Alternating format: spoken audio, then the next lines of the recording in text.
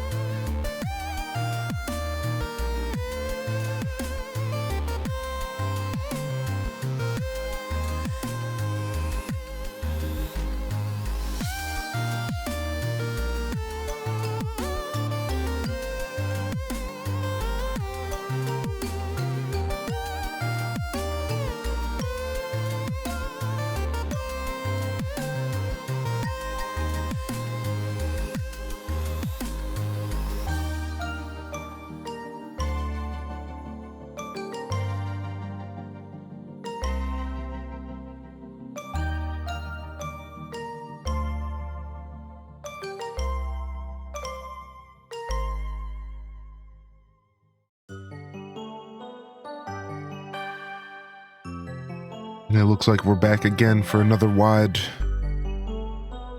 very wide Wednesday. Good morning, everybody, and welcome to the show. It is good to see you for some more Stardew Valley today. I'm addicted to the fishing farm. So won't you join me for a little bit more fishing?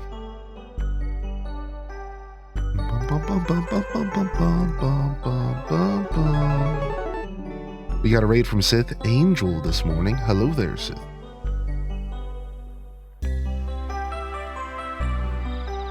We're getting wide this morning. We got Pikachu joining us for the wides. Pikachu, Pikachu. I wanna see those wide Christmas motes in the chat. Look at them. We got wide Boris. Where we at? Where's wide Wiggle at? Yeah, stretch her out. Yeah, let me get. Where's wide bald? Oh, let me get HDes wide 1 and 2. I love that one.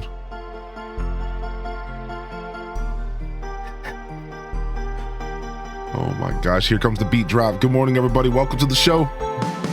Yeah.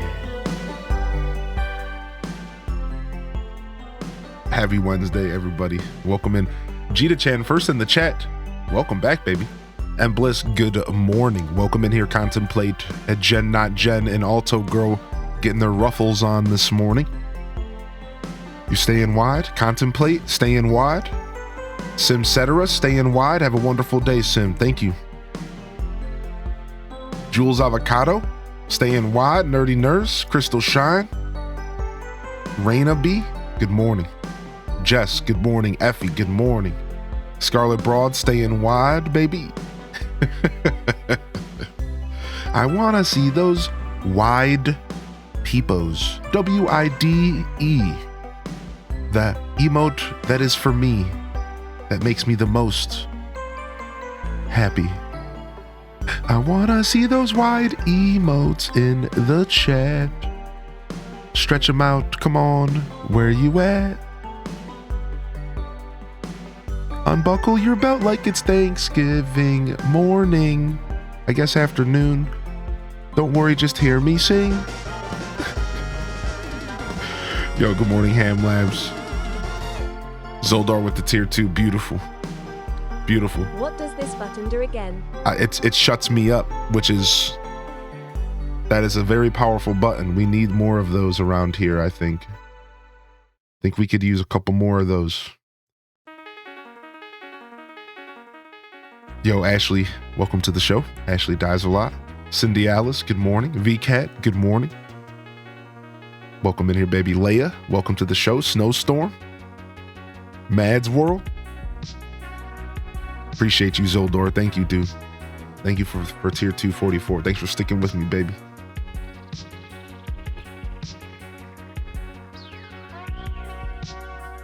What's up, Kitsune? Welcome to the show. Yo, Tweed, good morning as well. Kiki the Chibi, always good to see you. How you doing, Kiki? How you been? Hope life's been treating you all right. Welcome in, Raider Sith. Dude, super cool that you've been doing your raid thing, or your stream thing. And I hope you had a good time playing some Minecraft. I think Sith's been showcasing the HGG SMP. I'm gonna give him a shout out. If you're looking to check out our Minecraft server in person, well, I guess, you know, about as in person as Twitch gets. Check him out. Give him some love. Give him some love. Our Minecraft server is pretty dope, actually. And anybody's welcome to come play with us. Join us, dude. It's a good time. Life's good, just busy. Busy can be good. Busy can be good for sure. I'd almost rather busy than bored, but bored's cool sometimes. Good morning, Gilwin. Early start for a doctor appointment. Get it, baby. Tricksters in the house. Welcome back. Good morning.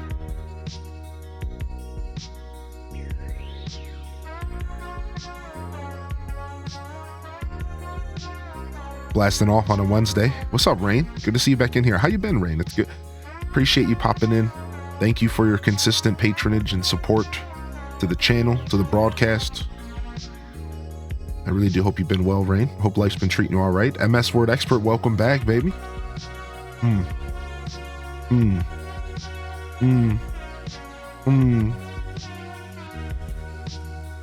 Jamming, baby.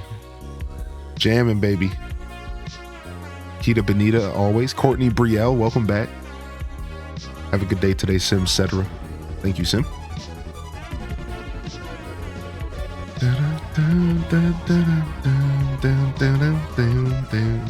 Feeling like I'm pretty much healed from this cough, which is nice. So now we can start rebuilding our voice again. That would be nice as well. Got a couple days to do that. Enjoy your lurk, Cinder.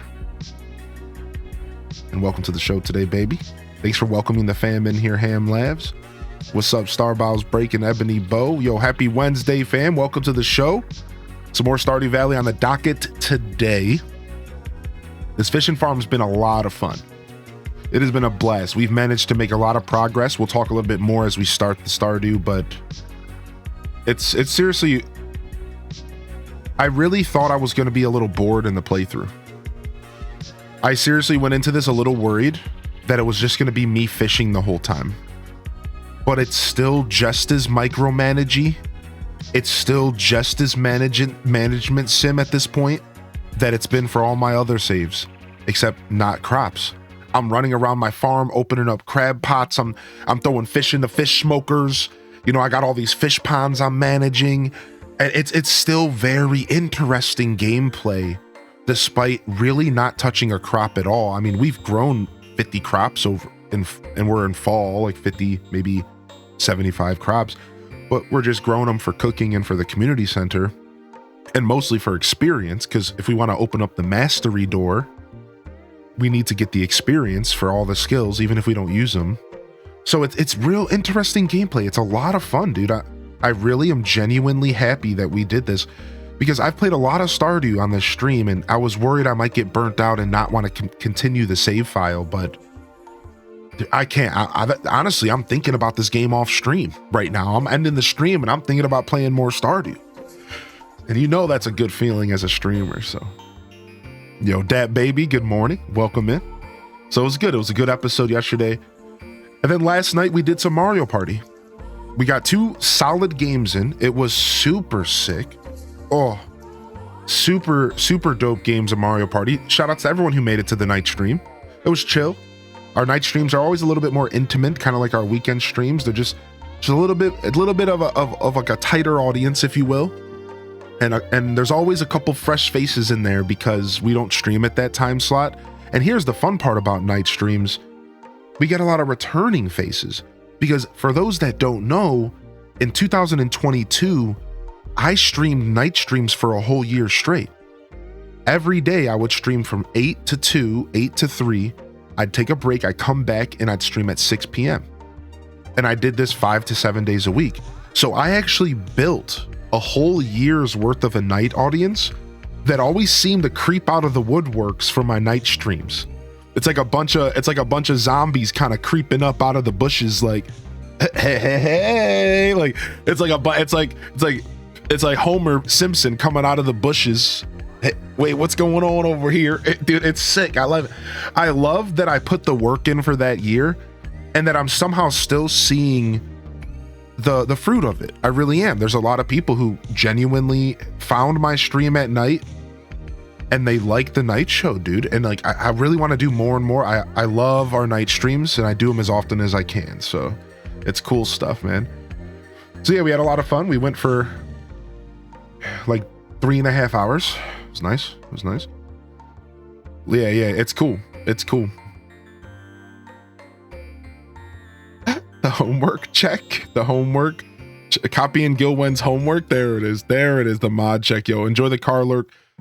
Sage, good morning. Sage the Spirit, welcome back. I don't know if you saw my message in general, but I was watching Tears of the Kingdom Stone last night, and you were talking about the Zoras aging, and you called them big dumb idiot baby Zoras, and I was roaring with laughter. Thanks for the laughs as always.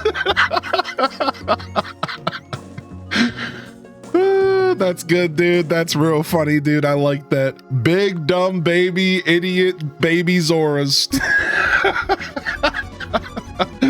I didn't see your message in general. I have been doing a good job keeping up with Discord. I have been doing a good job keeping up with Discord recently. I hope some of y'all have noticed. I'm trying to get in there every day. I did not check last night though. Last night I'm trying to get everything prepared because I'm going out of town for a couple days. So I got off stream and I was cleaning and dishing and packing and whatever because I'm leaving tonight. So yeah, pretty funny stuff. Thanks for sharing that. Thanks for taking the time to share that with me, Sage. That makes me real happy. That's so funny, dude. That's so funny, dude. I'm taking like a Greyhound, like a bus. I'm bussing. Excited for the Warcraft Direct. I don't know what to expect from it. Like, yes, I am actually a little excited. I've been playing World of Warcraft recently, as you might have known. And we talked about that a little bit. So yeah, I am excited, but I really don't know what to expect. Packing. Dude, I need a couple hours, man. All right. I'm dry. I'm waiting for my guy to drop me off a pack, dude. Welcome in, Rhythm. Good to see you, dude. How was Klonoa? Dude, you're playing Klonoa. We did a Klonoa playthrough when it came out, when the remake came out. We played the whole remake. It was sick. It was sick, dude. Klonoa is actually a beautiful platformer that I missed back in the early 2000s that I regret missing. Late 90s, early 2000s. I skipped those games back then. I'm a big platformer fan. I loved Klonoa 1 and 2, dude. Super cool to see you playing that. You made it. I didn't know there was a remake until a week ago. Yeah, really, really good game, actually. It's really fun. It's on the Switch. Loved it. My replay is... My VODs have all of it highlighted. If you guys want to dig through there, you can find my Klonoa playthrough. You might have to check the retro category though. So if you use this command and you search for the retro category, you'll find my Klonoa playthrough. Here, let me scroll up in chat real quick and catch up. I'm behind on chat. I missed a couple messages, but I just want to say welcome, Raiders. Welcome, Raiders. Thank you for popping in. Thanks for the follows, and thanks for supporting Rhythm. Rhythm's been around here for a bit here, and it's super cool to see y'all supporting them. And thank you so much for dropping the fam off here. Good morning, fam. What's up, Yodi? Excited for Stardew. What's Hope up, you Fatal all have Femme? A good day. Love Hard that to name, the believe Femme it's been Fatale. almost 2 years since the house cow. I knew it was there. You're all amazing and deserve the best. You did know it was there. You did know the house cow was there, man. You knew, dude. You knew, man. And I should have believed you. Cheers, 20 months. Cheers to the best name on Twitch. The one, the only. It's Booty Cheeks. Cheers. Cheers. Thank you for 20, baby. Thanks for sticking with us. Cheers. It's Booty Cheeks. Yo, good morning. Yo, Delore, welcome to the broadcast. Titus, good morning. Welcome in. Here, let me scroll up. I know I missed a couple good morning messages. Let me read them really quick. I don't want to skip on y'all. Enjoy the car lurk, Gilwen. Lizzie J, never need to apologize, dude. Yo, do your thing, baby. Get off Twitch, take a break, come back. You'll enjoy the show more. 47 hyper, Torchic 47 hyper. No worries at all. I'm giving y'all 4 days off to recharge, watch VODs, and to miss the show a little bit. Maybe get a refresh on my antics. I can come back on Monday and I can do all my jokes and antics again. It'll be like a fresh routine. It'll be like a fresh act. You know, I'm giving y'all a couple days to recharge. We'll be back then Monday. We'll be back to the don't call me late for dinners. We'll be getting wide. It'll be great. It'll be like a brand new show. Yo, what's up, Nugs? Good morning, Nugaya. What's up, Spunky Pumpkin? Welcome back, Pumpkin. Was that a blender cup? I am drinking out of a blender cup this morning. My magic bullet cup. I just grab whatever's in the cabinet, yo. I'll drink out of a bowl if I have to. I'm an animal. Thank you, Gabby. Thank you, Gabby. It'll be a good couple days off. A little bit of it's traveling. I would say a whole day, a whole 24 hours of it's traveling. And then maybe 10 hours I'll spend catching up on sleep because I'm not sleeping on a bus. And then the rest of it I'll get to spend, so like about 2.5 days of solid relaxing and unplugging, except for Discord. I will be popping into Discord every day to say hello and catch up with the TCG chat, the music chat, and whatever else. So you can look out for me there. And then, like I said, we'll be back Monday. I'll be a little tired and sleepy on Monday, but I'll be here. Monday will be a little bit of a shorter stream like it always is when I come back from a break. And then we'll lock in Tuesday, Wednesday. Wednesday, we got the new DDV showcase. And boom, boom, boom. We're just going to go from there into a beautiful week of streams. It should be a delicious, fabuloso, the floor cleaner. It's been good lurking with some Stardew. Enjoy these days off. Thank you, Mistake. I appreciate that, dude. And if y'all are looking for more Stardew content while I'm gone, what you can do is there's actually 2 episodes of my first ever 100% on YouTube. So if you haven't watched that yet, if you're new to the channel, go ahead and drop a subscription over on the YouTube. I would appreciate it. And you'll find my first 2 episodes of my original 100% back in 1.5. And that's like a solid, both of those videos combined is like almost 10 hours of content to throw on and enjoy. So you can go check out that. So if you are looking for more Stardew, I can recommend those first 2 episodes are pretty clean and edited and just pretty palatable to just hang out and throw on in the background while you're working. So that should cover your Thursday and Friday right there. And then, you know, just I'll be back on Monday. So and again, you can check out the highlights as well. This highlights link is super powerful. I know I push this link out there a lot. It's because, listen, y'all, Twitch doesn't make it easy to find VODs and stuff. Have y'all noticed that? So if you're on PC, don't sleep on that highlights link. I'm telling you, you pull it up and it pulls up my whole highlights page, and you can sort by category. You could Stardew, Animal Crossing, any game you can think of, type it in, and I might have a playthrough of it saved on Twitch. And don't sleep on retro. If you type in the word retro, you'll find so many playthroughs we did on our Saturday morning cartoons segment. I mean, we did Saturday morning cartoons for years here, right? Like, I'm gonna actually go look, like, just the first page of retro Saturday morning cartoons. You got Luigi's Mansion 2, Zelda Oracles of Ages, The Rugrats Adventures in Gameland, Spyro 2, Pokemon Black, Animal Crossing GameCube, Zombies Ate My Neighbors, Luigi's Mansion 1, Pikmin 1, Zelda Phantom Hourglass, Shrek 2, played by Shrek. Why is that in like the top 7 videos? I hate this.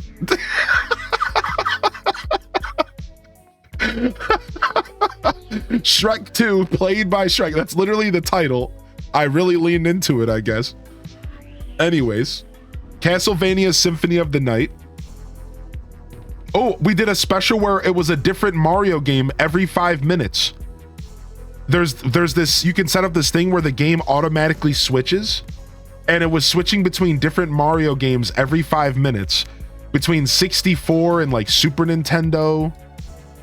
It was super sick, dude. It was super cool. The game would just automatically switch on stream like every 5 minutes.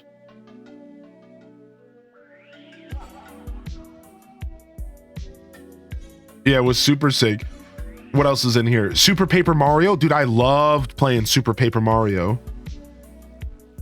Enemy Boss Randomizer. My 2023 birthday stream where I made my first ever birthday cake for myself from... Sick. Why is that in retro? Wait a second. There must have been something else we did. We must have played Animal Crossing GameCube. That's what we did. It was for my birthday. Yeah, okay. Interesting. Anyways, I've fallen down a rabbit hole looking at all my old retro content. I should probably come back to reality here. Yo, good morning, Famed Guardian. Welcome in. Again, Ashley, good morning. And also, I did miss Rain's message. Rain did reply to me. Let me go read that really quick. I think that was the last message I missed. Thank you, though, Mistake, for the kind words. You played a little bit last night, got my strawberries, and beat Abby Snail. Abby Snail, is that her name? Abby Snail? I've never heard that. Good morning, Firebird. Rain said, been good, thank you for asking. It's always good to be here. Always good to have you here, dude. Chicken Tendos, welcome in. What time is the Warcraft Direct? What's up, Contest Liz? Yo, welcome back, Liz. Good to see you, hey. Always good to see a returning viewer, especially one so prestigious as yourself. Good to see you back in here, Liz. You've been rolling with me for a long time, dude. Yo, Moon Sprite, welcome back in here, Moon Sprite. Good to see you. Good morning, good morning, good morning. I got very confused. I live by a place that's pronounced Klonoa without the A at the end, and I was like, what? While you're offline, where can I listen to that lo-fi Stardew playlist? So are you talking about the Stardew and Chill? The Stardew and Chill album is right here. It's just called Stardew and Chill, and you can find it on Spotify and YouTube. And if you're just looking for the soundtrack of Stardew, I have a couple playlists of the full soundtrack of Stardew Valley, and that is right here. I put this together on Spotify. Appreciate you, Liz. Thank you. Yo, Ginger King, good morning. What's up, my dude? Yeah, DDV, the DDV, I'm gonna be showcasing the expansion on the 20th, excuse me. I might have misspoke, but I'll be showcasing the expansion on the 20th. That's coming out. Just got the auto petter from the Skull Caverns. Nice. got the funky rain last night. Black Friday sale. Yeah, we heard about there's a bunch of pretty solid Nintendo games that are going on sale for Black Friday. Yeah. We were talking about it a little bit yesterday. We'll have to post it in the gaming news channel. If anybody has a list of all the sales, feel free to post them in the gaming news channel in the Discord so people can refer to it. Yeah, it might be worth it to check that out.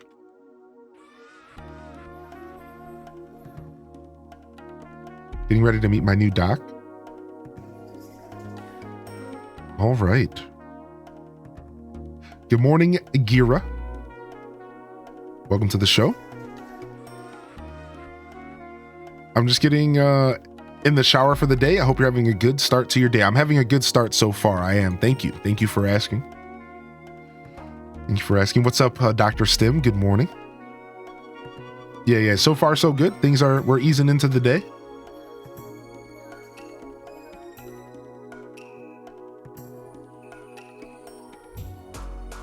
My plane takes off on Monday at 8 a.m., which is perfect. Yo, Nug. Are you traveling? Are you going on some adventures, dude? Are you taking a couple days off as well? As someone who lives in a country that's 3 hours wide, that's insane to me. Yeah. I know. America's pretty crazy compared to some of the countries in Europe. I find that to be fascinating. I find it fascinating that I could drive 3 hours and I would still be in the same state. And for some of y'all, that's the whole country. But in all reality, if you really think about how America's set up, it's not too crazy because America really is just a bunch of mini countries. We just call them states, but like in a lot of ways, it's just like a bunch of little mini countries.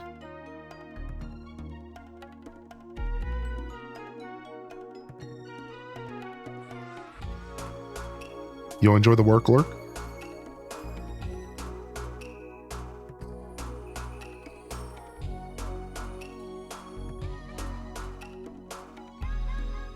Takes me 5 hours to get from North Florida to Miami.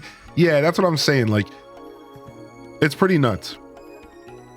My mini country's delicacy is Cheerwine soda. Cheerwine soda. I've never heard of that. Hope you're taking care of the cough. Yeah, honestly, the cough's almost gone. The only reason I'm coughing right now is because I have like a very scratchy throat this morning. Like I'm still like waking up kind of vibe. I was yapping a lot yesterday. I streamed a lot the past 2 days, and I just pretty much kind of lost my voice. Plus I drank a beer last night, and that just kind of dries you out a little bit. And I turned on my heat in the house for the first time this year. And that dry heat, and I didn't put on a humidifier or anything. I do have a humidifier, I just didn't put it on. Yeah, but honestly, I think the cough is gone. Thank goodness, dude. Because I didn't really want to travel with the cough either. So I'm good, but like, yeah, we're pretty much healed up. I've driven 12 hours this summer, was still in the same province. What's up, Useless? How you doing? Are you in Canada by chance? Yeah, thanks for checking in though. Yeah, my cough's pretty much healed. We're finally past that. I can tell because it's not like a cough. I don't know how to word it, but yeah, it's pretty much gone. It's just pretty much gone. Really enjoying your fishing only way to earn money run of Stardew. Dude, Hordsack, before you tuned in, I'm assuming you just jumped in.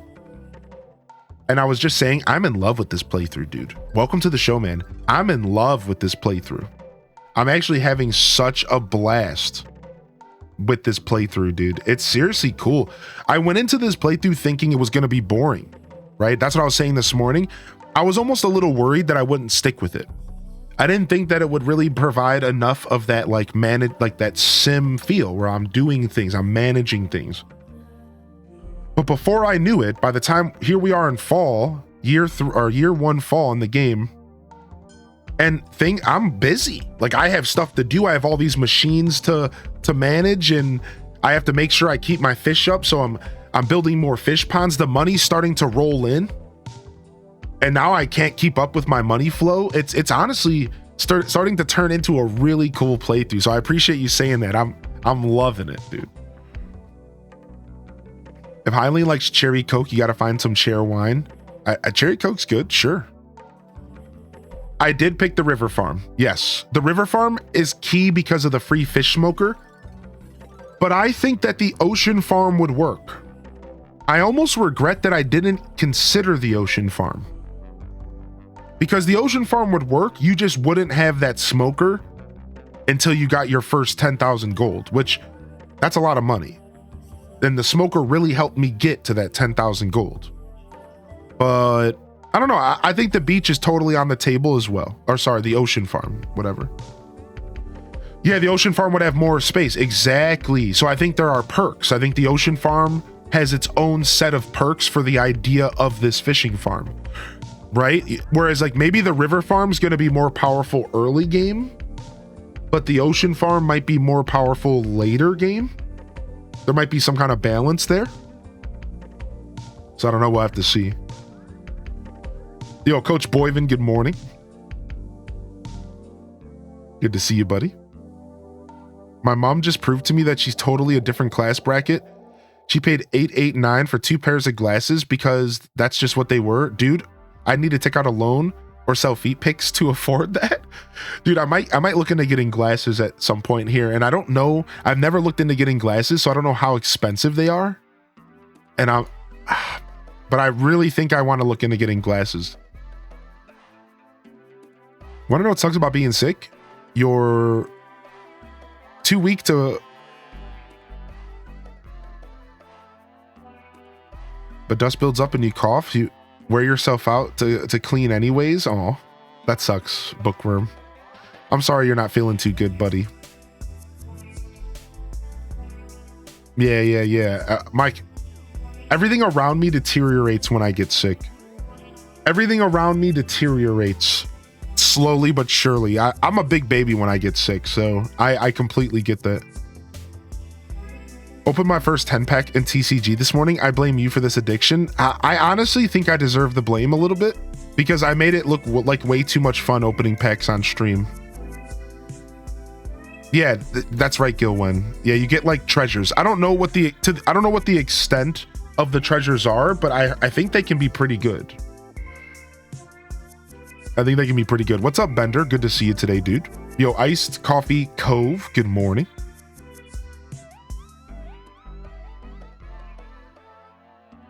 Bum, bum, bum, bum. Dragon Martinez. Second to last day of working at my current job. I'm very happy to leave the place. Congratulations. Starling, good morning, by the way. How you been, Starling? Good to see you back in here, dude. Enjoy your coffee sips. Stratocaster, welcome to the show today. What's this about WoW news? It's not necessarily WoW news. It's Warcraft news. They're doing a Warcraft Direct to celebrate 30 years of Warcraft, like the name as a whole. So I don't know if it could mean World of Warcraft, it could mean whatever, you know. Don't they have like a mobile app? They have like the old RTSs, so I don't really know, but it's not like just WoW stuff.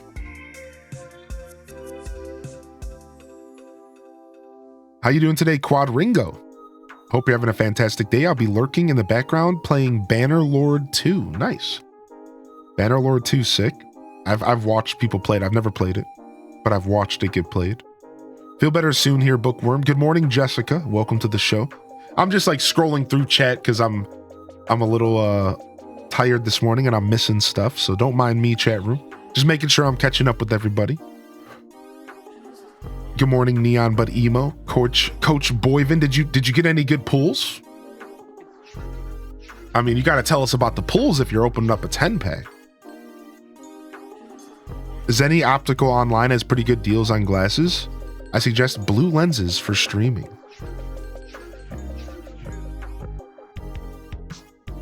Yeah, I just noticed that I squint more and more, you know?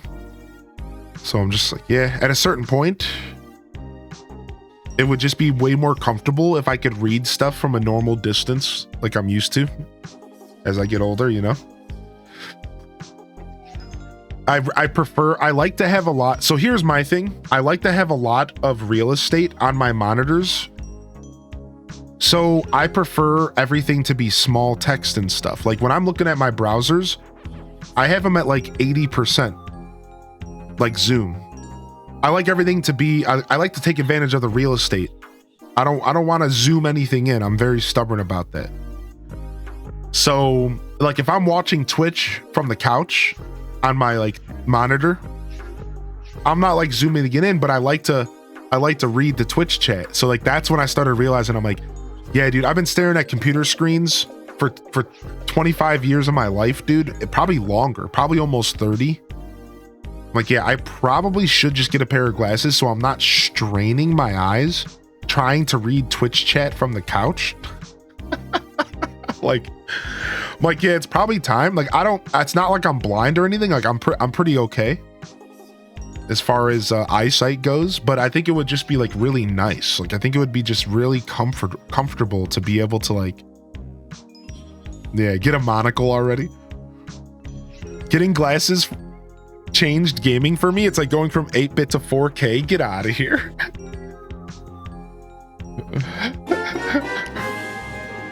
But yeah, I don't get like headaches or anything. I'm not like, it's not like, it's something I think I'm doing casually. I mean, for now, you know, give me another 5 years and it'll probably become a necessity. I see the future and it's coming fast. It's coming very fast. Yo, Starspell, thank you for 44. Yo, good to see you today. Welcome to the broadcast. And like, see, I feel the same way about my Twitch chat. Like my Twitch chat is pretty small because I like to be able to see more Twitch chat.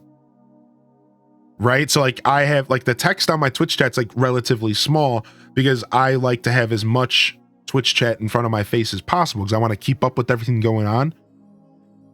So again, like that's another example of like, I'm like stubborn about it as well. Like I make it even harder on myself because I go for like the smallest text possible. I got a Charmander full art card last night. Nice. Congratulations. I'm farsighted, so I can focus my eyes to see things up close, but that's why I get headaches so often. Yo, Starspell, thank you for 44, dude. Thank you, Tortuga, for 28, by the way. I don't think I missed that. I might add. Thank you, Tortuga, for 28 months. How you doing, by the way, man? I appreciate you sticking with me, and thank you for the primer. Thank you, Forrest Korok. Thank you for 31 months. Morning, fam. And welcome in here. Let's go ahead and run the intro, and let's start some Stardew, shall we? Let's go ahead and run the intro and we'll start some Stardew Valley here. I'll be right back and then we can dive into the show. All right.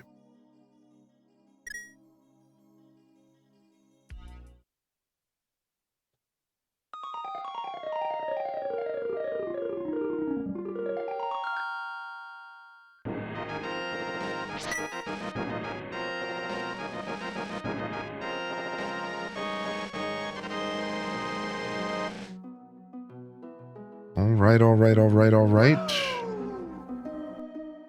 Let me go ahead and fix my camera here from last night. Boom, boom, boom, boom, boom, boom, boom, boom, boom. Do, do, do, do, do, do.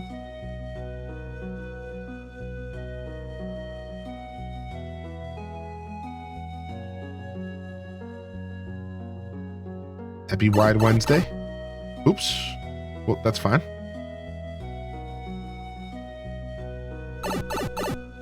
Okay. And then I just need to fix this.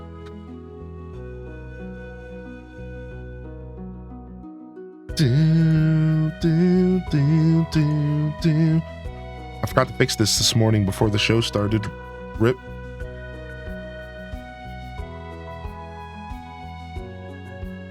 Okay. That should be good here, I think. And then it just keeps wanting to hop up for whatever reason, but that's fine. And I'll fix that later. All right, so let's get some Stardew going, baby. You love my festive emote? Yo. It was a quick thought, but it turned out to be a great idea. Thank you again, Forrest Korok.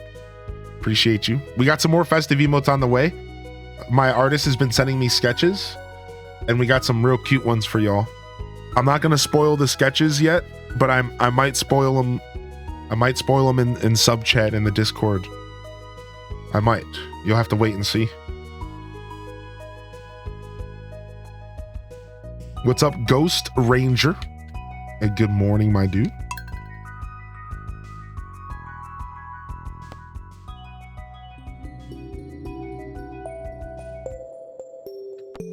Day 12 of fall, year 1. 36,000 gold in our pocket. 30 hours of gameplay already. Wow. That racked up fast.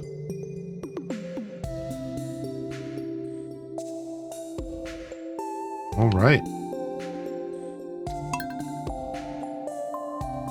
I have a gaming question. We might have a gaming answer. You got a Star Me EX as well. Cool. Very cool. Star Me EX is a great card.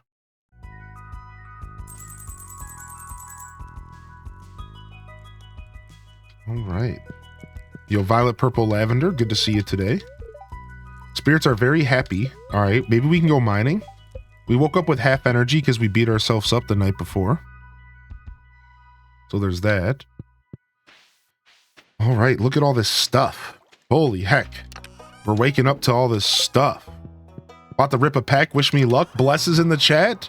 We need packs in the chat for good pack luck. So I play Stardew on PC and Switch, and I started a new game for the update. But last night I logged onto my first farm and lost my mind when I was no longer 100%. So I've been grinding on my first game again. Yeah, how about that? You can actually lose your 100% because of the new features in the game. Yeah, how about that, Ambisick? How about that, dude? Yo, Burrito Salad, good morning. Welcome to the show today. Snezzy, good morning. I don't know if I said hello to you. Good to see you, Snezzy. How are you? What you been gaming on, Snez girl? Big Doggo in the house. Woof, woof. Welcome in. Welcome in. And Boogie Proud Mama, again, good morning. Did Coach at all say what they pulled? They pulled a Pika EX. Oh, that's it. That's a little rough. That's a little rough for sure. Yo, hit us with that yarn lurk. Thank you. Thank you, Effie. All right, what are we doing here? We got a lot of stuff. I don't think we have a ton of fish to process here. I don't think so. Welcome in, Jasmine. Welcome to the show today. How are you? When I look at the deals, when I look at the deals on my Xbox via the online store, I got a special offer. They're offering me the Mafia trilogy. Should I take it or wait for Black Flag or for their Black Friday sale? Excuse me.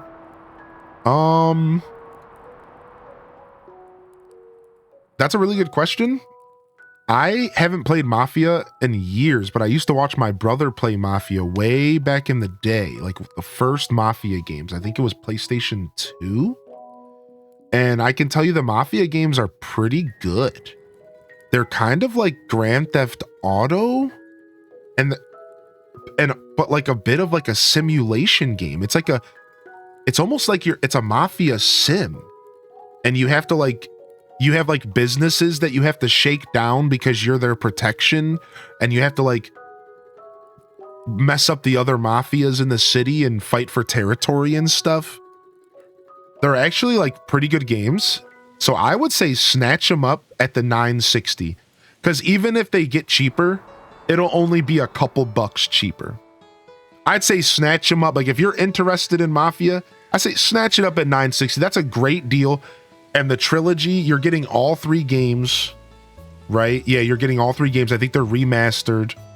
I'd say pick them up. That looks like a good deal. Black Friday is all. You never know with Black Friday, right? And keep in mind, this is the thing. Black Friday is usually like a month-long thing nowadays. So you might already be seeing the best deal you're going to see for that game this month.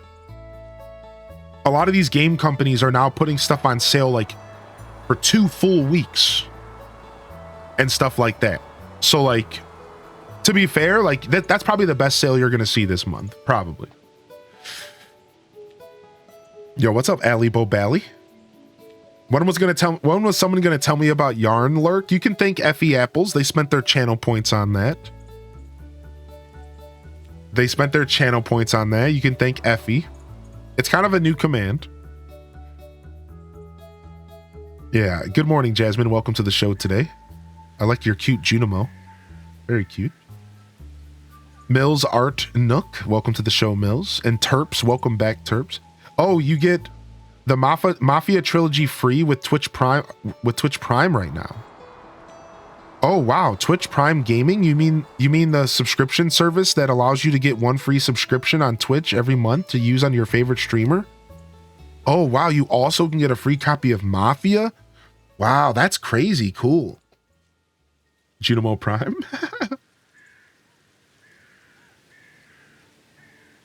Yeah, what's up, Man's the King? Watching any anime? No, I was watching Dragon Ball Super and I finished that. For the first time ever, I finally finished Dragon Ball Super. All right, let's get settled in here. Excuse me while I slowly get settled into the stream today. If you're here for some Stardew, I promise we'll actually play the game at some point. I'm just kind of waking up and trying to make sure I get my good mornings in. Because once I lock in, you know, like with Stardew Valley, once you're locked in, you're locked in, baby. If you know, you know.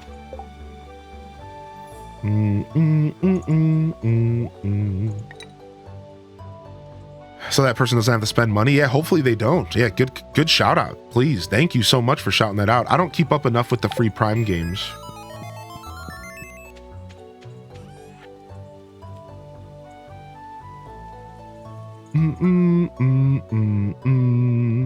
Caviar, aged angler. Smoked super cucumber. Yeah. Yo, appreciate the follows. Good morning. Thoughts on Ultra Instinct Goku? I think it's cool. I think Ultra Instinct Goku was a good evolution for Super. I thought so. I thought it was cool. I think it was delivered in a good way. Like, it started off as being something that he didn't understand, and it kind of brought you back to the roots when he like didn't understand his power in the past. Right? Because like I like that. I like the Frieza Saga version of Goku that didn't really understand why, like, what Super Saiyan was or anything. He just got filled up with this power.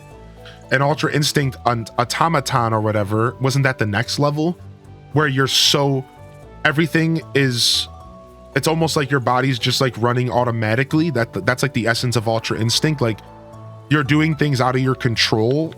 You're so well tuned, it just like happens. You don't even think. There's zero thinking. It's just your body reacts. I thought it was cool. I thought it was a cool evolution for Goku. I thought so. It's hard for them to keep, you know, there's power creep. Like, it's funny to say that word about like a show, but it's hard because there's power creep. Like, at a certain point, it's all gonna sound stupid. Because how do you keep getting the character to get stronger and stronger?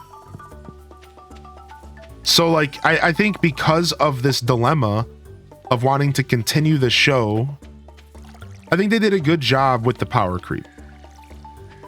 Yeah, I think it was all right. Good question, actually. I never actually shared those thoughts with anybody. So, dude, I would love to see him fuse. That would be cool. Yeah. So yeah, otherwise, that was a while ago. That was like 6 months ago. My recent TV stuff, a little bit of Rick and Morty, a bunch of Simpsons, a bunch of The Office, and that's about it. I really haven't been watching anything else. I've been streams, right? Yeah, nothing else in my journey. Just released a patch notes to nerf things down. What's up, Jesse? Wait, what patch notes for what game? Good morning, chat. Hylian in chat. I can't get wide today because I'm on my way to work, but happy wide preposition Wednesday. I spent all day in the ER yesterday.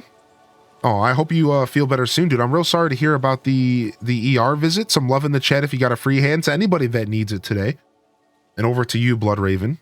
I hope everything's all right, bud. I hope you're not stressing out too much. That's a little bit.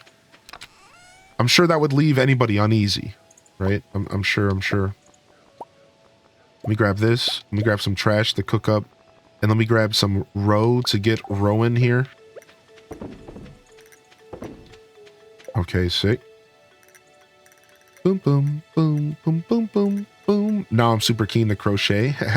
Effie apples. I can only play Stardew Day. I can only play a Stardew Day after I crochet a row of my project. I like that, going back and forth between your creative projects and gaming. I like that. Keeping things fresh. After seeing that offer, every time I look at my Xbox, I can picture Don Corleone saying, "I will make him an offer he can't refuse." They're getting you. They're making you an offer you can't refuse, Ghost Ranger. I like that, dude. Any primers? Mod check. Good morning, Cozy. Thanks for tuning in today. Appreciate you. Welcome to come and relax. Enjoy the show. If you're modding, thank you for modding. I appreciate that as well. Welcome in here, Tal Nov. Did you just get a dinosaur egg? Is that why we're getting hype? I don't think I got one. Little Moonbeam, good morning. Welcome to the broadcast, Moonbeam. Stardew Valley on PC got a patch. They nerfed the price of some legendary fish. What? So... Really? So like the roe? You just got one? Congrats, dude. The roe or the fish itself? I'm very curious. Did my phone correct wide peepo? It did. I thought it was pretty funny, actually. The roe. Oh, wow. The roe was super... Dude, I'm telling you, Concerned Ape was watching me make money on stream. Dude, he's out here. Listen, Concerned Ape, you better stop using my stream, all right, buddy? You better come say hello.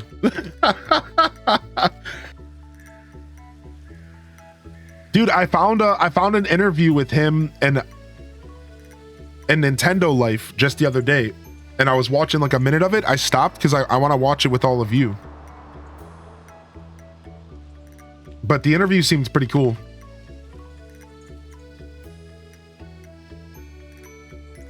Dude, no way, dude. How did he nerf that?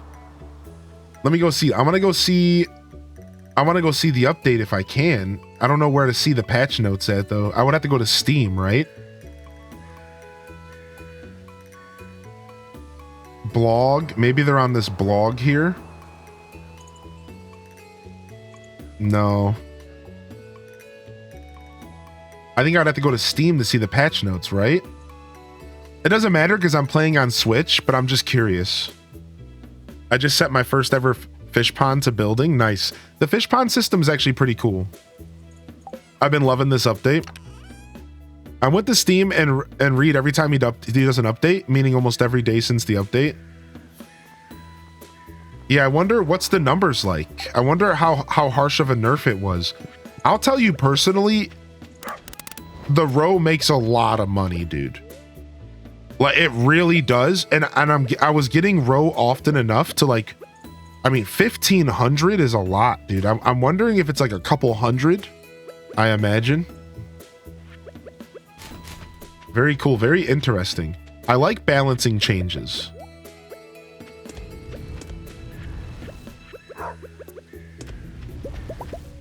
All right, it looks like we need to go lumberjacking.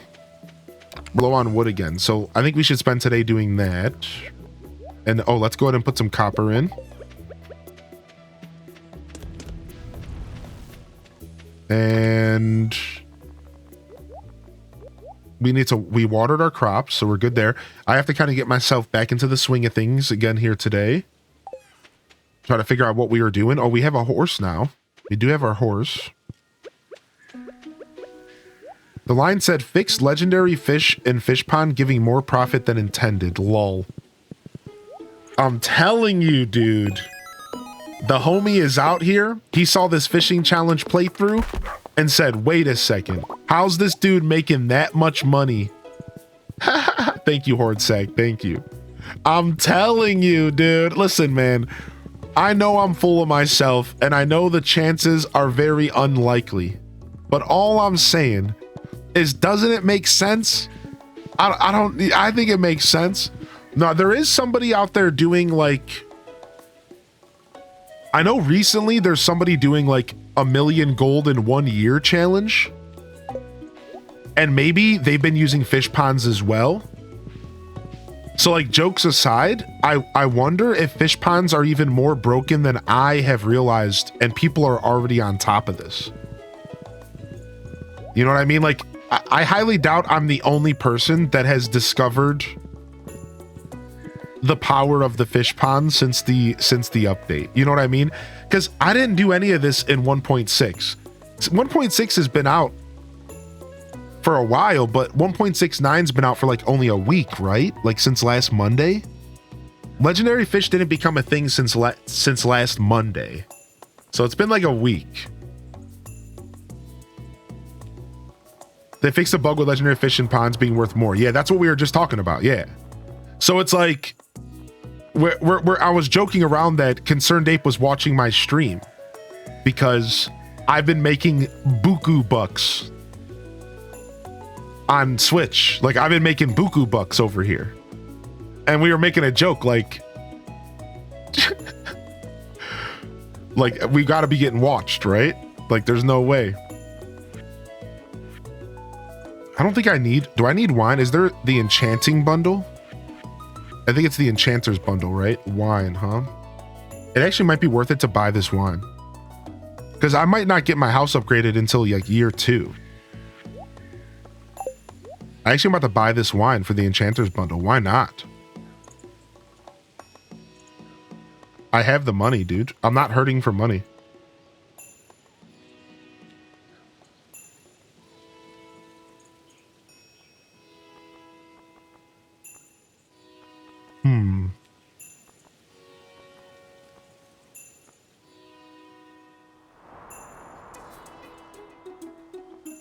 Kind of want to buy the espresso as well, but it's not worth it.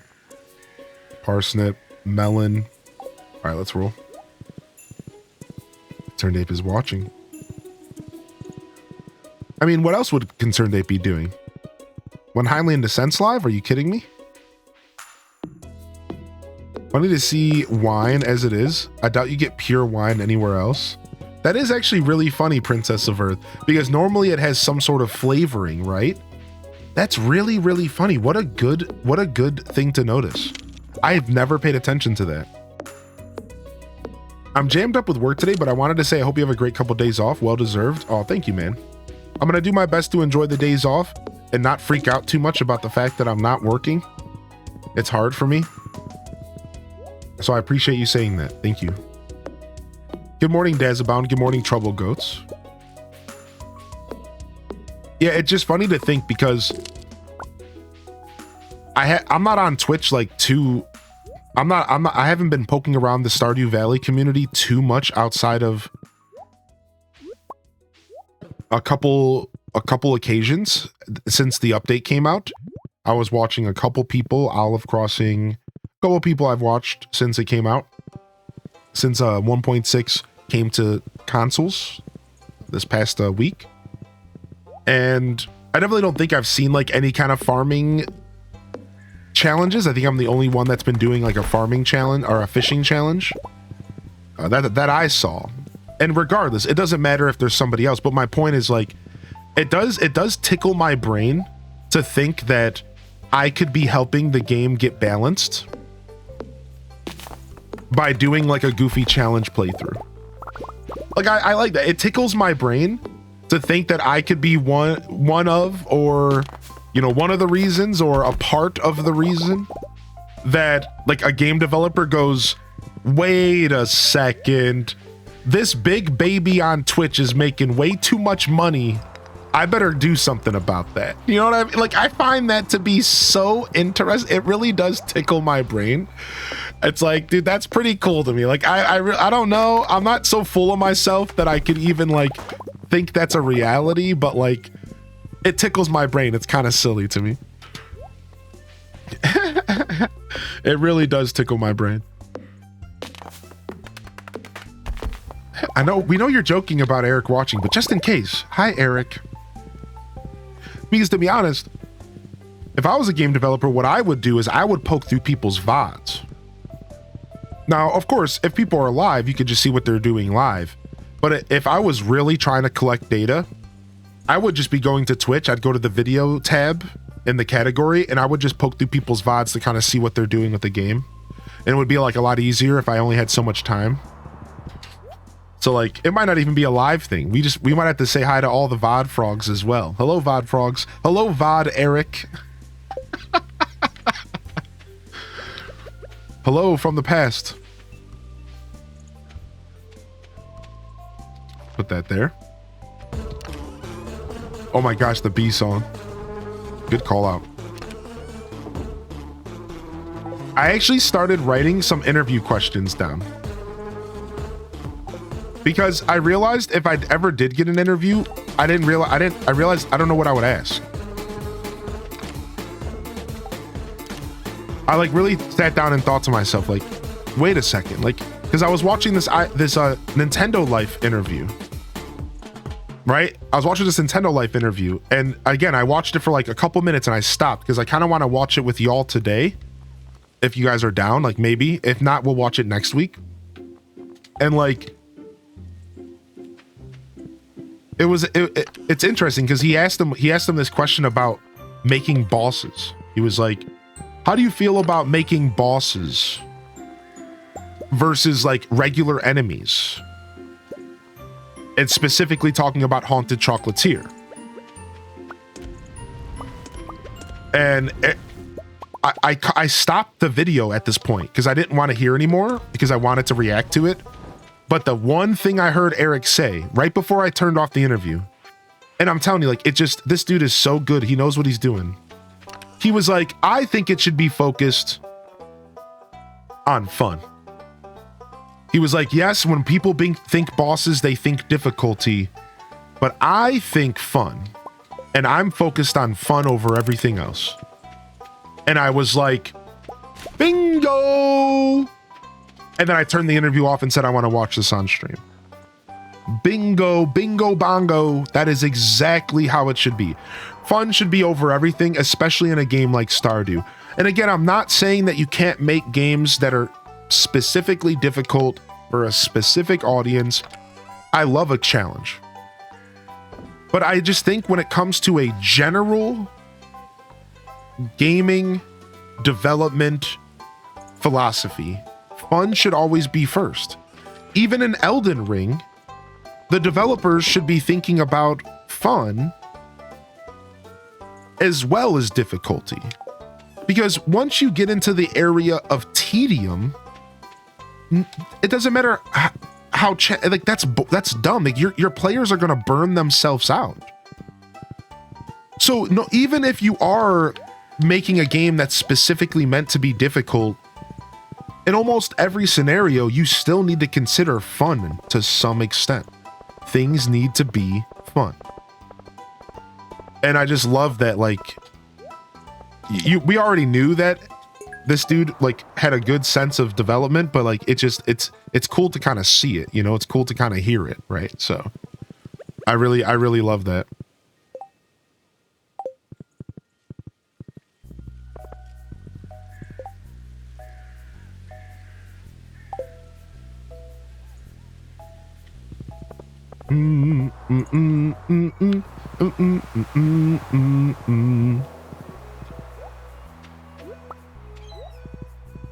Dude, the leaves bugging out is so funny to me. Yo, thanks for the follows and good morning. It's all the fresh Stardew Valleyers out there. Welcome to the show today. And thanks for the bee song. That was good timing. that was very good timing. I've kind of spent this day in game just like wandering around, not really doing anything. I know we have to go farm up more copper, so let's go do that. And then we'll get ourselves situated for the next day. Yo, have a good day at work, Aelith. Good morning, Beatles.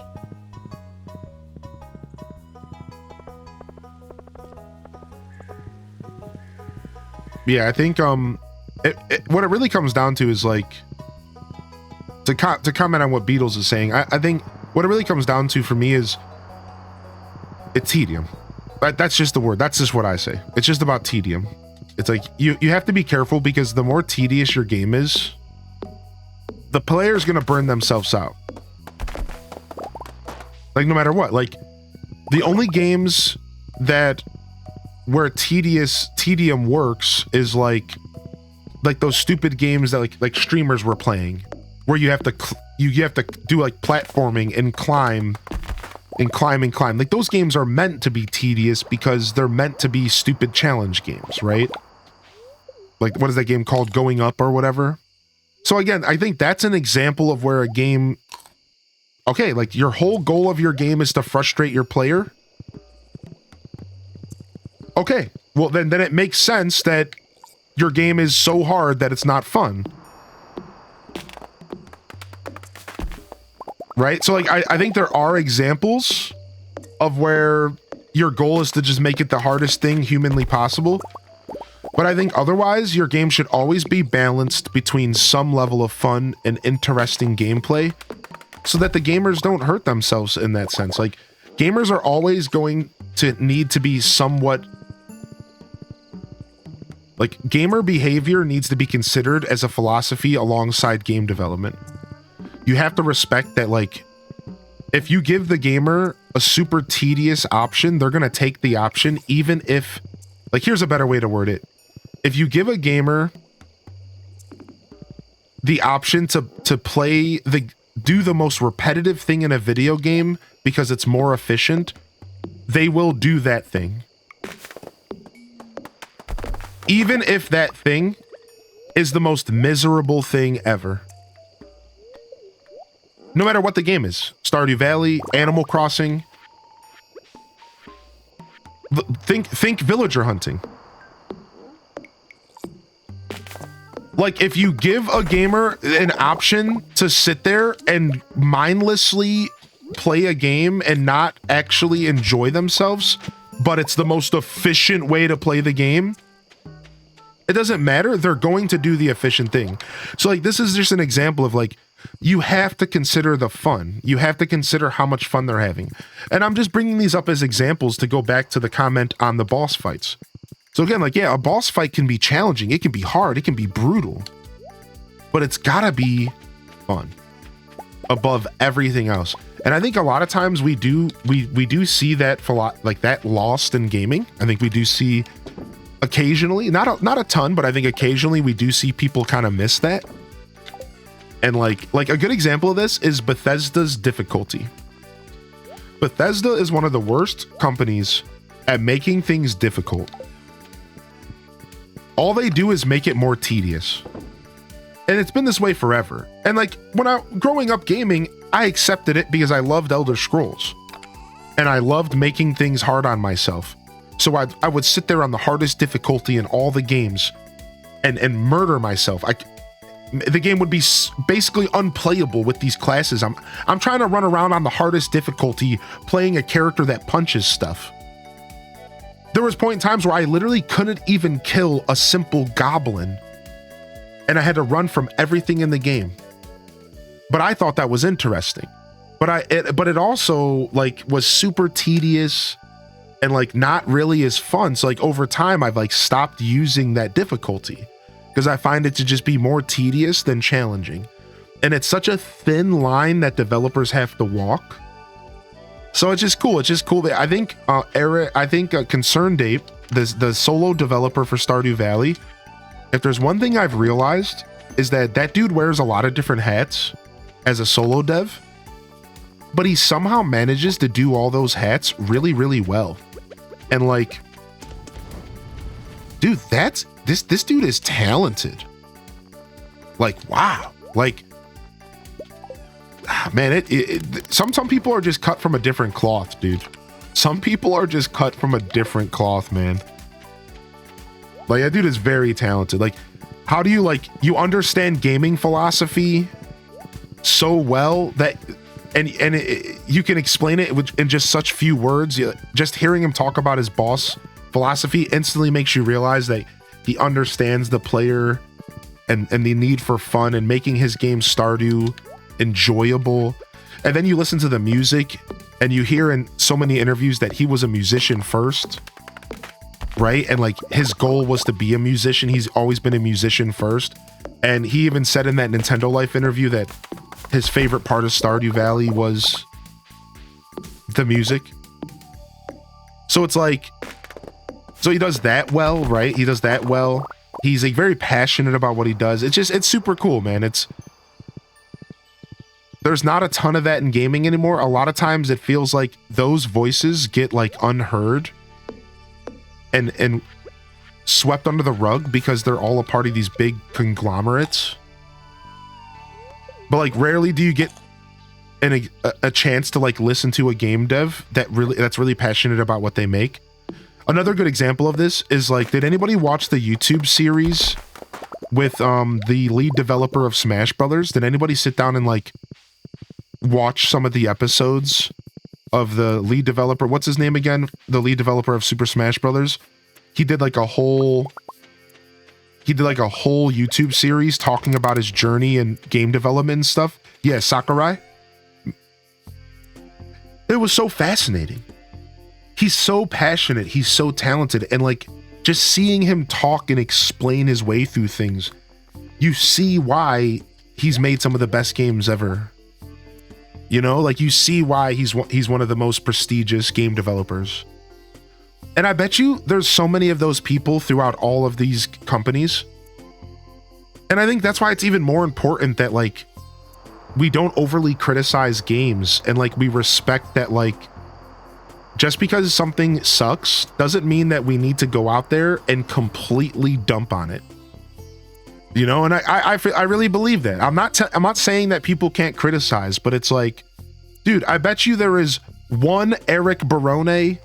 I bet you there is one Sakurai in every development team, at least, who are so talented and so locked in. And we just don't ever even hear from them because they're a part of a team of 100 and there's 3,000 employees at the company. And it's like, man, it sucks that like that dude really needs a job and he's working for this company. He can't break away and be lucky enough to be a solo dev and make a breakout success like Stardew. You know, like, so it's like, it's so interesting. It's like, if you really think about it, man, I bet you there's more concerned apes out there than we think as far as like that passion, that unbridled passion to create an interesting experience, dude. It's really cool. And we play it every day, right? Thousands of hours put into this game. I don't know, man. It's super cool, dude. Ape watching.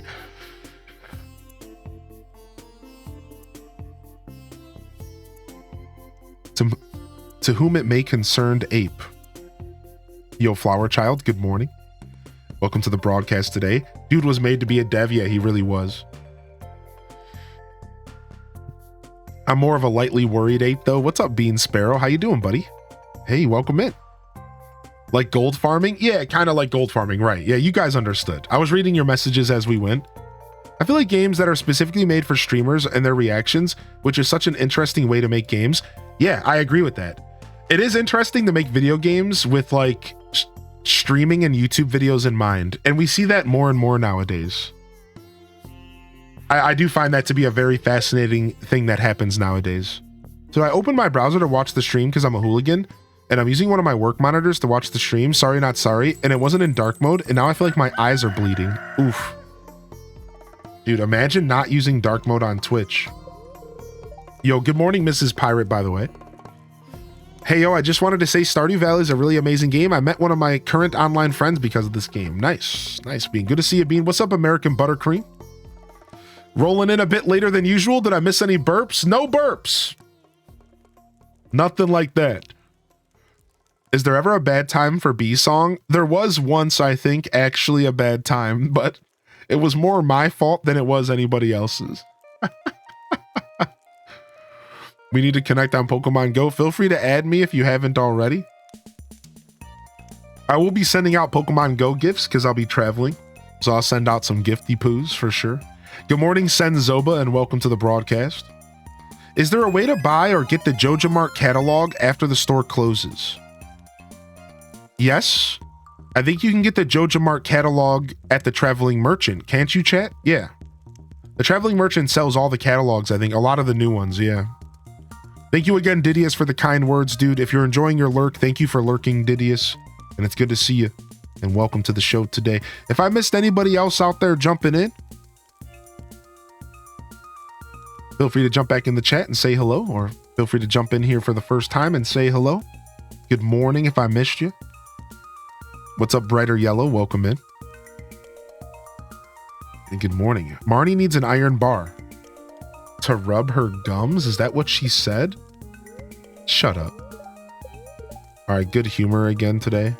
All right, we really need to fish, but I want to do a little bit more lumberjacking because we're so close to getting our house upgrade.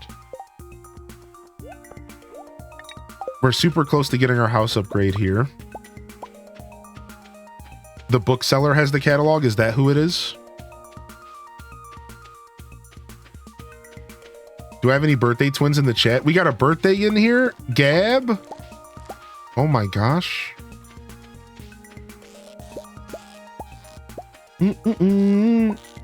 Empanada.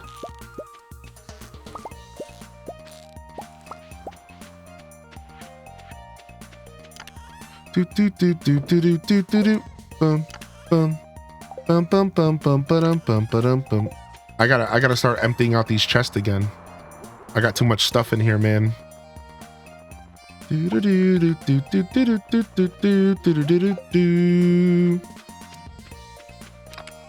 Scorpio season. Yo, happy birthday. Some birthday love in the chat if you got a free hand. Yeah, happy birthday, Gab. How you gonna spend your birthday, dude?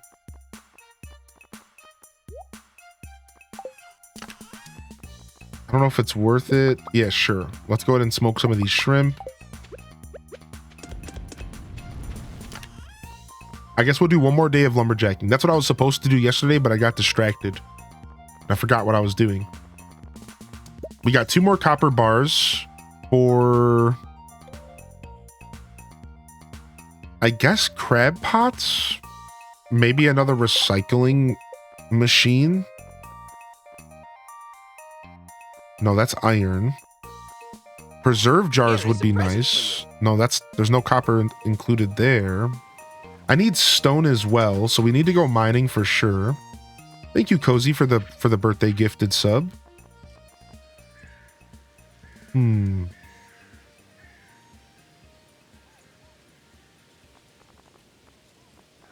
Another charcoal killing wouldn't hurt.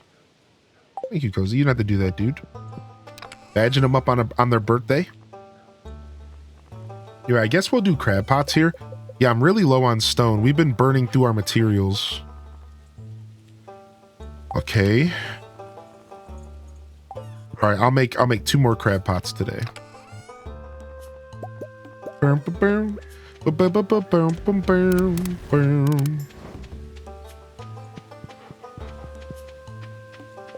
Starting Wednesday extra wide today. What's for breakfast? What's up, Simone? What's up, DKC2 David? Thanks for getting the birthday love in the chat. Throw some shrimp on the Barbie. Some shrimp on the Barbie. All right, 2 more crab pots. We'll take these ones to the beach. Trying to get a nice balance between how many I have on the beach and on the farm. All right, let's roll around, do a little bit of lumberjacking. First, we need to get our crops watered here. What's up, Starfunks? Bum, ba, bum, ba, bum, bum, ba-dum, ba-dum, bum. 45 wins for the event. I just got up to 29. I haven't been able to battle recently. But I finally sat down and made some adjustments to my Lilligant Vileplume deck. Nothing worth mentioning. I really just was too tired to do anything last night. So I didn't really play much. Good day, everyone. Just in to lurk on my lunch break. Hope you're all doing well. Yo, thank you for the lurk, bud. Ooh, massive coal. Look at that. The hardwood, the driftwood came through, baby. Speaking of, we could get the wood chipper from Robin at some point. The wood chipper would actually be pretty useful in this playthrough. So we can just keep farming up wood for coal here. All right, where's my horse at? So we can get wood chipping. All right. We got 5 fish ponds going. I think we're gonna have to make a 6th here soon. What's your favorite part of Stardew? So for me, it's the farming. Farming has always been my favorite part of Stardew. I enjoy min-maxing the farming and trying to make as much money as possible. And trying to like plant as many crops as possible and like pushing the limits of like the time management through farming. So like my second answer would be like the time management. I actually really enjoy beating the clock. It's actually one of my favorite parts of Stardew Valley. I enjoy the idea of knowing the game so well that I can leave the mines at exactly 1:30 and I can get home at exactly 1:50 and I can get into bed and it's like the perfect day, right? Like I really enjoy that side of the game. So I think it's a combination of the farming and the time management as well. I think that's like a second answer. I really enjoy that. That's like some of my favorite stuff in Stardew. So actually not the toughest question for me. I did have a good answer. I love seeing you play this when it's not centralized around crops. It's cool to see how the mindset shifts. Yeah, it's very interesting. I find this to be a fascinating way to play Stardew. And I definitely know now that I think a lumberjack playthrough is going to be worth it to pursue in the future. After doing this, I would love to do a playthrough where I could only make money off of like trees. Trees, fruit trees, seeds, mystic trees, hardwood trees, a wood playthrough. I think that would be super cool.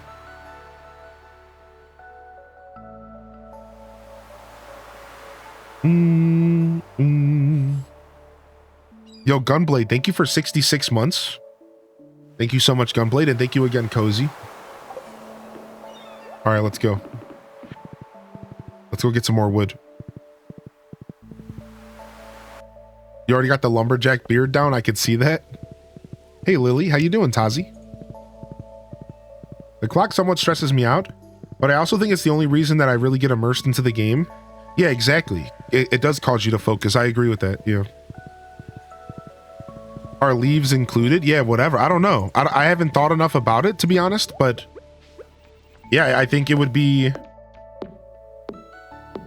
I think the playthrough would be focused on like straight up selling the wood in the game. Maybe even seeing if there's an item that you could craft and sell that was worth crafting and selling. I don't know, but like I would look into that. I would look into all the different things you can craft in the game. Specifically, I guess like wood-based stuff, but I think maybe the playthrough would be like a lumberjack crafting playthrough. Like I think I've thought about it a little bit. And I feel like maybe crafting would be included somehow. Maybe. Maybe you could figure out a way to make money off of this stuff instead of just selling the wood. But if selling the wood was worth more, then, you know, clearly you would just do that. But so there could be some potential to like really get funky. And again, fruit trees would be a big part of it. I think fruit trees would totally be a big part of it. My whole farm would be covered in fruit trees. And then in tappers, we would be tapping and selling maple syrup and pine syrup, right? Like the tapping would be a big part of it. Now they have double tappers as well, right? Tappers, the new mystic tree seeds and whatever you can craft with that would be a part of it, I think.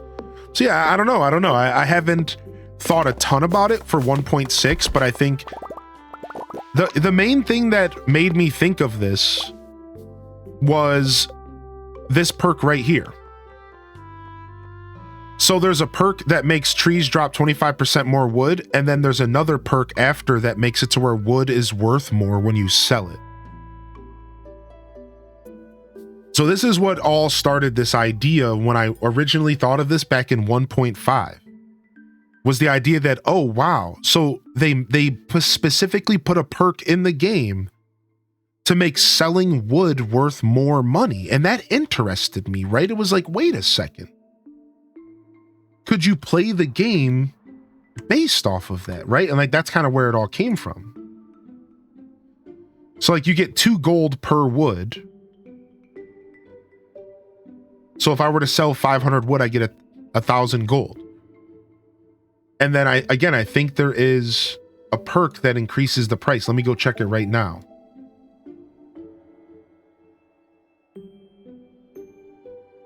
No, it's just dropped 25% more. That's all it is. Its syrups are worth 25% more. That's what it is. So it's Forester, wood drops 25% more. Then Lumberjack, all trees have a chance to drop hardwood, or syrups are worth 25% more. So this is probably the play, right? 25% more, so maple syrup would be worth only, I mean, it's really not a lot. It's like, here's the thing, it's really not a lot. Mystic syrup would be worth 1,250 versus 1,000. So you could make like a mystic tree farm and sell the mystic syrup. Like, think about it. Like, let's say you had,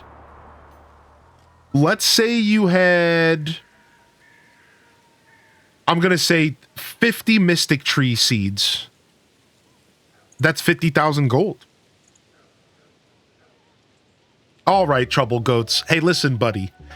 Other people in the room also have to read the chat, and some of us are eating breakfast, and some of us are not trying to think about that kind of stuff while we're watching streams. All right? So every once in a while, it's funny, but like, you need to stop overdoing that stuff. I don't really prefer it personally, and I know that there are people who feel the same way. And that's just not the kind of stream we run here. So chill out on talking about poop and stuff all the time. It's really not that funny, especially when you're overdoing it. I would appreciate if you just chill out on that. All right. So thank you. People are here from all different types of life, doing all sorts of different things. And a lot of people like to engage in the chat, and those types of messages make the chat really weird to engage with. And that's just the truth. So, you know, let's have a conversation. And every once in a while, dropping a meme is totally cool. Memes are welcome. I want you guys to be yourself. But like, let's have a conversation. Why don't you ask me how I'm doing today? Why don't you tell me about the games you've been playing? Why don't you tell me about some good enchiladas? You know, let's talk. Let's actually chat. It doesn't have to be memes always. All right. I would appreciate that. Yo, what's up, Kalika? Good to see you today. Good morning. All right, where did I leave my horse? Did somebody say empanadas? I would freaking destroy an enchilada right now. How are you today? I'm doing pretty good, Miss 8th Bit. How are you? I'm taking new meds and they're making me groggy. I feel that. I was kind of stressed out a little bit last night, so I just really didn't sleep well at all. I think I woke up like 4 times. I ended up just staying awake. I'm on like 4 hours of sleep. Lurking while in working, but I'm dying to pick up Stardew to play it. Nice, dude. Stardew's sick. Stardew's super sick.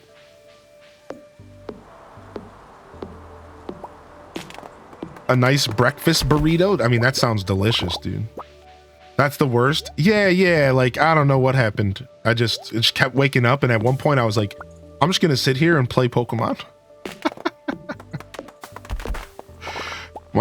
Two of my babies are sick. Oh, sorry to hear it. We both on the same sleep schedule. Yeah, it sucks because like I like to be as like well put together as possible, especially for my last stream of the week.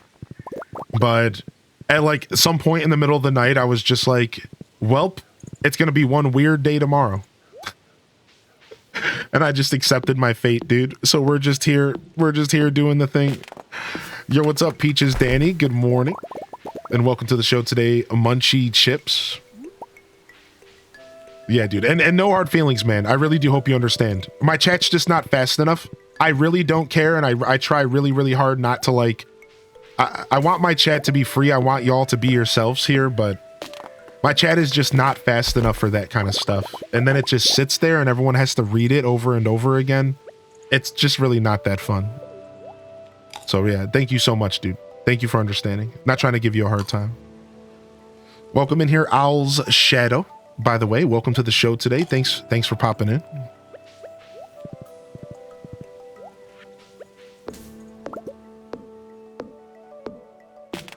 Had an amazing one at a new Mexican spot the other day with steak inside and mole sauce. I think the last time I had any kind of Mexican cuisine, I got a queso sauce with chorizo in it. So it was like a queso dipping sauce and they just threw a bunch of greasy chorizo in it. But it was so good. I was dipping it with chips.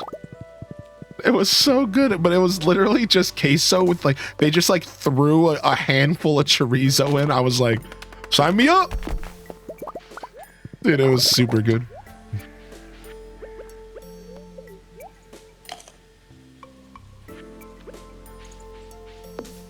Sometimes you need a sloppy meal, good for the soul, yeah. Was like, I like, I'm the dude who goes to the Mexican restaurant and fills up on the chips though. Like I've always been that dude. It's terrible. I show up and I'm just like, give me chips and salsa. Oh, you guys have a menu?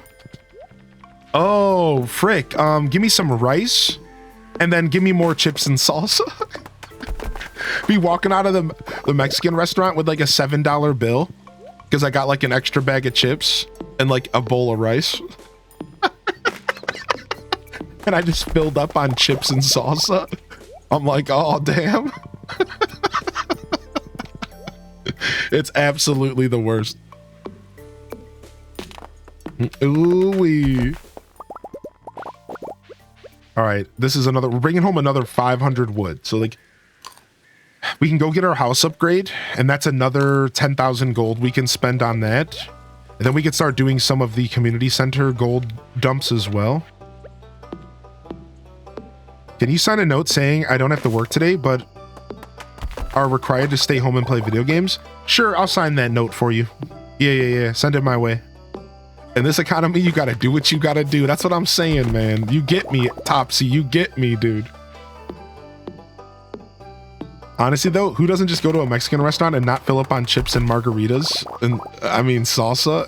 Yeah, like, that's just the play.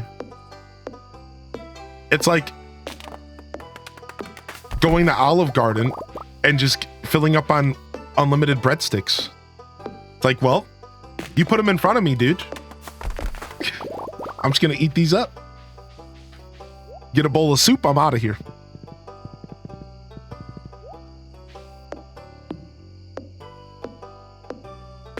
They give you a salad too.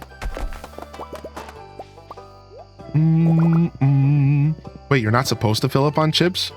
No, you are, but have you all noticed that now? I feel like now, if you order, like, it seems like the more and more Mexican restaurants are starting to get hip to this, right? And now I've noticed, like, they'll charge you now. Like, they'll give you your first little bowl of chips and salsa for free. But then now, like, they've started charging, I've noticed. Like, over the past 2 years, like, since COVID and since, like, delivery became a really big thing, I feel like a lot of Mexican cuisine places have started, like, being like, no, you get one for free and you're paying for the rest. Yeah, like, it's funny. It's like, it's totally different, dude. I swear, growing up, you could just sit there like, bring me some more chips. I think I'll take another bowl of chips. You know what? I'm not quite ready to order yet. How about a third bowl of chips? Like now they're like, no. Or like one time, I swear, the bowl of chips kept getting smaller and smaller. I swear, one time at this restaurant, the bowl of chips kept getting smaller and smaller. And like, I was noticeably getting less and less chips in the same sized bowl. And I was like, are they like trying to say something to me? You know what I mean? Like, are they trying to like say something to me? They're just like, less and less and less were coming to the table. I was like,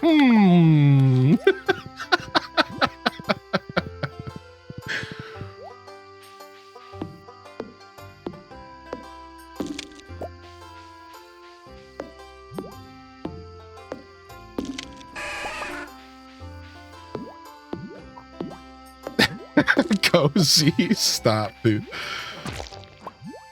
We do actually need slime guts to make cork bobbers, so killing the slimes here in the Lost Woods is pretty nice for that. What's up, Minty? Been lurking a bit as my stomach's off. Hope everyone's having a great day. Hi, if we don't get to chat, I hope you have the best time off this weekend. Thank you. For those tuning in, I am taking a couple days off this weekend, all right? So today is my last stream of the week. If you're new here, thank you for hitting the follow if you have. If you haven't, I do stream pretty much every day. And hopefully I give you a reason to hit the follow button. You know, I have been mentioning it more often in my broadcast, but the truth is my philosophy with that has always been, I would prefer people hit the follow button if they find my content enjoyable. And even though I won't be here for a couple days, I do have a very consistent schedule. I'm here pretty much every day, 8 a.m. Eastern Standard. We do Stardew, Farming Sims, Animal Crossing, Nintendo games. But more importantly, it's about the community here, right? We call this the bonfire, and we throw a log on, and we connect with each other on the internet over video games and our passions, music, TV shows, whatever it may be. It's a pretty cool place to be, and I welcome y'all here to come and hang out if it's something that interests you. So I really do appreciate y'all, and I will miss y'all, of course. I think that goes without saying, and I'm looking forward to coming back on Monday. So just a heads up to those. If you don't see me around for a couple days, that's the only reason why. And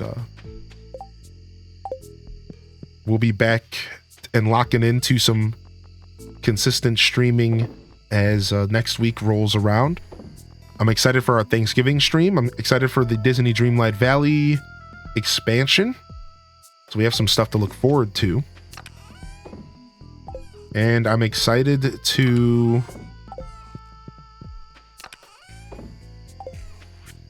get back on my Zelda grind. That's the one thing that I've left on the table the past 2 weeks. I'm excited to get back on the Zelda grind. Stardew Valley and Zelda will definitely be really taking up a lot of my time, I think, when I get back, for sure, here on Twitch. We'll finish up Mario Luigi Brothership. We'll get a little bit more Mario Party in. We got Scuffed Eats Thanksgiving. And of course, I told y'all Pocket Camp Tours. Look out for that. Get your camps ready over the weekend. I will be doing Pocket Camp Tours. So if you are playing Animal Crossing Pocket Camp to celebrate the end of online play in the game, we're going to be doing tours, and I'm going to just briefly check out everyone's campsites and maybe cabins as well. But campsites for sure. So, yo, good morning, by the way, Tam Perp. The perpetrator's in the building. Make sure you send some love over to Ryan Perp for us. Day over, back to crochet. Yo, Effie, get it. The chips sold me to follow. Thank you, Topsy. Yo, Prince Bo, thank you so much. Shy Chai, I appreciate you. Are you excited for DDV, Shy? Good to see you in the chat today. Yo, Cafe Brew, welcome in. Have you ever heard of Spiritfarer? I have played Spiritfarer, yes. We never finished it. I did play it. Unfortunately, we did not get a chance to finish that game. Maybe one day we'll get back to it. And that really is a genuine maybe. Maybe one day we will. I don't know, but I'd like to. Dude, hold on. I gotta go back to the conversation about Concerned Ape using my stream to make decisions about fishing. Didn't I just say yesterday on stream that the roe being so powerful made the sturgeon's caviar useless? Listen, hold on a sec. I know, listen, I gotta go back to that. Just yesterday, I was like, dude, the roe is so powerful, caviar is dumb now. Why would you ever use sturgeon? All of a sudden now, legendary fish roe is nerfed? Like, just hold on a second here, dude. I'm just saying, my friends. I'm just saying. I'm just saying, all right, dude, we were just talking about it. Like, it was clear as day. Oh my gosh, dude. Hey, from work, in case I miss you later, hope you have the best couple days off, my dude. Enjoy every minute, sir. Thank you, Perpetrator. Thank you so much, Perpetrator. I appreciate you. No such thing as coincidence. The row is too powerful. Yeah, I don't know. I'm mostly just joking. I'm mostly just cheesing. The legendary row nerf happened before yesterday's stream. Yeah, but I did play on Monday. But I guess you're right. If it happened before yesterday, then my comments yesterday might have not mattered. But hey, let me have my moment here, Pizza. All right, buddy?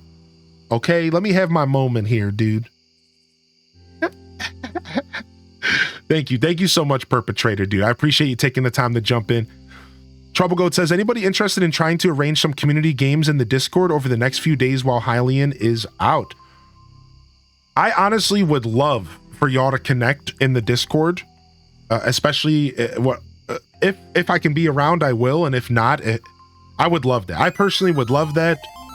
Anybody who's willing to take the charge on that, it sounds like you might be, Trouble Goats. I would honestly love that, and I can do my best to support it some way. I don't like to do a ton of like pings in my Discord, but like we can maybe even sneak in like a little @ here or something and say, hey, if does anybody want a game? So feel free to @ me and let me know if you're trying to do something, and I'll try to help support it for sure. So, and then you guys go look out for maybe some gaming in the Discord here this next couple days. Y'all can use the Hangout channel. That's the public channel, and Vibe and voice chat as well. Thanks. I really do appreciate that. Yo, welcome in here, Seraphin. Good to see you back. Hylian's super honest about games, so maybe took it to heart and decided to act on it. Yo, appreciate you, Random. Good morning, buddy. I'd love to play with y'all in between moving. How's your move going, Spicy Sin Bun? All right, let's go to sleep here. What is the rainbow bar? At the top? Yeah, you can change the color of your chest. That's right, Walnug. So I can make my chest whatever color to kind of color code and organize them. Yesterday we actually didn't do our recap for yesterday's episode, so let me go ahead and do that now, all right? Last where we left our fishermen, we made some big strides, and for some reason, over the past 2 episodes, we've made a ton of all of a sudden the money is rolling in, and I can't even wrap my head around it. It just happened like overnight. I picked up an extra fish smoker or 2. I started aging the roe that I was getting, and the money is flying in from this roe, from these legendary fish roes being aged. So we really started making cheddar. We got our horse. We got the big chest recipe that you buy from Robin. Welcome in here, Benji. I saw that question. It costs 5,000 gold. We picked up 2 more fish ponds. We are about to upgrade our house. We've made a bunch of strides on the community center. So yesterday was a pretty productive day in game. And I think that about covers everything we accomplished. This chest will be green. This chest will be green. This chest will be green. Double trouble. Good morning, dear perps. I'm good. Beds and fridge will be moved this weekend, then organizing starts. See, the organizing step I always skip, and then I live out of boxes for like 3 years. I mean 4. Is that how long I've been living out of boxes? Yeah, 4 years. I'm just now starting to hang stuff on the walls. Welcome back to the Oracle here. The spirits are in good humor. Greetings, it is I, the Queen of Sauce, here to teach you a new mouth-watering recipe from my secret cookbook. Trout soup. There's something about fresh-caught trout that just gets me buzzing. Maybe it's the subtle taste of the river. At any rate, I've got a wonderful trout soup recipe to share with you today. You learn how to cook trout soup. Okay. Quilty Confessions, enjoy your work, Lurk. Thank you. Thank you so much. What's up, Meg Petrowski? You feeling a bit better today, dude? Good to see you back in here, Meg. I hope you're feeling all right. Thanks for coming to say hello. No, I haven't upgraded my house yet. We're going to do it right now. Like, actually, we're going to do that right now. Yeah, finally. We're going to get our house upgraded. We've been slacking, to say the least. All right, we're out of fish, so let's go ahead and smoke these periwinkles. This is, you know, we're at the bottom of the barrel when we're smoking periwinkles here. What do you want here, buddy? 3 Omni Geodes? You greedy little goblins? What? Omni Geodes, dude?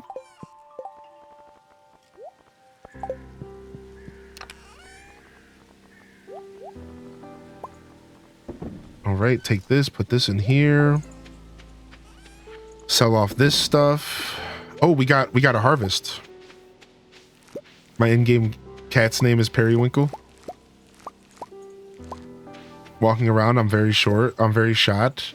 I hope things get a little bit better for you, Mike Petrowski. My heart definitely goes out to you, bud. Loving the chat. To anybody who needs to hear it, appreciate you. If you have a free hand, if you're hanging out, regardless, feel better soon, Meg. Definitely. Oh, I just made snail bait. Oops, I didn't even know that was a thing.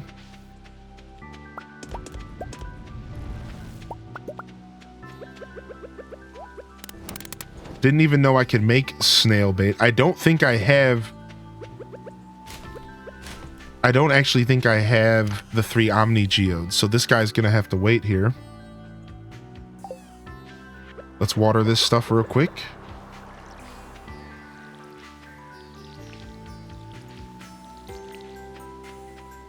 Oh, I do have 10 Omnis? Oh, sick.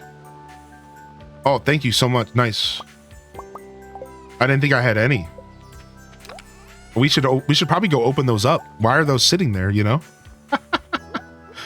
Like, we should probably go open those up, like, in all reality. What are we doing? Probably.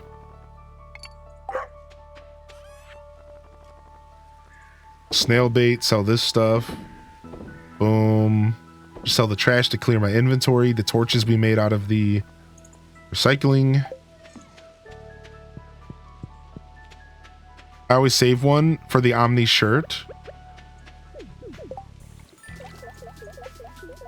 All right, you bunch of cuties. Eat up. What about our spicy eels here? No quest down here. What are the green containers? So those are worm bins, and they produce me deluxe fish bait. I get deluxe fish bait out of them for my fishing experience here.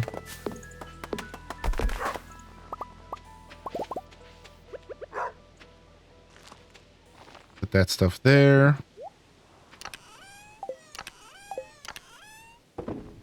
All right, 77 coal's not too bad. Our coal reserves are definitely getting a lot better. Let's go up to Robin's and get our house going.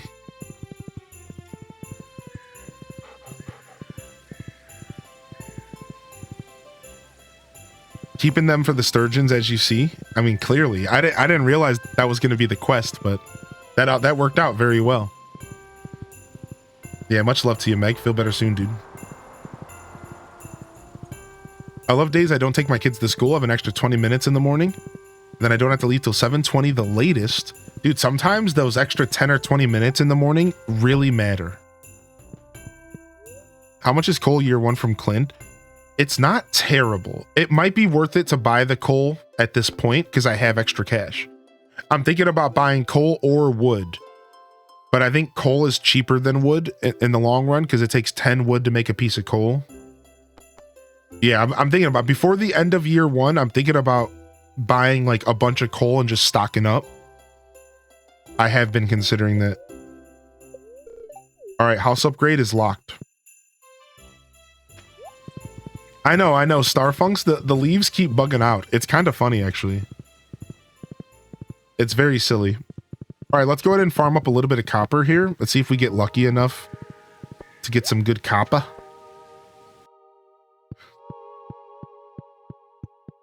I don't want to stay here too long though, but maybe we can get some copper here. I left that watering can in my inventory randomly. Have you considered tree fertilizer? I have. I have been using... So we finally planted a bunch of trees at the train station yesterday. I didn't tree fertilizer them, but I should. I have been using tree fertilizer on my property for my hardwood trees. So we did get all the trees planted in the train station. So we're doing good. We have a pretty good tree operation going. I think I'd say we're a little bit of tree fertilizer would probably go a super long way though for that area. We just need to farm up some stone. We're super low on stone right now for some reason. It's a weird thing to be low on, but we just haven't been doing a ton of mining, I guess. And I've been using it up. My fish ponds use stone. So that's like a big problem with this playthrough is that I've made 5 fish ponds. So that has been 1,000 stone, which normally you don't really use a ton of stone in a farming playthrough. Ooh, we got the monster compendium. Right? Like, not really. You make a well, maybe a silo. I don't even think that uses stone. I think so.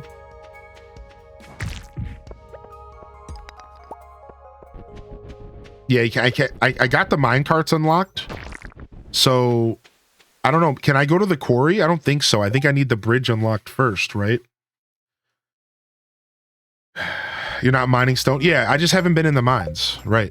And like I said, again, if I didn't make 5 fish ponds, I would have 1,000 stone. So it's not that I'm not mining stone, it's that I've used the 1,000 I would have had. So, but you are right, I'm not here for stone right now. I'm just trying to get some copper and get out of here. Yo, we'll see you later, Cafe Brew. Yeah, the fish ponds are kind of a big stone sink, right? So I've just never considered that before. Normally, I don't struggle with stone, so I didn't consider, like, I should probably be, because I see what you're saying, like, I should probably be sitting here hitting every bit of stone that I walk past, and, like, it would probably help a lot, and it's like, yeah, I guess I should. Like, I've never really needed to do that. You know, like, so yeah, you're right. I probably should be sitting here and, like, grabbing this stuff up while I'm here. It makes sense. I've reached a point where I don't know what to do next in the game. I'm not sure what point you're at, but I think that happens every once in a while in Stardew. And you have to kind of, like, set your next goal. Whether it be, like, 100%ing or unlocking something you haven't unlocked yet. Marry every single romanceable. What's up, Tracy? And welcome to the show today, yikes. Haunted Chocolatier is going to be amazing. I can't wait. I think so. And I think it's going to be very different from Stardew. I think so. I think it is going to be a lot different than Stardew. And like, I'm happy for that. I'm happy for a game that has the Stardew aesthetic, but not the gameplay loop. Not the same gameplay loop. Right? A different goals of gameplay.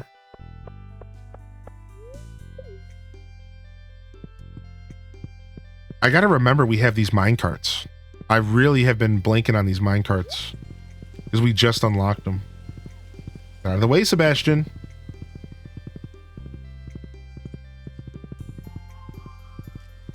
Oof, Ginger King, I'm sorry to hear that, dude. That's a mega oof. That's a rip.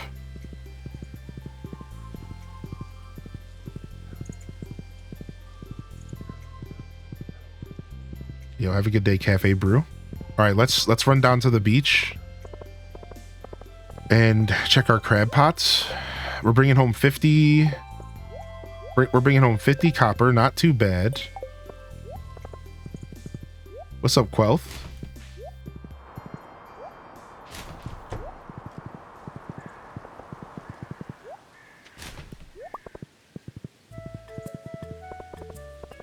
Well, I'm here. I mean, what can you do? In a situation like that, you just gotta roll with the punches, right?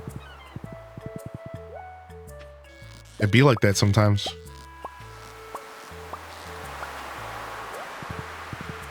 Do do do do do do do do do do do do do. All right. I mean, nice to be seeing Clay. I think Clay in this game, ever since 1.6, I think Clay got a little bit harder to find. So I think it's actually worth celebrating finding Clay in this game. Is it easy to control on PC? I think so. I think so. I think this game on PC is fine. And you can use a controller on PC if you want. Yikes.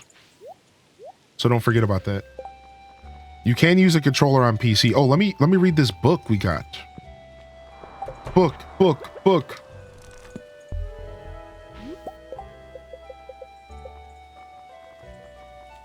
Monsters have a small chance to drop double loot. Hey, yo.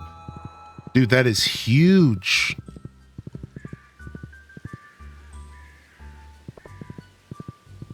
Messing around with professions right now, I gotta say, no bait for crab pots is nice. No bait for crab pots is pretty nice right now, yeah. And I think it's gonna be even more important as the playthrough goes on.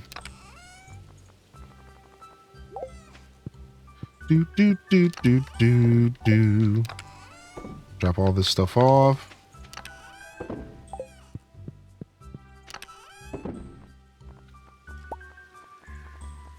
All right, we got some random basic retaining soil fertilizer.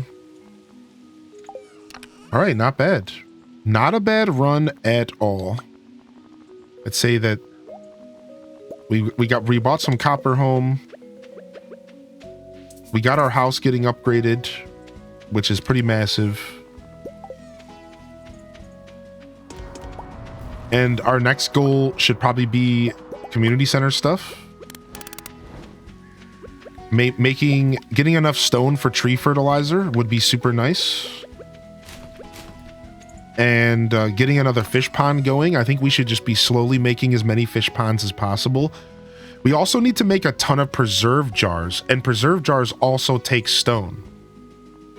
So we're almost hitting like a stone bottleneck here.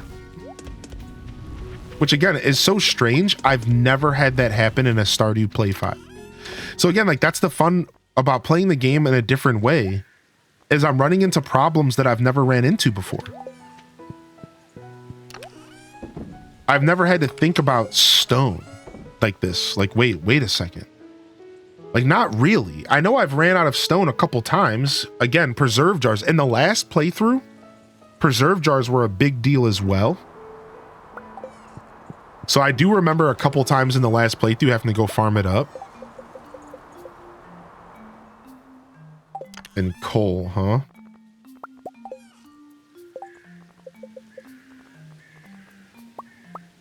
Once we get to the Skull Caverns, you kind of just organically collect a ton of stone while you're going through the Skull Caverns, and I think that's when it really stops mattering, if I remember correctly. It really stops mattering once we get to the Skull Caverns. You start to get like a ton.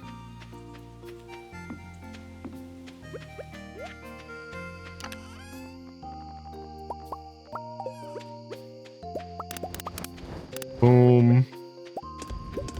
Yeah, 8 coal for these freaking preserve jars. They're definitely breaking the bank on us, but it's worth it. This row is worth so much. It's beyond worth it to get this row going. Once we get up to like 10 preserve jars, I think we'll be okay for now, but I honestly could probably already use a whole barn full of them. It would be so nice. Let me get 2 more pieces of trash here and drop this stuff off. Oh, we have a 3rd preserve jar. Ooh, I made 3. Ooh.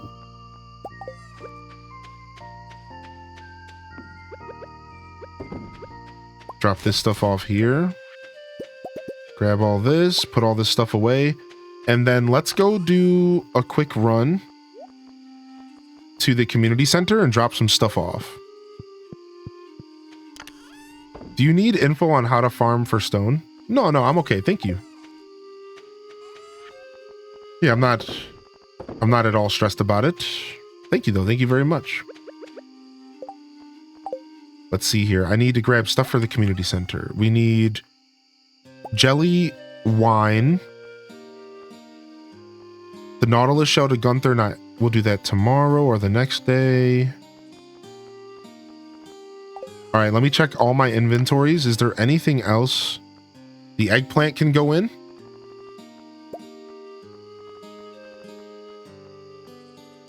We still haven't dropped off the wheat. I thought we did. Let me check.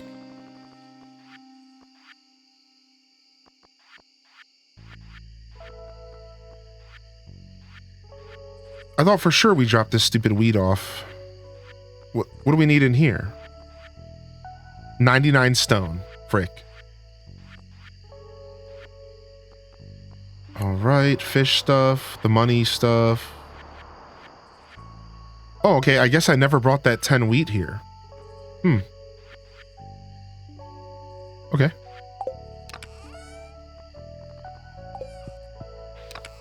Ah, here it is. I had it prepared. Sick. I had it prepared to go. Purple mushroom.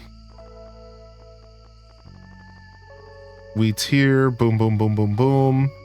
Check this stuff real quick as well. Pumpkins. We just need one pumpkin. All right, nice.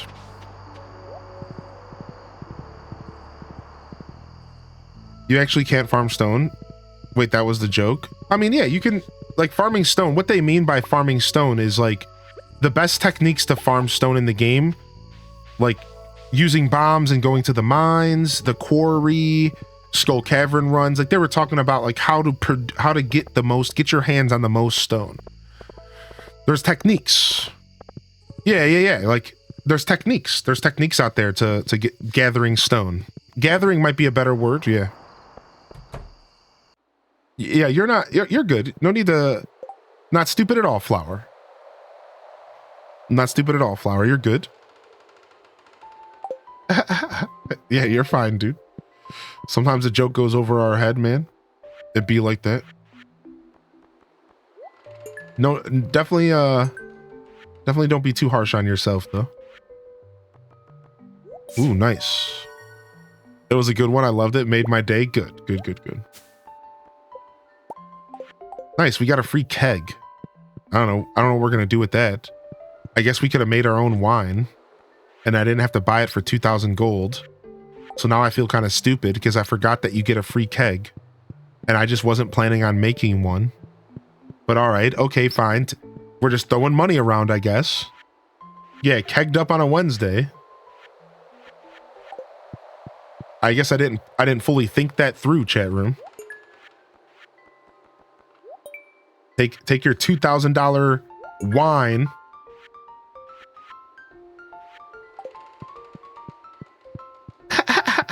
I said I feel kind of stupid, but I'm not.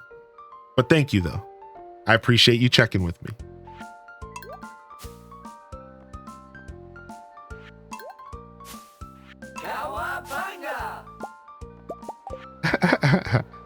All right, sick.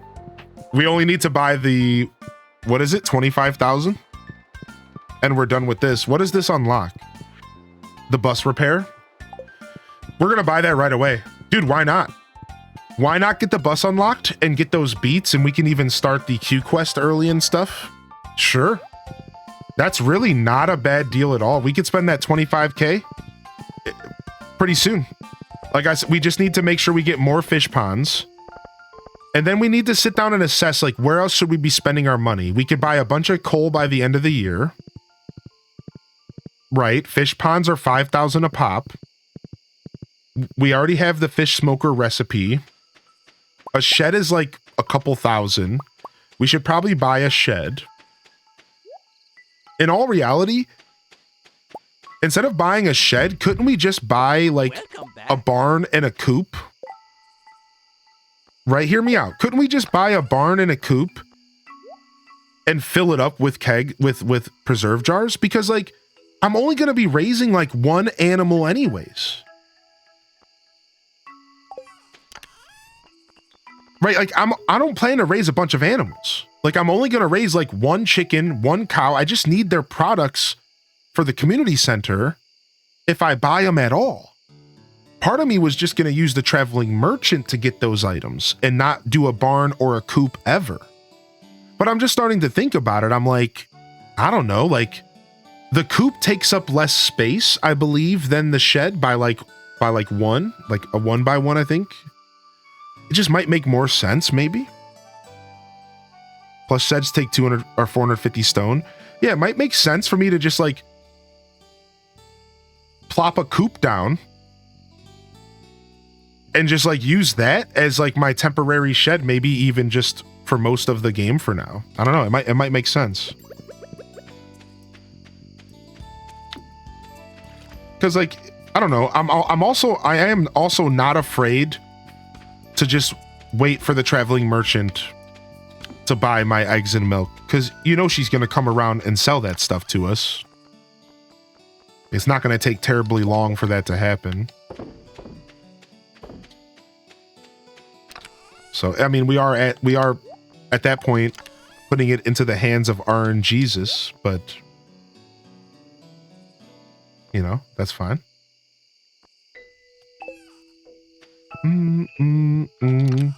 What do the metal poles do? So those are lightning rods.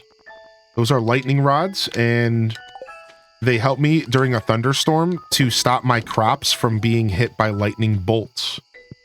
So if you don't have a lightning rod, your crops can get hit with a lightning bolt and then the crop dies. It wilts instantly.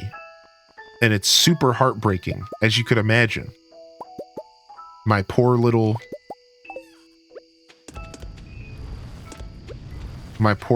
crop getting destroyed.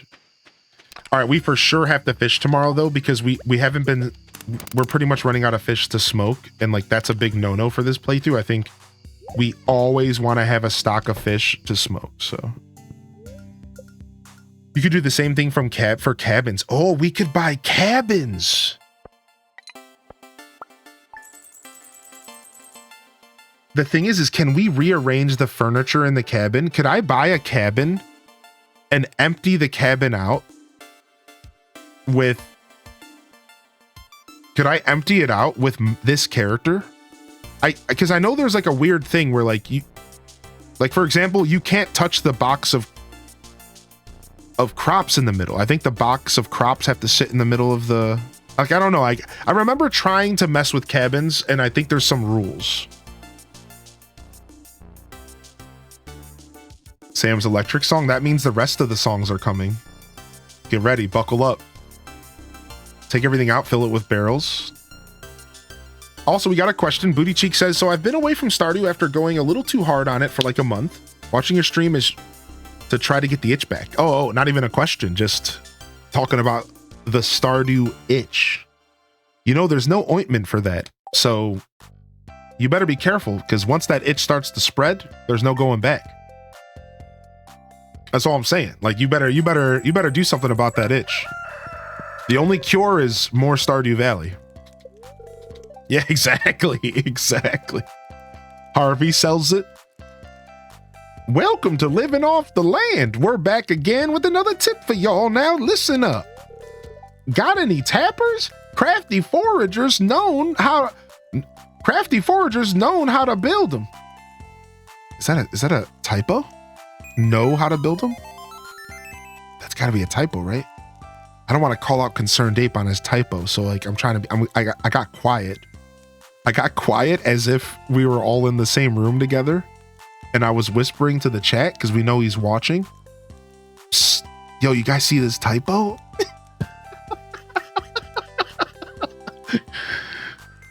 You can attach them to wild trees that grow all over. Maple trees yield maple syrup. Oak trees provide resin, and pine trees produce pine tar. Syrup's the most valuable, but all tree products have their uses. Typo alert.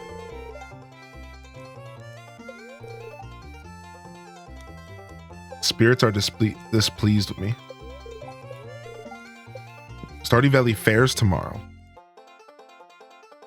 Fix your game. Thanks for the follows today, everybody. Good morning. Just want to remind you the Stardew Valley Fair is tomorrow. We might just skip the fair, to be honest. It might be correct depending on the sentence.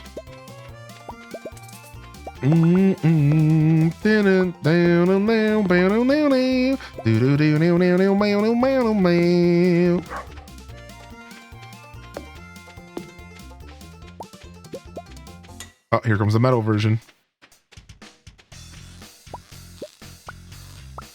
What happened to putting 9 super cucumbers in? Well, we realized that the super cucumbers are good, but there's a lot of better options. I need 3 fire quartz. I need 3 fire quartz.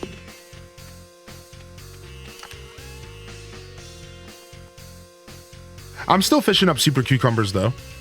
I just ran out of super cucumber bait a couple days ago in game. Boom, boom, boom. Bum, bum, bum, bum, bum, bum, bum, bum, bum, bum, bum, bum. You only want to skip the fair because you know you will lose to Pierre. All right, hold on. You were talking about the super cucumbers in the fair. That's what you were talking about, Seraphim. Excuse me. I don't know. I just don't feel like losing to Pierre. I'll be honest. Yeah, you kind of called me out there. Yeah, screw that. I'm good on losing. Maybe he's trying to say not knowing, but in a southern accent, like knowing. Yeah, I mean that does actually make a lot of sense. You'll miss the star drop. I won't be able to get it this year. Wait, how much does it cost? I forgot about that. You can buy the star drop. Oh, you're right. Okay, maybe we'll pop over for that. 2K? Oh, we're buying that. Oh, for sure. Thank you for that. Thank you for the reminder. I completely forgot about that. Oh, it's the 2K points. Yeah, we can do that. That's fine. I remember now. Yeah. I knew there was like some prize that was worth my time, but I forgot that it was a star drop. Has this guy even ever played Stardew Valley? What the? Get this guy out of here. He's a phony. You're not a Stardew Valley fan.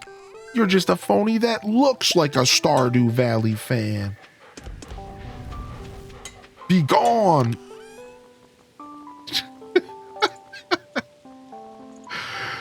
All right, let's go.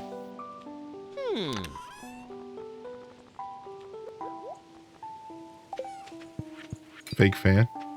Oh, we got some more of that angular roe. Ooh, the angular roe is good eating, dude. All right, we got some snails we can do. All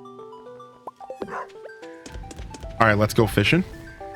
For a fishing playthrough, we sure haven't fished in about 3 days in game. So let's go make that happen. We'll do some fishing over at the ocean today, and we'll try to get some super cucumbers to refill up our bait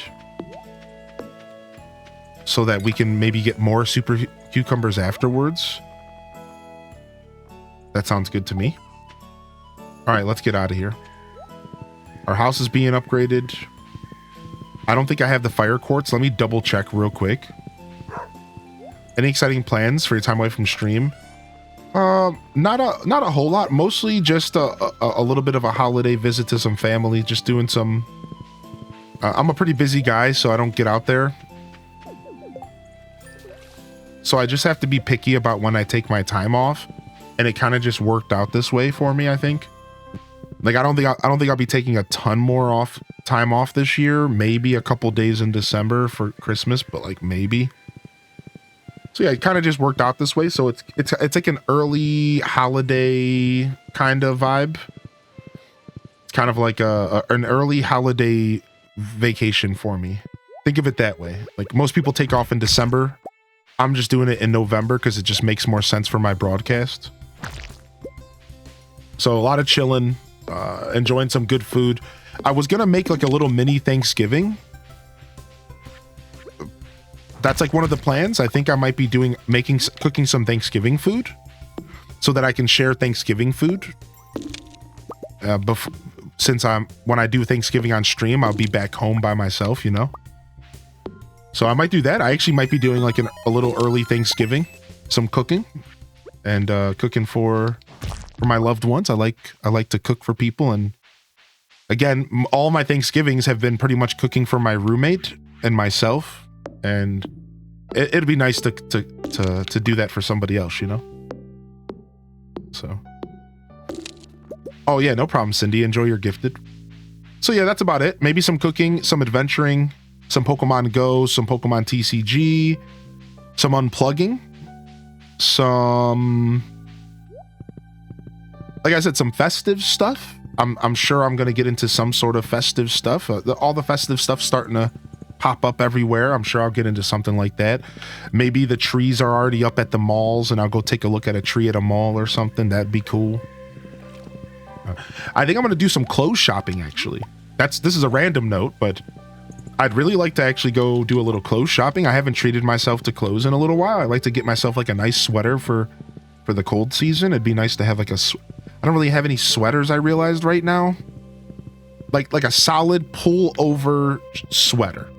Not a hoodie, not a turtleneck, you know, not like just a solid long sleeve pullover sweater. I don't really have one of those in my closet right now. I realized that and I'm like, dude, I want like a sweater. I just want to throw a sweater on. I think I look good in sweaters. It fits my build. I'm a big guy, you know. So I think I'm gonna go grab myself like a nice sweater. Maybe go treat myself to a little. I got to pick up some shoes as well. And for the first time in a long time, I might go grab myself some boots. I might get myself some boots. Dude, I would love to splurge on some Doc Martens, dude. I'm probably not going to do that. Docs are real expensive. But I might get myself some boots this year. That'd be sick. Ooh, here we go. We got a fishing quest. We got 2 fishing quests. Which one do we do first? Aquatic overpopulation or community cleanup? What do y'all think? So yeah, I'm gonna pick myself up some kicks. I gotta get some new shoes in general. But I don't really need, like, honestly, I need walking shoes and I need like style shoes. Does that make sense? Like I have like shoes that I like exercise in and then shoes that I just like wear because I think they're nice. I could kind of use one of both, but I really need to get new like exercise shoes because those are starting to get destroyed. And I'll tell you, you got to make sure your shoes are nice depending on like if you're walking, if you're running, like shoes are so important. So yeah, I really need to make sure that I get some shoes, something new, some new kicks for my walks and stuff like that, even though it's getting cold, right? I love my Skechers. Makes sense to me. My shoes are always my accessory. My Doc secondhand on Mercari. Oh, wow, that's nice. Mercari's dope. I didn't even think of that. I hit a tree. A wasp came out of it. I got stuck on the tree when trying to run away. Flower, are you all right? Yikes. Very easy to do because salmons have a crazy pattern. So wait, you're saying I should do the cleanup right now? Okay, we'll do the cleanup. DXL has some pretty good stuff for big guys' clothes and shoes. It's where I get stuff from my fiance. Thank you, Lady Whitebeard. Yeah. I was gonna go look at like the Men's Warehouse maybe, or something like that. I'll definitely consider DXL. I appreciate it. Yeah, I had a feeling you were talking about ACNH. So now, does anybody know if crab pots count for this quest? Because if it does, we're gonna kill this quest real fast.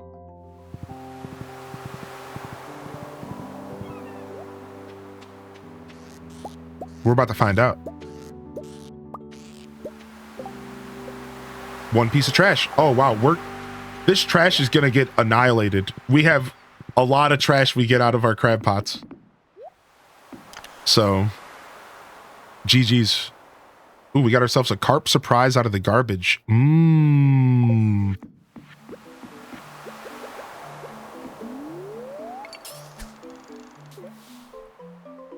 You look so cool in a fisherman sweater. Yeah, I don't know. I'll see what happens. But yeah, that's all my plans. Thanks for asking. I appreciate when y'all ask. Can I put hats on pigs or just pets? Just pets.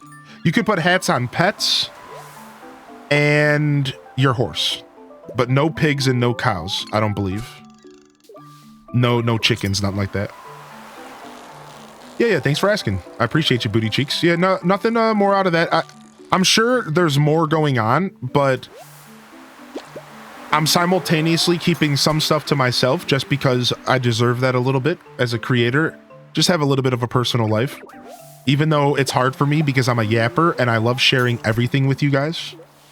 So of course I'm keeping some things to myself, but I also I'm not going into this weekend with like a ton of like solid plans. You know what I mean? Like all I know is that I'm getting away and it's my little holiday vacation for the year. And I have some little things planned that would be cool.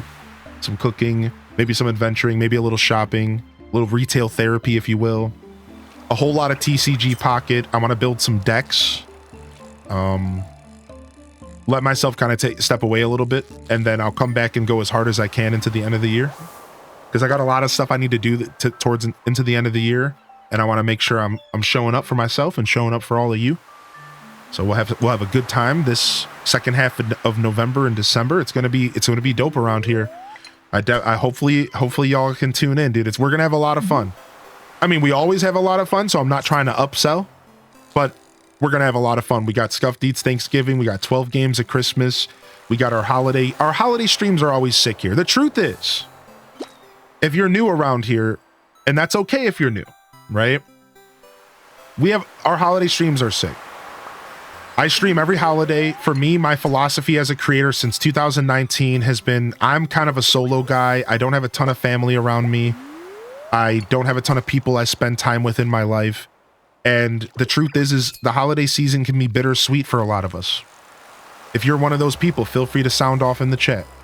You know, it can be bittersweet for a lot of us. So I figure, why not provide a space for myself and all of you to come and relax? Maybe you don't celebrate the same holidays as I do. You're in different countries. Maybe you just don't have people to spend time with, right? It's seriously, it's cool. And it slowly went from that mindset to now becoming fun and exciting. It's not even just about that anymore. It's also just about a good time. And so again, like all day Thanksgiving, I'm here Christmas Eve, Christmas Day. We do a big New Year's Eve bash. And we all party in Animal Crossing. We'll be doing our yearly Animal Crossing New Year's Eve bash. If you know, you know. Perp know. The perpetrators know. We're going to be having a lot of fun. We have our New Year's Eve bash every year, dude. It's just really fun, man. So I'm excited as we go into the end of the year. We have our holiday stuff to look forward to. And I'll be doing my best to make it fun and exciting, as always. Like I said, I'm looking forward to 12 games at Christmas, and we'll see what Santa's got in his sack this year for some fun giveaways. It'll be cool. It'll be cool. So, all my life, I've actively sought to spend time on my own at my house and to just game and relax. There are parts of me that regret that now that I'm in my 30s. Don't really have many friends to spend time with. I'm right there with you, Tweed. I can relate to that more than you might know. You just described a big portion of my life. And now that I'm in my 30s, I do have some regrets, but I also am very grateful because I personally discovered this. And now I have the best coworkers, the best digital friends that a guy could ask for, the best viewership, right? I think it's important to make a distinction at the end of the day. I do consider myself an entertainer, right? And I think I am an entertainer first, and I do believe my chat room is a viewer to my show first. But I don't think that it's unhealthy to say after that, but I have made some cool digital friends, and we surrounded ourselves with some wonderful people here, and it's really cool. It's really rad. And I don't think there's anything wrong with getting a wonderful sense of community from a place like a Twitch chat. As long as you know in your heart and in your mind, like, you know, the relationship starts with viewership and entertainer. From there, whatever you pull out of this type of content, I think it's dope, you know? And again, I'll admit, I pull some of that stuff out of my content as well. I enjoy having a sense of community. I enjoy having people to talk to and interact with. especially such a good group of people. Yeah, that's what makes it the best, is that y'all kick ass, you know? So, yeah, welcome in here, Stay Dot. Good to see you. Detective Rach, hey, welcome to the show. Appreciate you, Detective.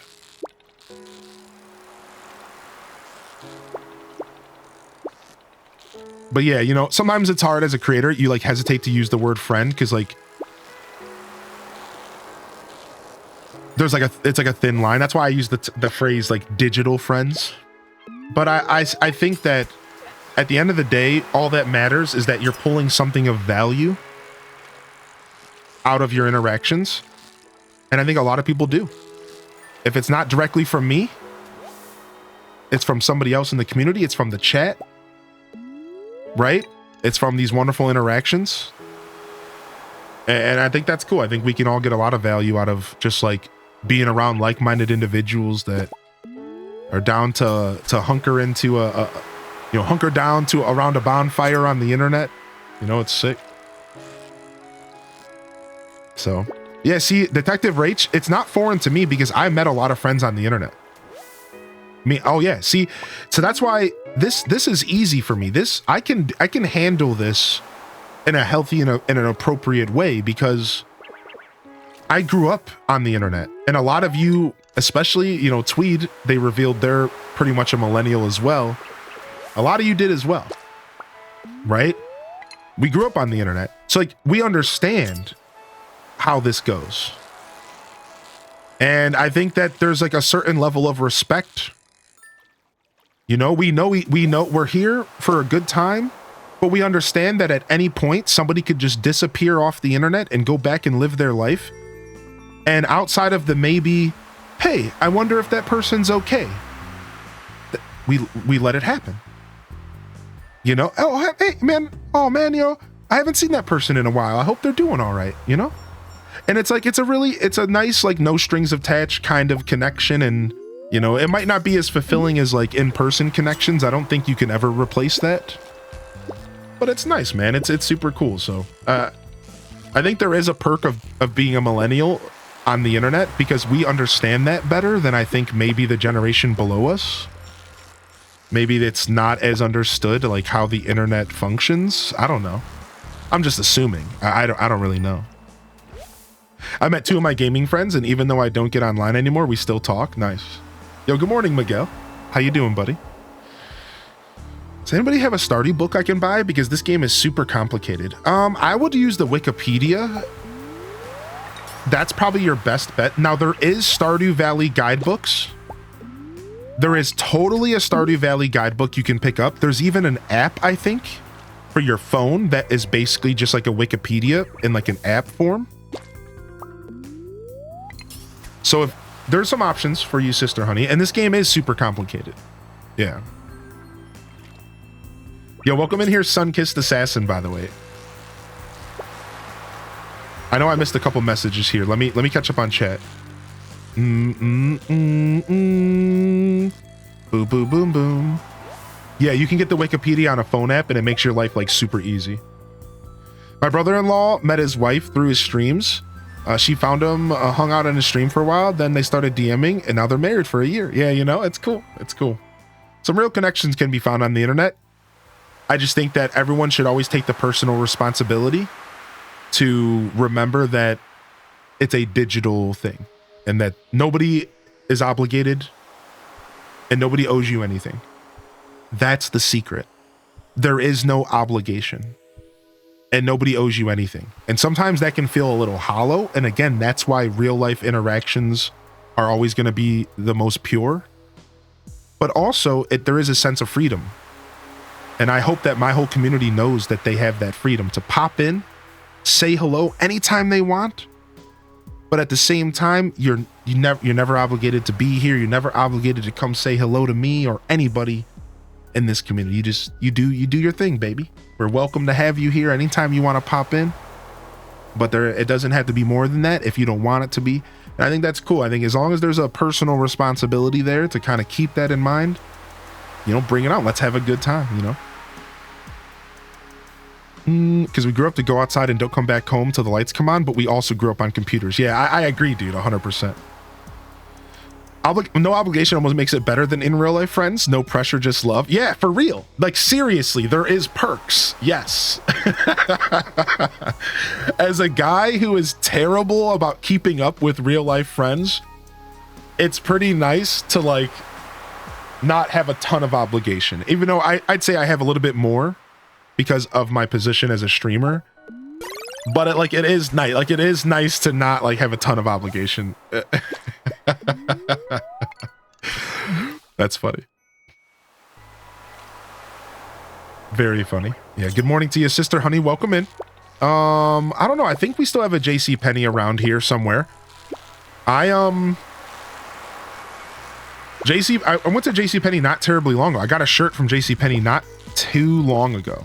So yeah. I know they're still around me personally in Ohio.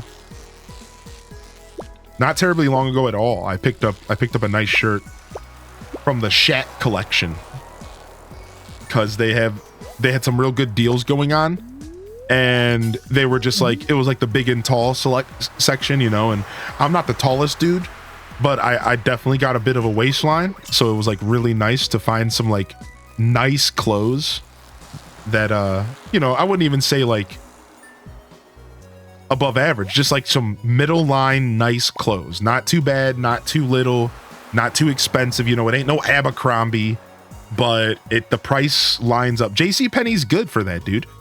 JCPenney's always been good for like the price lines up for what you're getting. I think so. I don't know. I've been in JCPenney's my whole life, so I think you get what you pay for in those stores. They don't try to flaunt like they're not, you know, they don't try to be what they're not. They sell the clothes at a pretty fair price. And I think it's like the clothes are like a little better than the stuff at Target, it feels. Because Target would be the other place I would shop for clothes for a while. But like Target feels like it fell off a little bit over time. Anybody else? Anybody else feel like Target got a little too big for its britches and it kind of fell off a little bit? I don't know, man. Target be feeling more like Walmart every day. That's all I'm saying. And I'm not saying Walmart's bad, but I definitely think Walmart is at the bottom of the rung. You know, the bottom of the ladder as far as like quality of store and product. But everything's cheap and you can get a lot of it.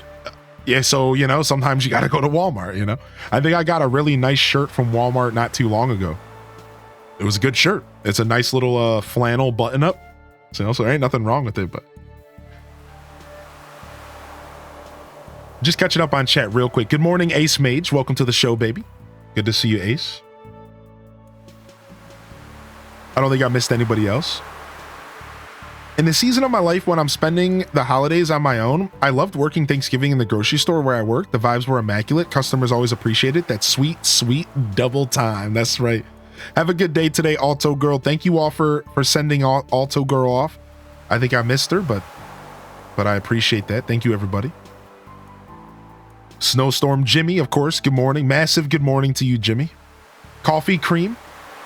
Welcome to the broadcast. It's lovely to have a community to come to and chat and listen to when working from home. You explained it perfectly. I love how the current ACPC event items are clocks. Like, thanks for the reminder that time's running out. Nerd Papa, good morning. And good morning to Nerd's son as well, if they're around. Rock Socks, welcome to the broadcast today and happy Wednesday, everybody. A bittersweet day for me as it's my last day before I take a couple days off here.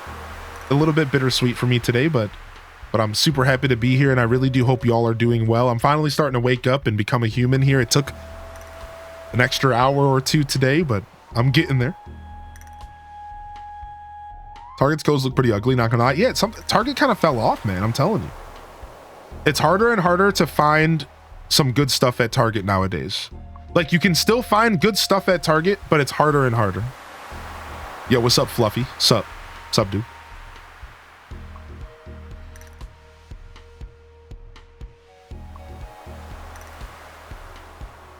Female fashion is generally lesser quality than the dude section. Catch me looking at all the guy shirts all the time. That's funny. Is that true?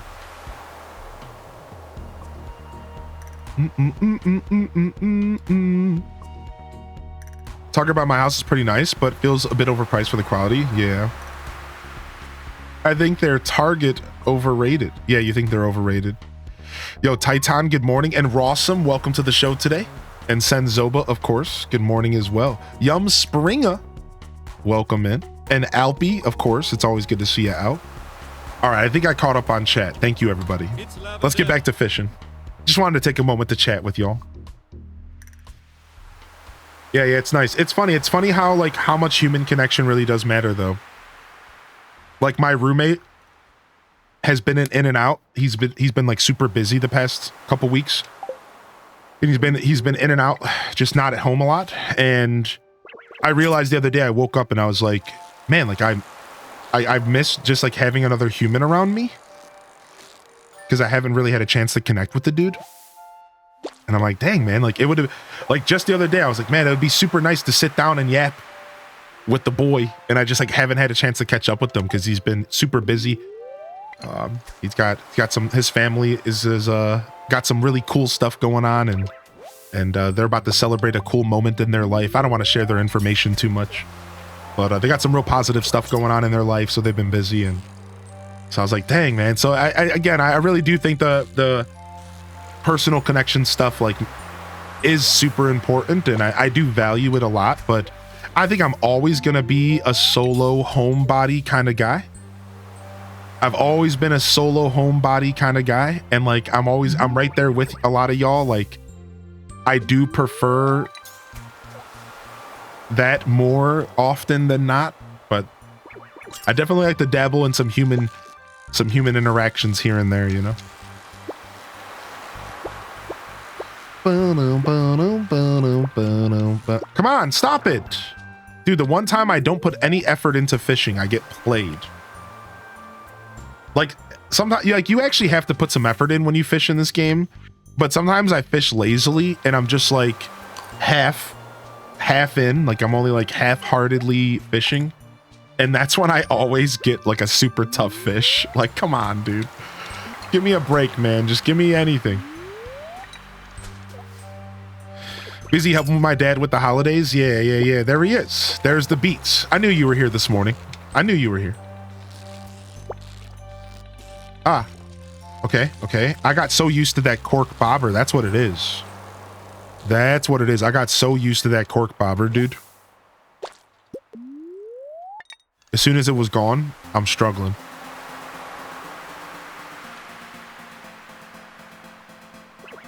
People like it, then the quality drops over time. I know, right? Jumpy Pants, it's miserable. You know, not to be that guy, but I swear I just blame capitalism. Not that I don't like capitalism to some extent, for different reasons. I think there's pros and cons to everything. But I just blame capitalism, dude. That's why video games suck nowadays. Even though that's such a negative statement to make, and I take that back. There's plenty of super awesome video games, and I think we're living through the best era of gaming ever right now. But that's why you're seeing more bad video games. Because of that exact philosophy that like the companies they get so big and then they start producing terrible content, and it's like it sucks, dude. And there's only some companies that can pull it off. Like that's why I'm such a Nintendo baby, dude. I say this a lot. And I understand it's not for everybody. I understand that not everybody is into Nintendo games, all right? But I'm gonna be real. I feel bad for you if you're not a Nintendo fan and you're a gamer in 2024. I'm gonna say it. And the reason I'm gonna say this is because you are missing out on some of the one of the last bastions of hope as far as companies that haven't completely given in to the idea of I have to make sure my investors make money. And believe me, Nintendo is full on a publicly traded company. They have investors and they have to appeal to those investors just as much as EA does. But for some reason, it seems like Nintendo is still managing to hold their integrity while doing that. And I personally believe Nintendo is a company that is proving to all of us every day that you can hold your integrity as a company and not completely destroy your quality of games just because you have to appeal to the investors. So it's like, to me, it's like, it's one of the last bastions of hope out there of company. Capcom's another one that's doing a really good job.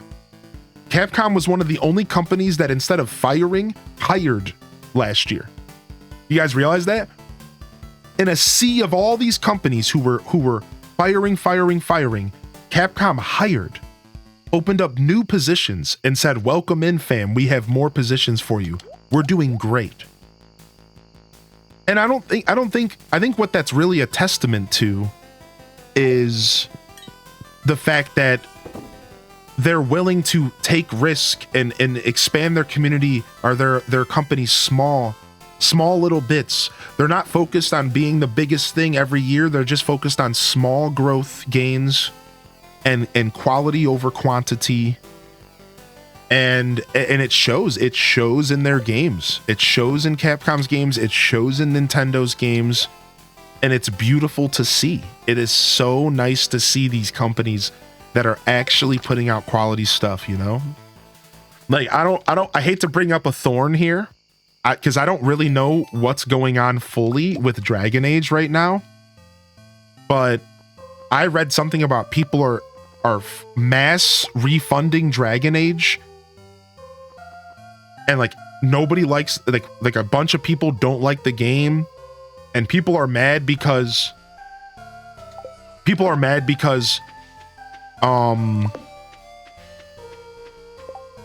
one of the main things I was reading about, like specifically, was this idea that whole thing. I lost it. It was about, there was something that was really interesting with what was going on with Dragon Age. And, you know, like, I don't really dive into like the woke conversation. Not that it's a relevant conversation, but like, that's not even what I'm bringing up specifically. I'm talking about the idea that people are mad because gaming journalism is completely disgusting right now.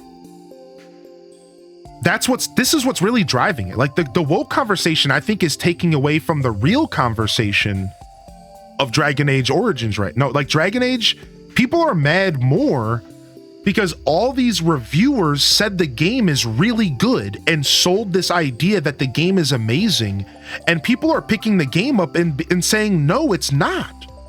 And why are these reviewers lying to us? What is happening? Like, and it's just, people are starting to realize like gaming journalism is down in the dumps. It's complete trash right now. You can't believe anybody but influencers. I hate to say that. I sound like such a bozo saying it. But you literally have to get your gaming news from YouTubers and streamers. And it's like, I think people are more mad about that than anything. Right? But yeah, I think, but to go back again, there is the whole conversation where people don't like the dialogue and the writing, and they're saying that it leans into a direction that people are really starting to get bored of. I think it just comes down to an overtapped and oversaturated market of games that are almost pandering, is what I think people feel is happening. Again, I'm not sharing my opinions. I'm just sharing what people are saying. Right? I could share my opinions on this stuff, but I haven't formulated it enough yet. I'd like to do more research. But yeah, like, so whatever's going on with that, I think there is a general energy in the gaming market, in the movie market, in the TV market right now, where people are sick of like a certain style of writing and a certain style of dialogue that's happening. And I think that Dragon Age had a little too much of that, and people are just burnt out of it. Right? And I can't believe I just passed out. I was yapping. Yeah. Good thing we're rich now, so it doesn't matter. I say rich with my 20,000 gold, but we're rich. We're rich, I tell you.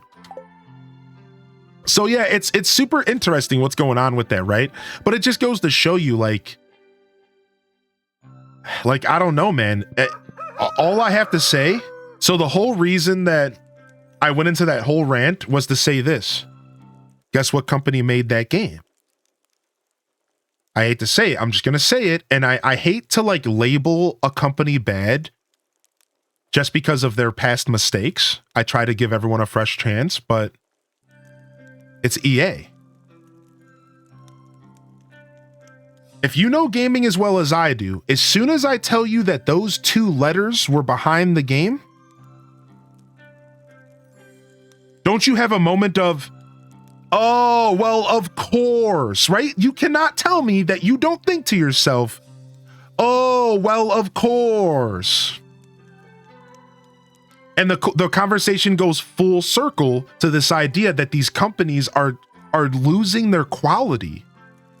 They're losing their quality. The quality is going downhill, and it's this conversation of the investors are driving everything, and it's making these companies lose their integrity. And now EA is a company that's lost their integrity for years. It's been gone. It's been out the window for years. And that doesn't mean that EA can't make a good game. There's still clearly developers with EA that are probably passionate and they want to make a beautiful experience. You know, but like, it just sucks because like they're locked, man. They're locked. EA is legally required to appeal to investors, and we know that. That's how investors work, right? But so is Nintendo. And they make beautiful games. And so is Capcom. And they make beautiful games.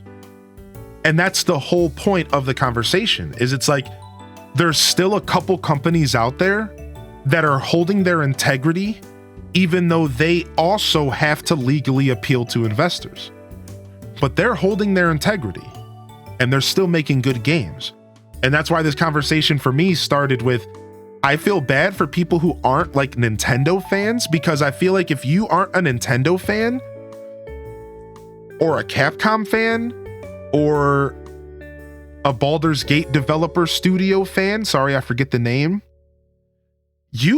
if you're not a fan of like the couple companies left in gaming that are still making good games, or just straight up indie developers at this point, you probably just really hate gaming, don't you? Like, I hate to say this, but like, if you're not a Nintendo fan, you probably kind of just hate video games, don't you? Like, let's just be like, you probably just don't even game. You probably play indie games, or like, you're probably just super pissed all the time.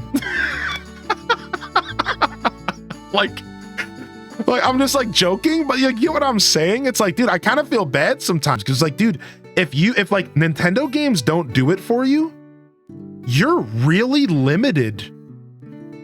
You're really limited on good games nowadays. Like, if you're not a Nintendo fan, you're kind of limited. At that point, you're stuck on indie games. And indie games are wonderful, but a lot of them are more misses than hits. So you're either swimming through the sea of indie, hoping to find a diamond here or there, or you're a Nintendo fan. Like, otherwise, like, you're very limited, dude. It's rough, right? Like, it's just really interesting. Like, you're kind of limited nowadays. It's tough, man. The game quality has gone downhill, you know? I have a friend who's an Xbox fan, and he basically just complains about gaming. That's what I'm saying. It's like, I feel bad. It's like, yeah, there are a lot of good indie games, right? But there's a lot more bad indie games. And that's the only point. You know what I mean? So it's like with indie, you sadly have to swim through a lot of bad stuff to find the good stuff, but the good stuff is there 100%, right? Like, I can drop, like, just off the top of my head, Stardew, Hades, Fields of Mystria, Faster Than Light, right? Like, they're there, but there's so much bad that you can get burnt in the indie market. How many people here, type of one in the chat, if you got burnt by an indie game before, that you bought an indie game for $10 and it was just like really kind of trash, and you were just like, well, at least I only spent $10, which is a fair point. But you see what I'm, yeah, like you can still get super burnt by indie games because a lot of them are cash grabs. Once indie gaming started blowing up, indie gaming turned into cash grabs. It sucks. Like, we all watched it happen with farming sims, did we not? Did you not? Like, we saw the farming genre get watered down to the point to where now it's like you have to be careful. There was a point in time where like you could, every farming sim that came out, you could probably buy and have a good time.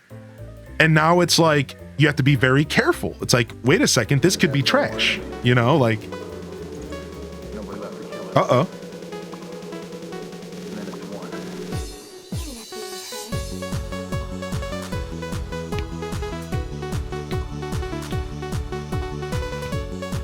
Sick. Yo, what's up, free release? Good to see you today, dude.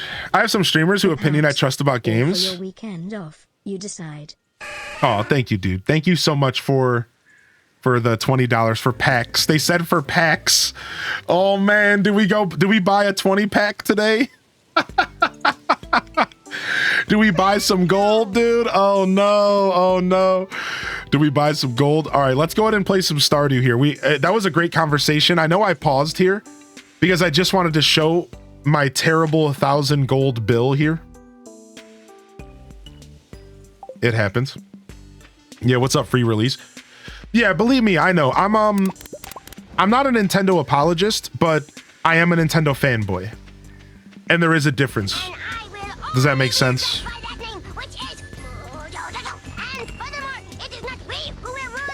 It is I! I just love this bit alert and haven't heard it in a while, lol, so I just had to. Well, thank you. Thank you very much. Thank you very much. Yeah. Like, I'm definitely not like a Nintendo apologist. I identify that the glaring problems with Nintendo as a company, and if that's something that you don't like, that's totally understandable. I get it. I don't have the same problems as you with Nintendo, but I do identify some of the things that they do is egregious, and the way that they shut down game preservation through emulation sucks. I do also feel that they have the right to do that because it's their media, but we just all wish... Here, you know, I have a better way to say this, and I can use less words to explain myself. Here you go, free release. Here you go. I'm a Super Smash Brothers fan. Let me take it one step further. I'm a Super Smash Brothers Melee fan. If you know anything about that scene, you should know just how I feel about Uncle Nintendo. And they're literally tearing down our community for the past 20 years of my life. So, like, believe me, I'm far from a Nintendo apologist, but that doesn't mean that I'm not a Nintendo fanboy. I'm very much a fanboy. I love their games. I'll never stop loving their games. And I think they have some of the best quality games on the market. And I think that that's kind of hard to argue against. I'm not challenging you to do that. This is just my opinion. But I think it's pretty hard to argue against the fact that, like, they have some of the best games on the market. For sure, you know? Of course, separate Pokemon. Now, it sucks that we always have to say that, but, like, of course, separate Pokemon from that because Pokemon's not technically Nintendo, but they are Nintendo, and Nintendo put their seal of approval on Pokemon, and Pokemon sucked. It was real buggy, and it was really bad for a lot of people. I still had a good time with it, but I think that there was a lack of quality, and I think that Nintendo was willing to sign off on such a bad quality product that Scarlet and Violet was, especially on release. I think that is bad. I think that that's super bad, and I think Nintendo could have done way better. And I think they know that. And I think they realize that. And I don't think the next Pokemon game is going to be nearly as bad. In my opinion. And I guess we're going to have to wait and see, right? So believe me, I just wanted to make it clear, like, I think I was starting to come off a little bit like Nintendo could do no wrong. Like, yeah, I know, dude. I know Nintendo. They definitely aren't. No, their ish do stink. Their ish do stink, and it do stank pretty often. But I definitely know. I definitely know. It do be rank up in the Nintendo offices pretty often, dude. All right. Did we get a super cucumber that we could turn into bait? Yes. Get that going. Their ish is a century old. Yeah. So I completely respect if you're somebody who's like, doesn't do Nintendo stuff. I completely respect that. Like, I do. And then also to comment on the other thing you said, it's nice to meet a level-headed individual who doesn't complain about their games unnecessarily. You know, I think if everybody just understood that not every game is for every person, we would probably have a lot less of that overly complaining, you know, gaming market. And that's kind of what I was touching on today, free release. You know what I mean? Like, that's kind of one of the things I was touching on. You bring up like a cool point, because it's like, that was kind of my point. It's like, as much as I was joking about if you're not a Nintendo fan, you can't enjoy games, I think I was more kind of leaning into the idea that, like, a lot of gamers, I find that a lot of gamers are complaining as if they don't have options. That's kind of the point. So I'm really glad you said that, you know, and that's a good way for me to wrap up my side of this conversation. I'm going to keep reading the chats, but like, yeah, that's the point, you know? It's like a lot of these gamers, they're on Xbox, they're on whatever, and they complain, but they keep giving these companies their money. And it's like, what are you doing? Stop, go play something else. And that's the point. It's like, because I'm a Nintendo fan, I don't know what that life is like. I just get fed games that I love. Zelda, thanks. Mario, thanks. Pokemon, thanks. New Mario Luigi, thanks. Mario Party Jamboree, thanks. Take my money, Nintendo. You want $60? Thanks. You know what I mean? Like, I'm living and I'm looking at the gaming space and all these people, they're always complaining, oh, this game isn't what I wanted it to be. It's like, why don't you go play Hades, dude? I bet you'll have a good time for 300 hours. And it's like, instead, they'd rather just sit there and complain about Dragon Age sucking, when I bet you the game is actually not that bad at all. Bet you the new Dragon Age is probably not that bad at all. I think Flip jumped into the chat and said that you're enjoying it. Right, you know what I mean? It's like,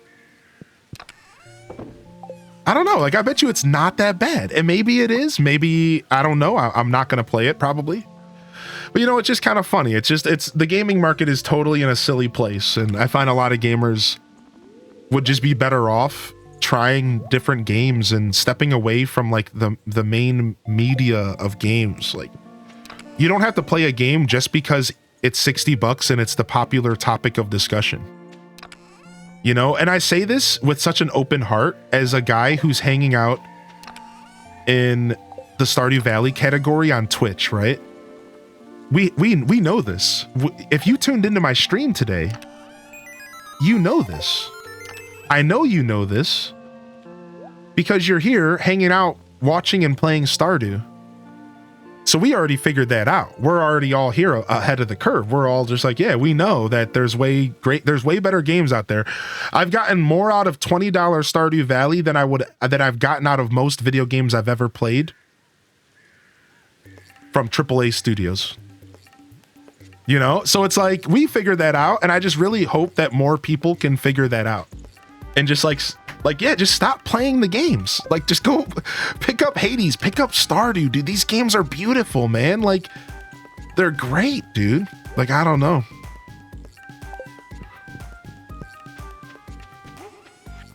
Hades is sick. Yeah, I love that game. All right, let's go. Game Pass is also a wonderful thing, yeah.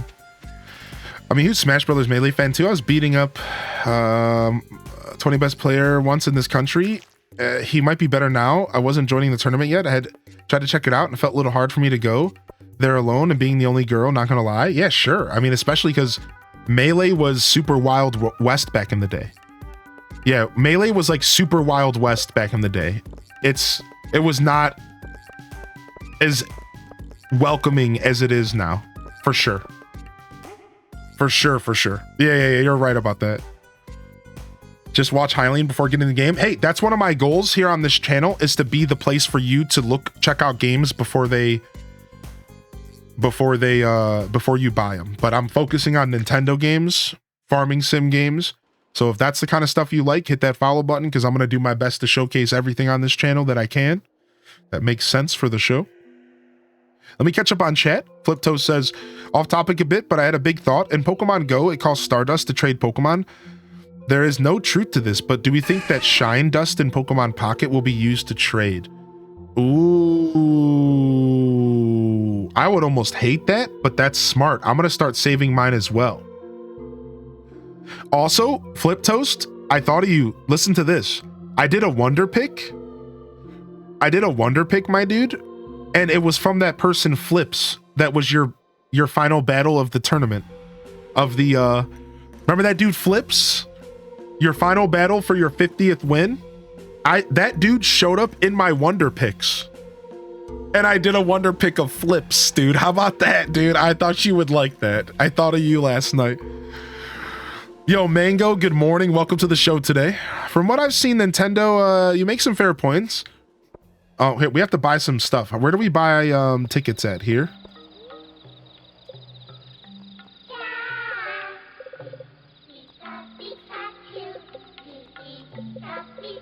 All right, 50. All right, let's gamble. Which is the one that's always the best one to pick, chat? Day 4 of pulling nothing. Green.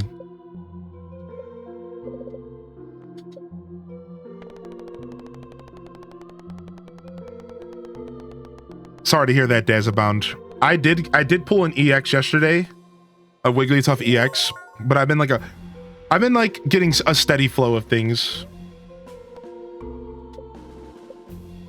All right, let's do another 50.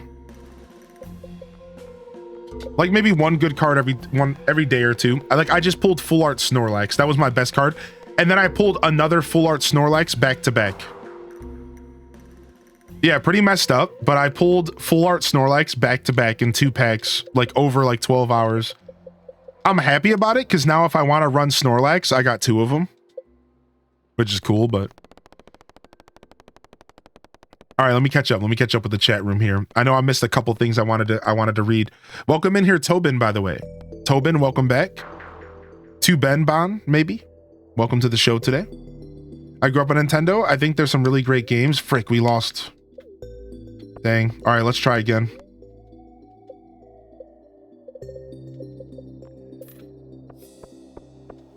I won't spend any more money though.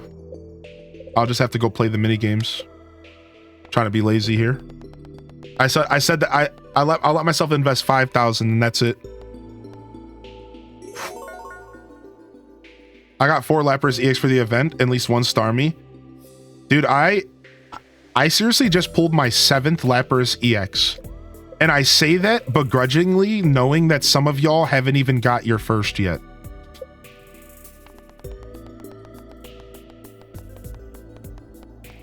I just pulled my 7th Lapras EX, dude. I just keep pulling them. I think I got all the flare and everything. Got the Mewtwo animated? Nice. Rude. I know. They just keep showing up.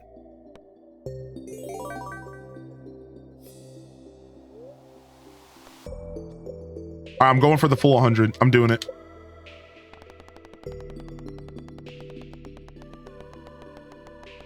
Don't fail me. Don't fail me green. Don't fail me green. Whew. All right, we'll do another 100. Yeah, I think Legends Arceus was amazing. Pizza. Yo, good morning, everybody who's just popping in. If you're new to the channel, we do like the yap here, by the way. We do like the yap. But we're enjoying some Stardew as well. This is my fishing challenge playthrough. You're welcome to jump in and ask if about the challenge if you're not sure what's going on, if you're new around here. And thanks for tuning in. I know my balance of gameplay versus yapping today has been a little off, but that usually starts to happen when I'm tired. I've learned this in 5 years. I finally pinpointed it. The more tired I am, the more I want to just talk and not game. But the less tired I am, the more I can do both at the same time. So it's pretty funny to I'm a very self-reflective person, so it's very funny to me. I think it's funny. Yo, Bean Sparrow. Yeah, I enjoyed I enjoyed dude, this sucks. Stop losing. What is my luck right now? I shouldn't open any packs today. If I lose 3 in a row, I seriously am gonna cry. Thank you again, Booty Cheeks, for the bits, and thank you, Dolore, for 100 biddies as well. And Jimmy says, would you get a pair of squeaky boots like the SpongeBob episode? I have had a pair of squeaky shoes once, and it was the worst. It was in high school. Okay, I don't think I missed too much else. Good morning, by the way, Iron May. And good morning, Whitney Soups. I have played Poke1. Yeah, I did play Poke1. I haven't played in a long time, though. Poke1 was sick. I want some of the Artbird EX cards. They look sick. Better than the full arts, in my opinion. I'm not sure if I've seen them all.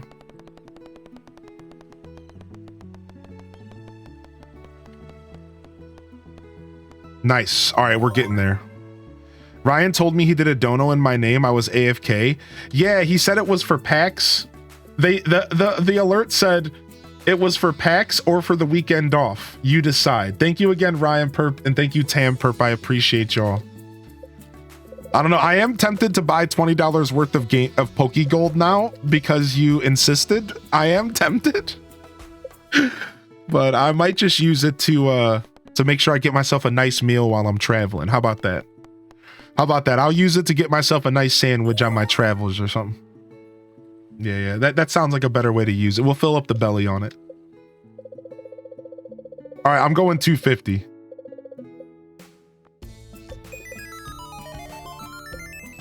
Let's go for it.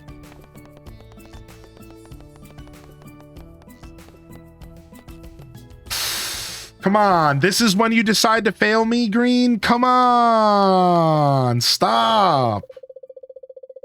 All right, we're going again. No, let's do 200. Let's be smart about this. Let's not completely go into the hole here. A nice meal or a sick gold Charizard card to flex. Stop it, Flip. You're tempting me, dude. 99% of people quit before they hit big. All right, let's do 150 this time to even our numbers out. Well, that actually doesn't make sense. Whatever. Let's just go. 150.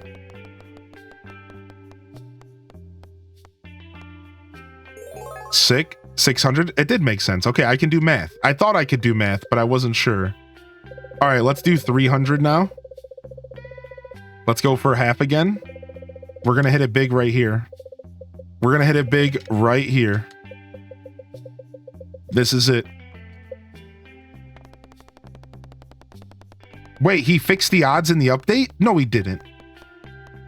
No, he didn't. Did he fix the odds in the update? 900. Ooh. 200. Let's do 200 more. We're up to 900, dude. We're making bank.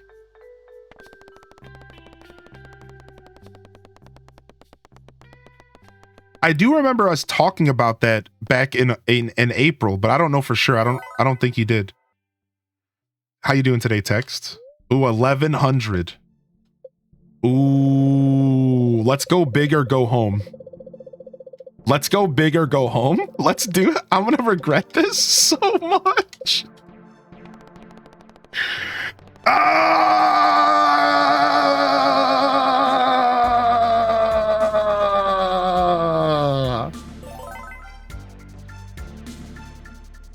Sick.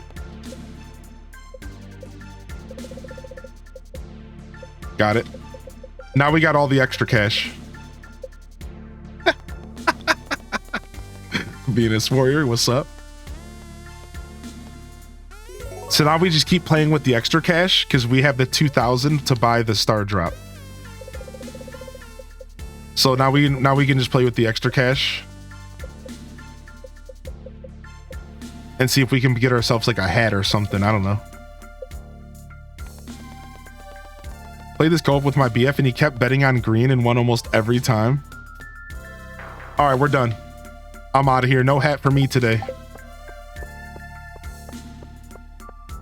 It ain't a gambling problem if you keep winning.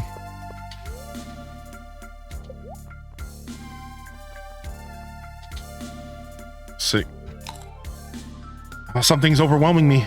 Oh, oh my gosh, what's happening? Oh, it's strange, but the taste reminds me of Twitch chat. Your maximum energy levels increased. Me when one vegetable enters my body? Yummy. All right, we're out of here. We got what we came for. See you, nerds.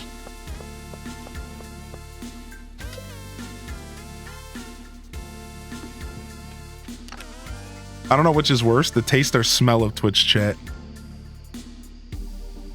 I don't know. I guess it depends on if you're more of a scent person or not, right? Some people have some schnozzes that can really affect their lives. Are you one of those people who just have like a super sensitive nose? I've met a couple people in my life that just have these schnozzes that can just, it's just, they have such a strong sense of smell and like relationship with smell. And it can like affect their lives almost. It's so intense. Unfortunately, I am. Yeah, what's up, Ken? Boom, boom. I'm new to Stardew, and the mines are not my friend. Any suggestions to get through the mines? What's up, Katie Cat?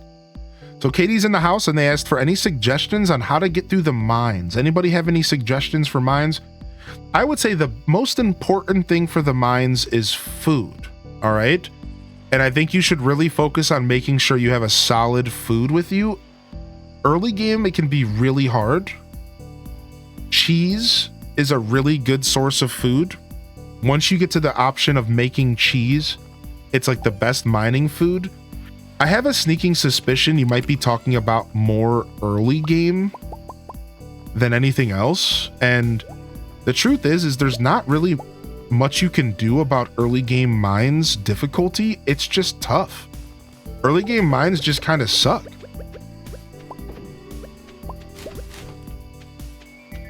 Yeah, you just have to take your time. Go for 5 floors at a time. Fish is really good for early game food. Thank you, Pizza. Pizza's got some great knowledge, dude. Thank you so much. Dropping the knowledge on us, dude. Yeah, I think I've overlooked just how good fish could probably be for an early game food. Now that you mention it, I think it would be pretty solid. Yeah, just gulp down that whole raw fish. Just gulp it down, dude. Yep. Nature snack helps a little. Ooh, our first bit of lava eel roe. Hey. Take that. All right, let's do some fishing on the farm here, and we can get rid of the rest of our energy. And we're out of wood, so we need to go lumberjacking again. And I think we should probably get that tree fertilizer going.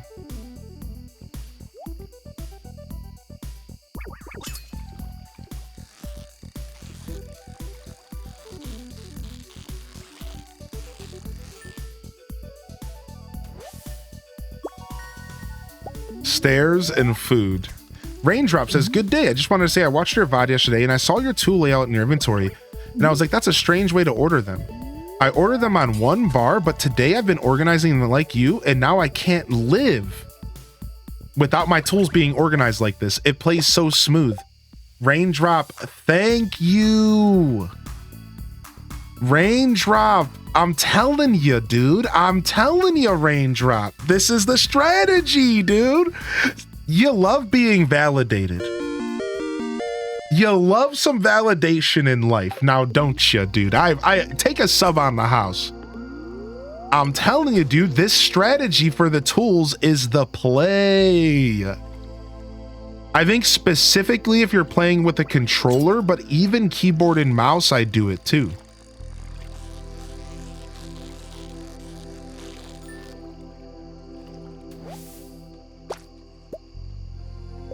This is however you do it, just 2 to a row. And you can even do 3 to a row, because you can consider the warp farm totem to be a tool, or the tent kit. You can put the watering can here as well. I consider food to be a tool, so I do food on a row.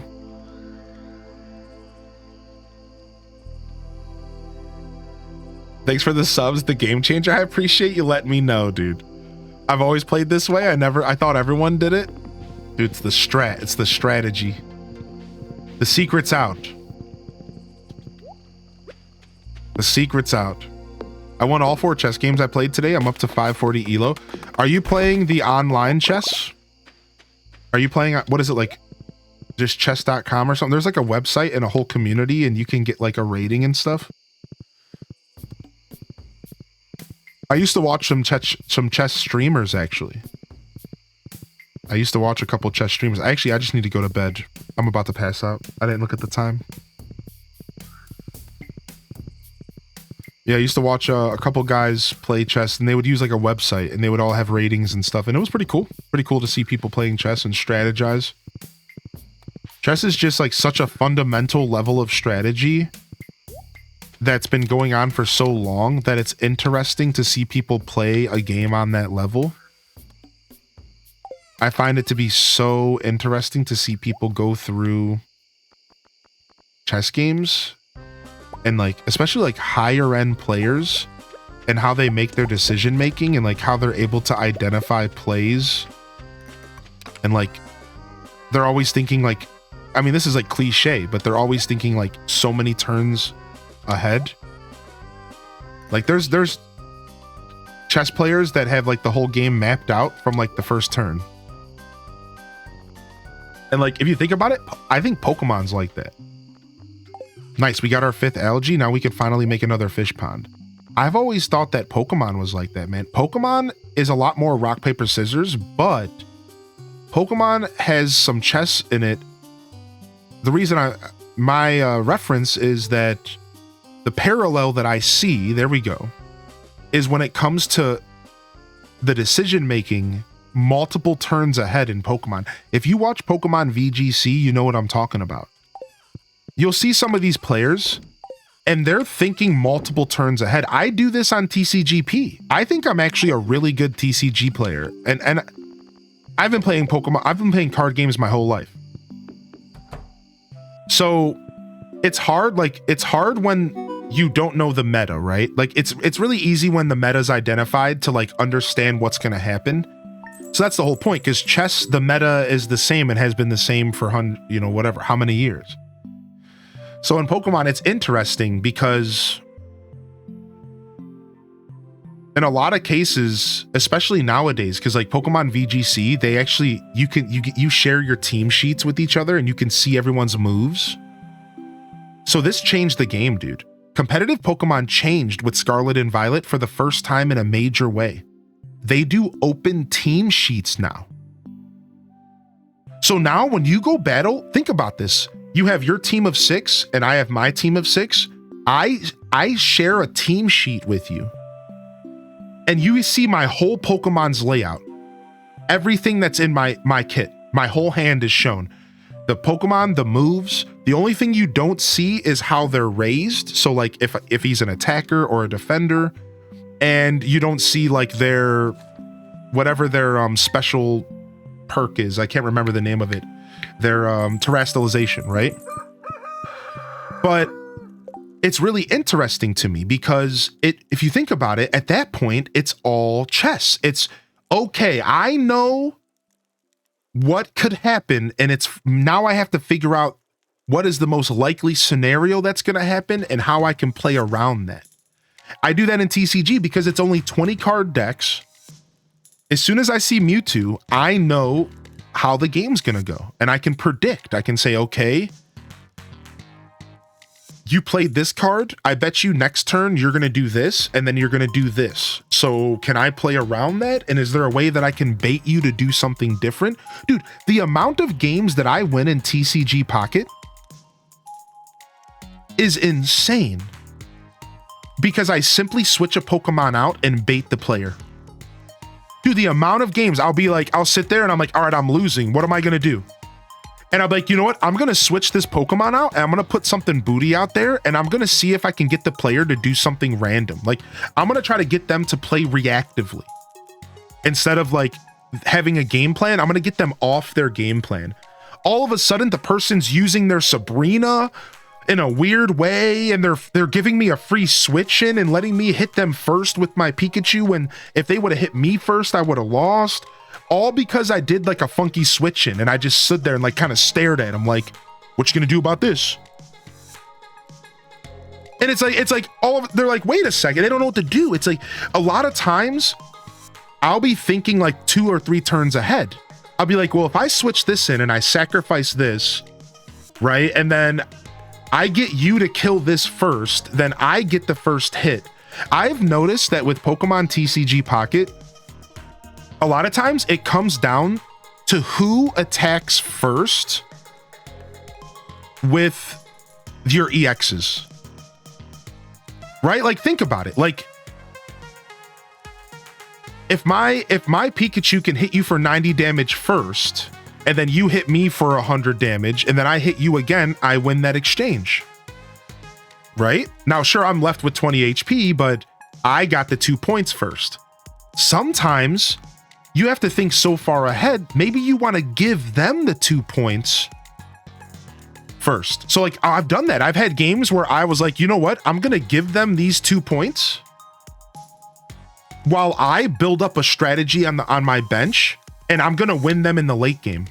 The amount of games where I just straight up will sacrifice like my Pikachu EX. I'll be like, you know what? Kill it. Go ahead. Because while you're doing that, I'm setting up for turn 3. You're on turn 1. And then I win the game. And it's like, because that player isn't thinking past the turn in front of them. Where I'm over here like, okay, if I give you that kill, then I can get this kill and this kill and this kill if I do this and I rotate my card this way. So it's like, I don't know, I get super deep. I take like the full 80 seconds every turn. I'm like such a jerk to play against, I think. Because like I straight up sit there for the full 80 seconds every time like, I swear people concede because I'm a slow player more often than they concede because of like losing. I swear people concede on me because I just sit there thinking the whole time like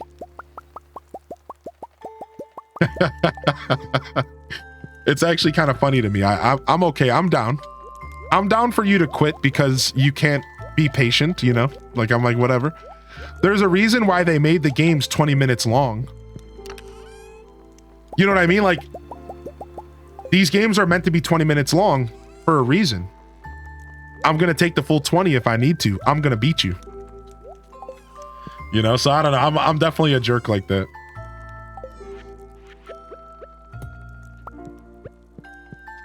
Boom. Get this table out of the way. Chair. I don't know what I'm doing with this. I don't know how to rotate it on the Switch. There we go. Got it.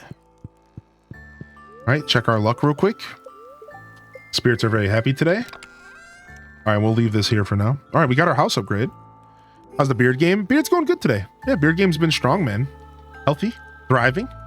My beard's in a very gorgeous state, and I'm very proud of it. I got this weird tuft thing going on back here right now. I think I need to trim it down a little bit. Because I'll like trim my sides and I'll like thin it out and like really like shape the sides because I don't trim the bottom ever really, besides for split ends. So then sometimes if I don't touch it for a while, the sides will start to regrow. And like, since they're growing at a different pace now, I'll get like a tuft. Like I think it's this side. I have like a tuft over here that I have to keep brushing down right now, and I'm training it. So I use my boar's hair brush. I take my beard, I pull it to the side, and then I brush the tuft, and I try to get it to fall in line because it doesn't want to play nice with the rest of the beard because it's like growing at a different rate. It's like super funny. So that's like the only update on my beard. I'm dealing with the tuft of beard that doesn't want to play nice with the rest of it. You can't see it on stream because it's like a side profile thing, but it's there. The tuft is there. The tuft is there. Yeah. If I use wax, I could get it. I wax like every other day or so. Or sorry, I wax when I go out. If I'm going out in any kind of like wind environment, or if I'm going outside at all, I usually do a little wax. For my stream, I don't. I just don't really need to. But pretty much if I'm going out and about for the day, I wax. Yeah, that's my waxing. Are you tuft though? Yo, Hylian's a jerk. Do you get in their head like Head and Shoulders? Outside in this economy? I have to ask, is being a woman, are beards itchy? Yeah, beard, you go through an itchy phase. Every beard goes through what we call the itchy phase, and you want to literally rip your face off. And then after that, for most people, the itchy phase dies down. Dude, same. Dude, wait. Wolf Dad, you also split right down the middle? Dude, no way. Dude, anytime there's wind, my beard splits right down the middle and I go straight medieval. This is me. I'll be out in public like this. Like, I don't know. At that point, I almost want to start just braiding it this way. I'm thinking about braiding my beard like this. And going dwarf. Dude, yeah, if I don't tie, I actually tie my beard off when I go out in public because of wind. Like if I'm riding my bike, I tie off the very bottom of it like this. Because I know better. I've learned, dude. The giant French fork, yeah, it's super funny, dude. I've only ever seen one other person with a beard like that. So it's funny to hear that you have that too. Yeah, I thought about braiding them. I vote for upside down Christmas trees. I'm getting Nordic rune jewelry and planning on doing that, adorning it with it. I don't feel good, but you got a good laugh out of me. Oh, that's good. That makes me happy. That makes it all worth it for me, dude. So Pawnbroker says, do you ever do TCG streams? So yes, next week we might be doing our first like TCG pocket stream in which we actually play the game, like the card game, like the battles. But to answer your question, I've never done it on stream outside of opening packs for the new pocket game. We have opened up packs on stream. I'm thinking about next week we might do some actual battles on stream, maybe some deck building. So yeah, look out for that next week for sure. You might see some of that. We're also talking about doing a Discord adventure where we go into the Discord and we play the game together. So look out for that if you want to play. Yeah. But yeah, I've never technically done battles on stream. All right, let's go ahead and open up our free pack here real quick. Since the app is open, since the app is open. All right, we have one backwards pack. We're going to go for it. It's better for stream anyways. All right, here we go. I wanted to do Magic Arena on stream for a long time. Here we go. Golett, man. Go Lurk. I hate this card at this point. Lilligant. Jigglypuff. Panard. And Clobbopus. Weak pack. I got to level 26 though recently. That was nice. Boom, boom, boom. Gonna get my bonus pick real quick. No bonus pick. I got a pack from Oz in here. I got a pack from Dog Walker in here. I got a pack from Dazabound in here with a Dragonair. I got a pack from Cali Fairy in here with a Vaporeon. I got a pack from a guy named PogChamp. He's not on my friends list. Player, just straight up with the lowercase p. Shell, and somebody named Me, just M-E. Chris K, they have a Magneton. And then, strangely enough, somebody else named Dale. Somebody named Cute Potato with a super cute Nidoqueen. Styx. Joey. Played Karibo. Like Yu-Gi-Oh? Nice. Ooh. Nothing good in here. Somebody with a full art Snorlax. Nothing good in here right now.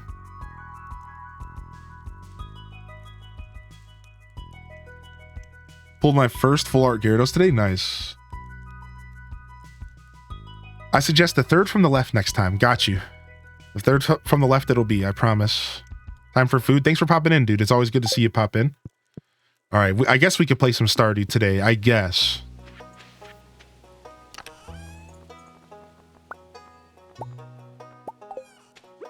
Boom, boom, boom, boom, boom. All right. We'll catch a flow eventually. I don't really have a good flow right now of what I'm doing as I play this game. Like, you'll notice I'm kind of like bopping around and I'm spending a lot of time not really doing anything at all. Like in between like tasks, you'll see me like, I'll walk to the left and then I'll like, wait a second, I guess I should cook some fish. And then I'm like, oh, well, I guess I should maybe water my crops. This playthrough has been really casual. And like, I haven't quite found like what I would call my efficient flow yet. I can catch like an efficient flow when I manage my time properly, and we haven't found that yet at all. It's just been kind of like a lot of bopping around, just like, okay, I guess we're fishing now. Oh, whatever. Like, it's really strange. So the fishing challenge is I can only make money off of fish or fish byproducts. That's like what we're cooking with here. So you can only make money off of fish or fish byproducts. And that's like the main thing you need to know about the playthrough. There's a couple other details that we're trying to iron out, but that's essentially the challenge. So I'm still playing the game and getting the opportunity to do farming and stuff because I still got to level up to get to do like the mastery system, for example.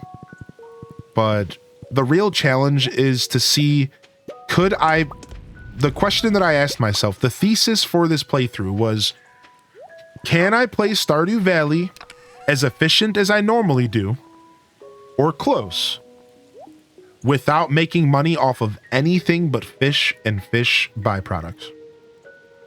That is really the thesis for the playthrough. Is it possible for me to rival my crop playthroughs with fish? And I'm going to be real, so far, we're doing a pretty good job rivaling my crop playthrough. I have nowhere near as much money as I'll probably have maybe half of the money I would normally have, I think, by the end of the year here. By the end of the first year in game, right? I have 160,000 now. I wouldn't be surprised if that goes up to about 300,000 by the end of the year. Maybe more if I can get my ish together and strategy and like play a little bit more efficiently. Whereas in a crop playthrough, that would probably be about 500,000 on average, I'm going to say. Probably about 500,000 on average because I usually save a bunch of money for spring crops. So yeah, I think we're actually pretty close. Like, we are actually rivaling English. We are actually getting pretty close and managing to make pretty good cash off of nothing but fish. And I find it so fascinating that we're managing to do this. So, would be cooking and selling fish-based dishes be on the table? I mean, sure, yeah. I think that, yes, that would be on the table as long as it was a dish that used a fish. That's my take on that. And again, those are like little rules that we're deciding as we go. Like, those are little things we're deciding as we go. Propane and propane accessories. Just pulled the Articuno EX. Nice. I've been doing the same sort of playthrough. Casual, I mean. Yeah. We've been big chilling. If you spent all day fishing, you'd have even more money, but so much effort. See, to an extent, I do agree that if I would just, because I know people have said, somebody was just in the chat earlier, like, yeah, I could make 10K a day fishing, just straight fishing in spring. So like, I do understand that there's like a level of min-max where like, if you only fish, you can make a ton of money. But I find that what I'm doing is I'm setting up for endgame better. So like, sure, like where I'm sacrificing time just fishing the whole first year, I already have 5 fish ponds that I've invested in, right? I've already gotten 2 legendary fish going. I have a ton of preserve jars going. I have the mines almost already cleared. I also have a ton of my levels finished for the mastery system. I enjoy you porky pigging pronunciations of words. Play on, amigo. So like, it's like this is like pretty interesting, right? Like, so sure, I think if you're worried about just making cash, year 1, you would just want to sit there and fish. But wouldn't you rather set up for the future? Like, I think the way I'm playing, I'm going to be better off in year 3 and year 4, year 2, 3, and 4. And then I'm going to start making so much cash that I might not even have to worry about fishing all day. So I don't know. I think that's the trade-off, Tracy Minaj. Is like, yeah, I might not be making as much money now, but I think I'll be making more money later. Personally, I think so. Yo, thank you very much for 33 months. Appreciate that.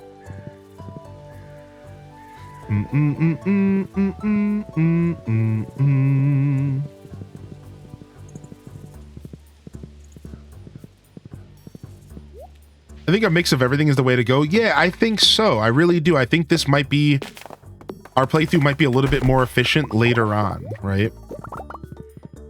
But yeah, I think if I really wanted to challenge myself to make as much money as possible, I think that you would just want to sit there and fish.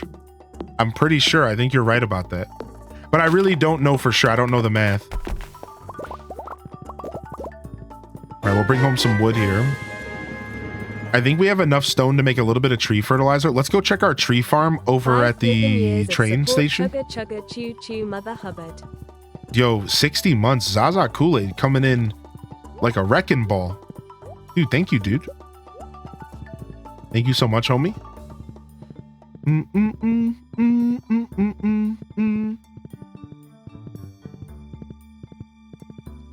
All right. How you been, Zaza? Hope you and your family's been good, dude.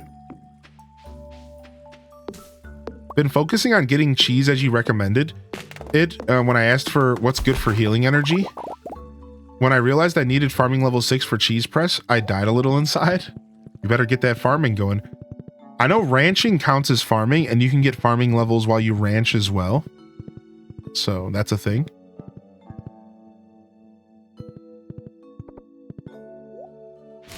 All right, we'll grab that. Boom. Grab that as well. Boom. All right, where's this playlist at? I'm gonna go ahead and switch over to this version of the playlist that focuses on the seasonal music. We'll jam out to this for a little bit. Yeah, we got our horse yesterday. It's quite the nice addition to our farm. Let's go ahead and get some free moss down here. I keep walking past this moss and I feel like I shouldn't be. I know, like, in my last playthrough, that moss kind of was a little bit hard to come by at certain points. Like, I know you have the green rain and stuff, but I remember hitting a couple walls with moss and trying to craft stuff. So I think I'll try to learn from my last playthrough and maybe save some of it. Yo, thank you, Ginger King. Yeah, it'll be a cool couple days off. And we'll be back before you know it.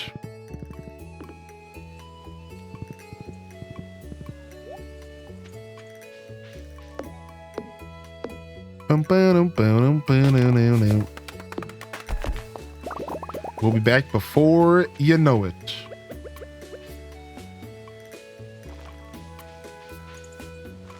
And plenty of VODs for the VOD frogs if you're interested. We do have a bunch of that stuff cleaned up for you.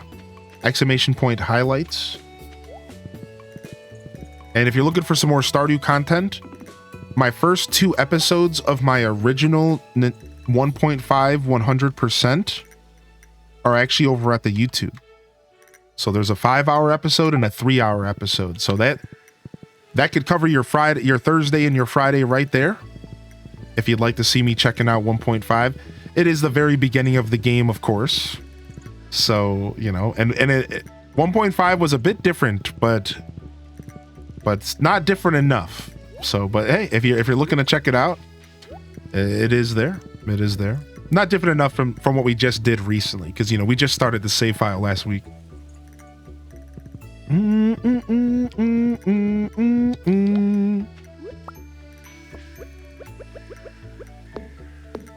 kids always keep me busy. Here's hoping I can get a proper stream space before long. I've also celebrated mine and my kid's birthday a few weeks ago.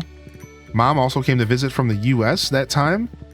So I had a chaperone her so she wouldn't get lost. Aw. That's cool that your family came to visit you all the way out there though, dude. That's something special, man. I'm sure that was pretty cool, right?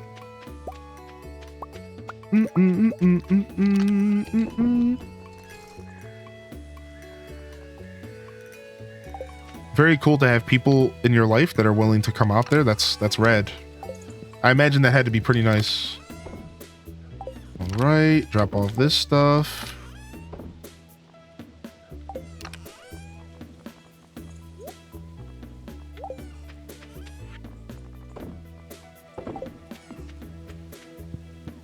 All right, and let's get some of this fish smoked. We brought home some wood, which is nice. Yeah, we are still burning through wood. We are gonna have to invest. We are for sure gonna have to invest in tree fertilizer and to get our tree farm going up there. Like, we should go do that right now.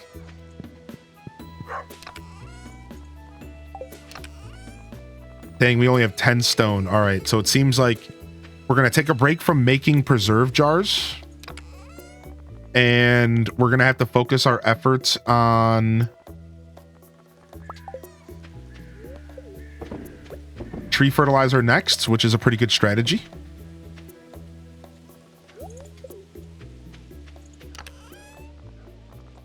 Boom, boom, boom, boom, boom, boom, boom, boom.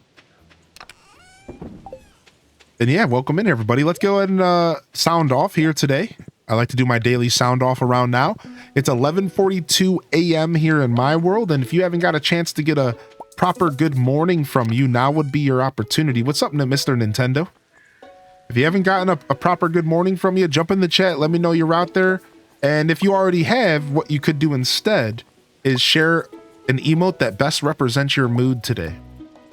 Any emote. Doesn't have to be one of mine, but we do have some pretty dope emotes. If you want to use those, you're always welcome.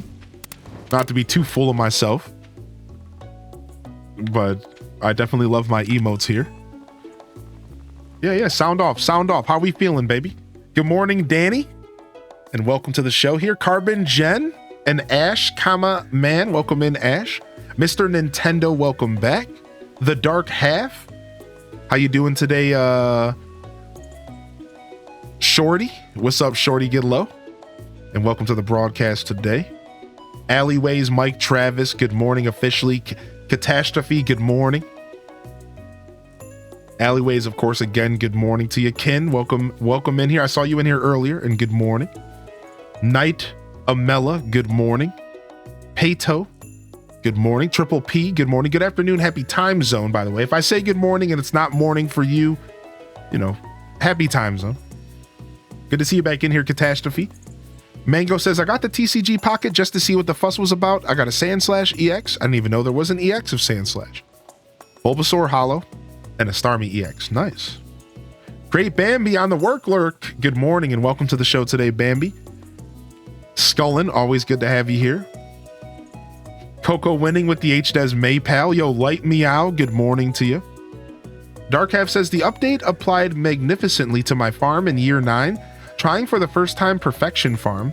I was getting concerned about things not in game, but just had to give it an overnight for everything to hit the farm for 1.6, about a week for the raccoons, and 15 days for the green rain, and it all came in. I'm in heaven. That's so cool to hear that you have had a save file that's been going on for 9 years, and that the update is applying so smoothly to it. I love that, dude. I absolutely love that, dude. I think that's super cool. That's super cool. Best emote, I think, for the day. I didn't specifically see a hungover and trying to get through the workday emote, so this one shall do. The official hungover and trying to get through the workday emote is... Hold on, I do have it for you. Just give me just a second. So Cozy shared one of them, but... Dang, HDes what? Didn't we used to use HDes what? With the glasses? I don't think we have HDes what here available. Dang, hold on. What's another one with the sunglasses? Tommy Pickles? Is that a good one?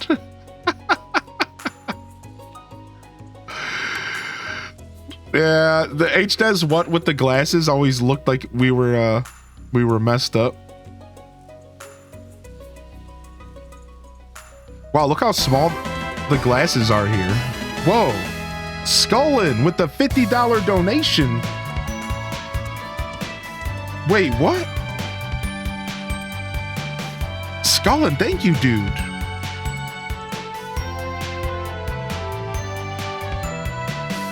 Thank you, dude. What in tarnation?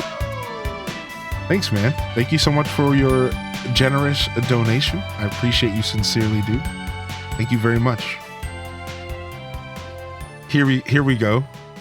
Tangy blushing, but the glasses drunk on her face. Thank you, dude. Thank you, Skullin. Thank you so much for the donation, man. I appreciate that. You didn't have to do that, dude. That was massive. What a massive donation, dude. I don't know what to say. Let me go to the beach and fish here. Oh, and let's go grab our sea cucumber money. Super cucumber bait. Have a safe and enjoyable vacay. Thank you, dude. Thank you. I try to limit how much time I take off. It's just I'm in a business that the amount of time you take off directly correlates to a lot of different analytics, to say the least. But I've learned over time that it's important to do just that. Take some time off, break away, recharge my creative soul, recharge my ability to socialize and chat. And, you know, I think overall it makes the show better in the end, even if it does suck to be gone for a couple days. This one kind of works. Yeah, there it is. Riot just mentioned a soft MMR. The guise is over. The truth we all knew is admitted. That's funny. Took him long enough. All right, let's fish. See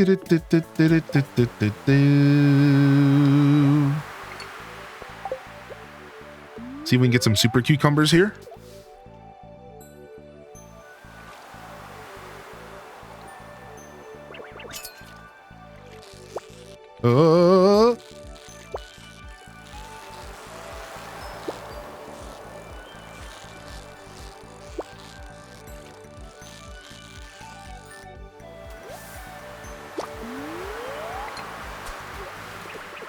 Really trying to keep people playing the game. Always despised him, but he really is the modern brain of League. Yeah, I don't know much about League. I haven't followed the scene in a while. I fell off completely. I was keeping up with the competitive stuff for a little while, but I don't really care that much anymore.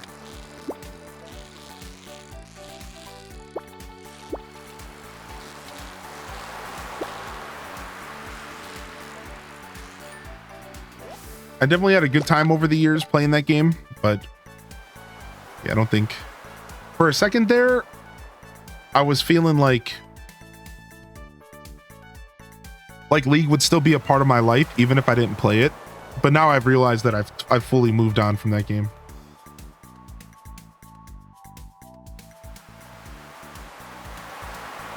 And if I'm looking to watch competitive esports, it's usually Smash Brothers now. The Smash Brothers. and some fighting games. I'd love to watch some competitive Sparking Zero, the new Dragon Ball Z game. Whoa. I don't know if that game's set up to be kind of competitive or not, but I bet you it would be fun to watch. I know Fighter Z was like super competitive, but that game was more like a Street Fighter game. Whereas this one's more like Budokai, and Budokai was always a bit more about the fun than anything else, I think. Welcome back, Flower Child. Yeah, beautiful sound off. It's wonderful to see all of y'all hanging out here today. And thank you. Appreciate y'all. Doing my best to keep up with chat today. I'm a little tired, but we're hanging in there.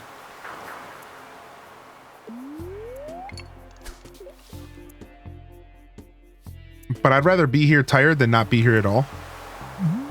Even if it does kind of affect the flow of my show a little bit.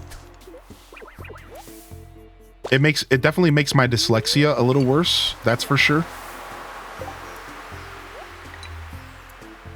I think that's probably the hardest part about streaming tired, is it makes my dyslexia a lot worse. And I'm tripping over my words and stuff all day. But you know, it is what it is. We still got a good vibe, even if we can't speak English.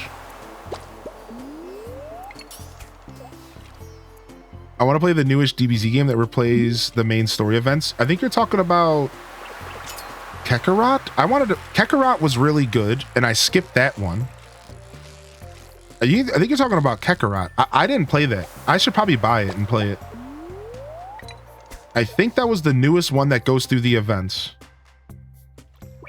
Dude, I love the Christmas tree. Oh, the tree. Instead of the apple cat, the Christmas tree cat. That's so good. Yeah, I want to play Kakarot as well. Honestly, I still want to play Sandland. Did anybody play Sandland, and was that game actually good? I didn't really hear a ton about Sandland. I know it was an open world game, and I don't know if it got plagued with like the same like empty open world feeling that a lot of our open world games have nowadays. They're just kind of like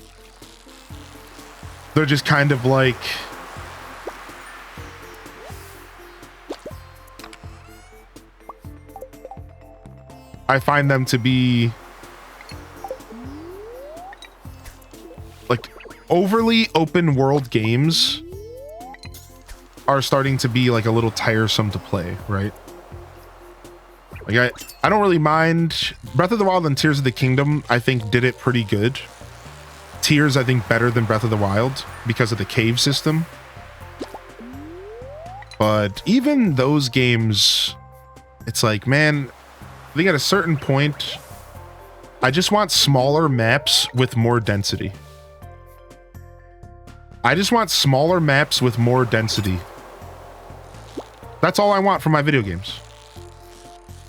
I want smaller maps with more density. I want...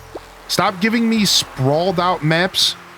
Give me smaller maps with just a lot jam-packed into it. Like Grand Theft Auto 4, I think, was perfect for this.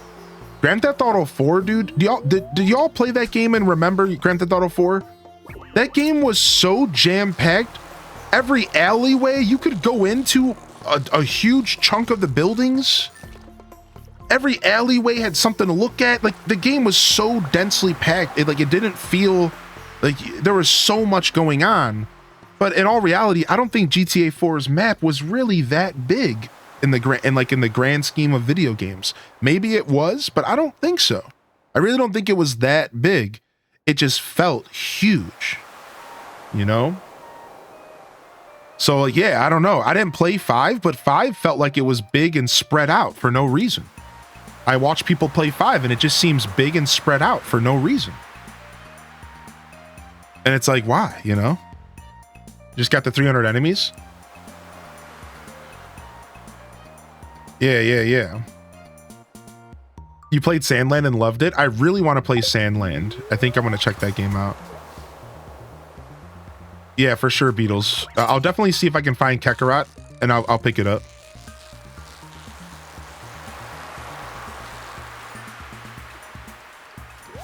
It was pretty mid. See, I think that's why nobody's talking about it, Emperor. But there's nothing wrong with a mid game. Right? There's nothing wrong with that. Games can be mid. They don't all have to be bangers. I'd still play it. I'd still play it.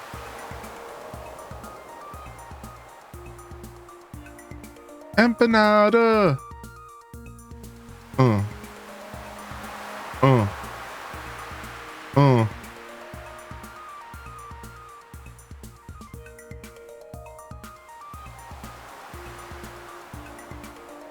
So I'm reading an email real quick because you guys made me think about the fact that I just saw a really cool game that I got sent a game key for that I want to check out. Yeah. I think I want to check this game out. I'll have to pull it up on stream here and show you guys. Mom's pajamas. Rappa. Kick, punch, it's all in your mind. Kick, punch. Punch, kick, punch, kick, punch. We're about to pass out. Let's go.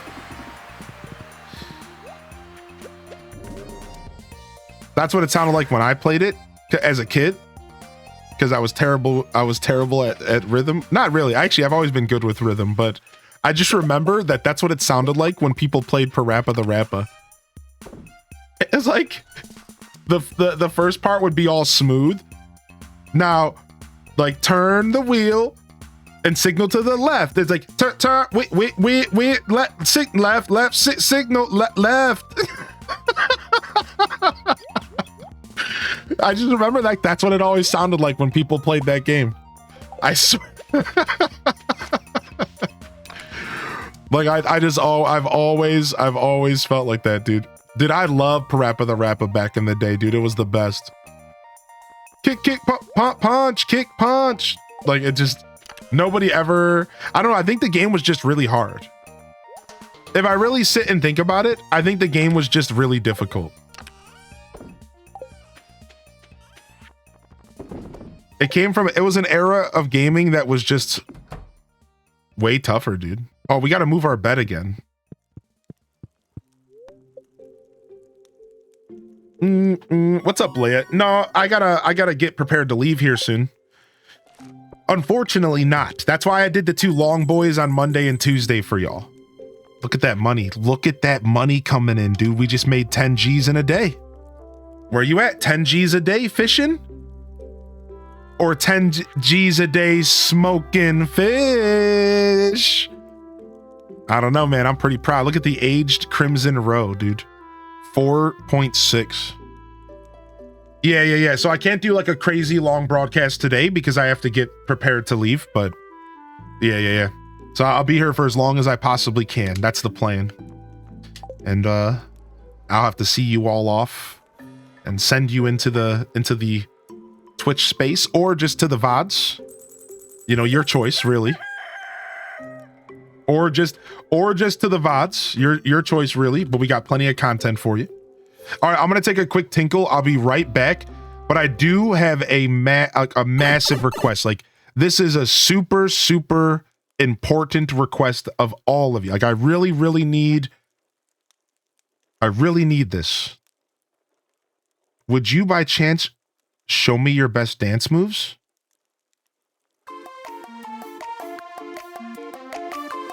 I'll be right back.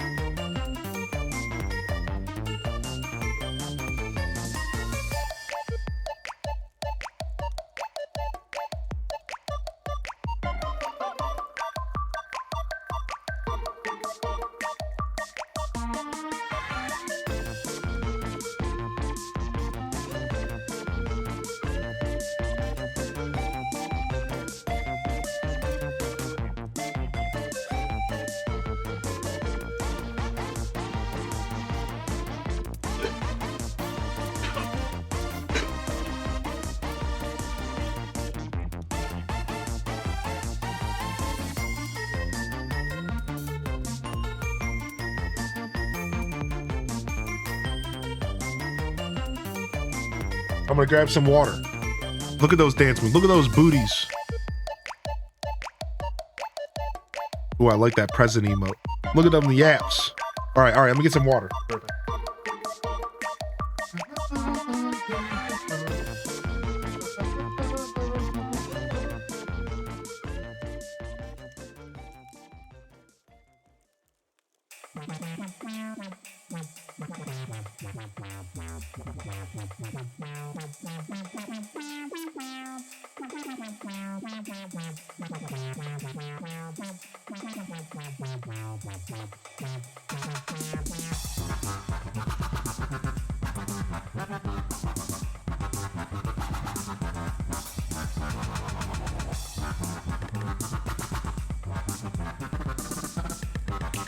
Yo, tell him, Nightbot.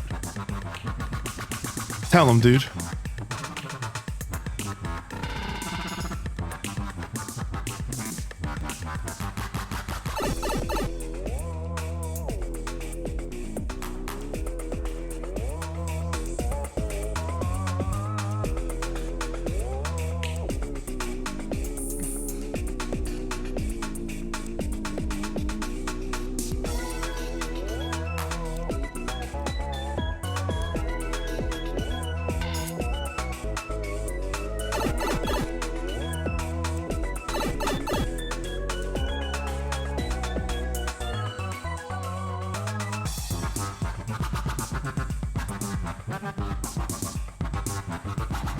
We're back.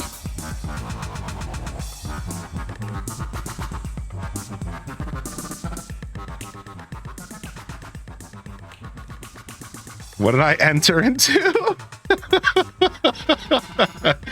We're having a dance party. Welcome in here, dude. Do, do, do, do, do, do, do. All right, let me send this message real quick and I'm all yours, chat.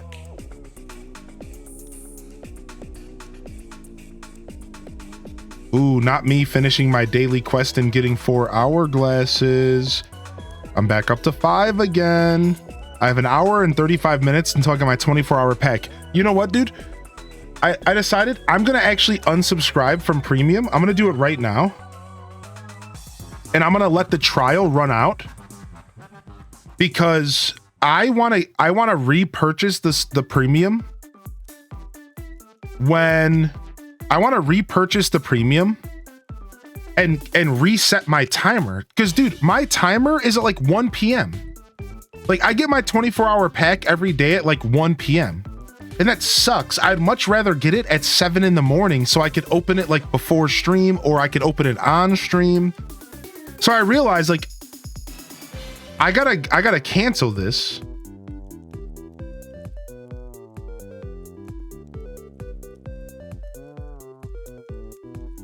And I gotta wait for it to drop. It says December 13th it'll drop. I gotta wait for it to drop because I want my freaking. Oh, how long? You guys want to watch that interview? You guys want to watch it?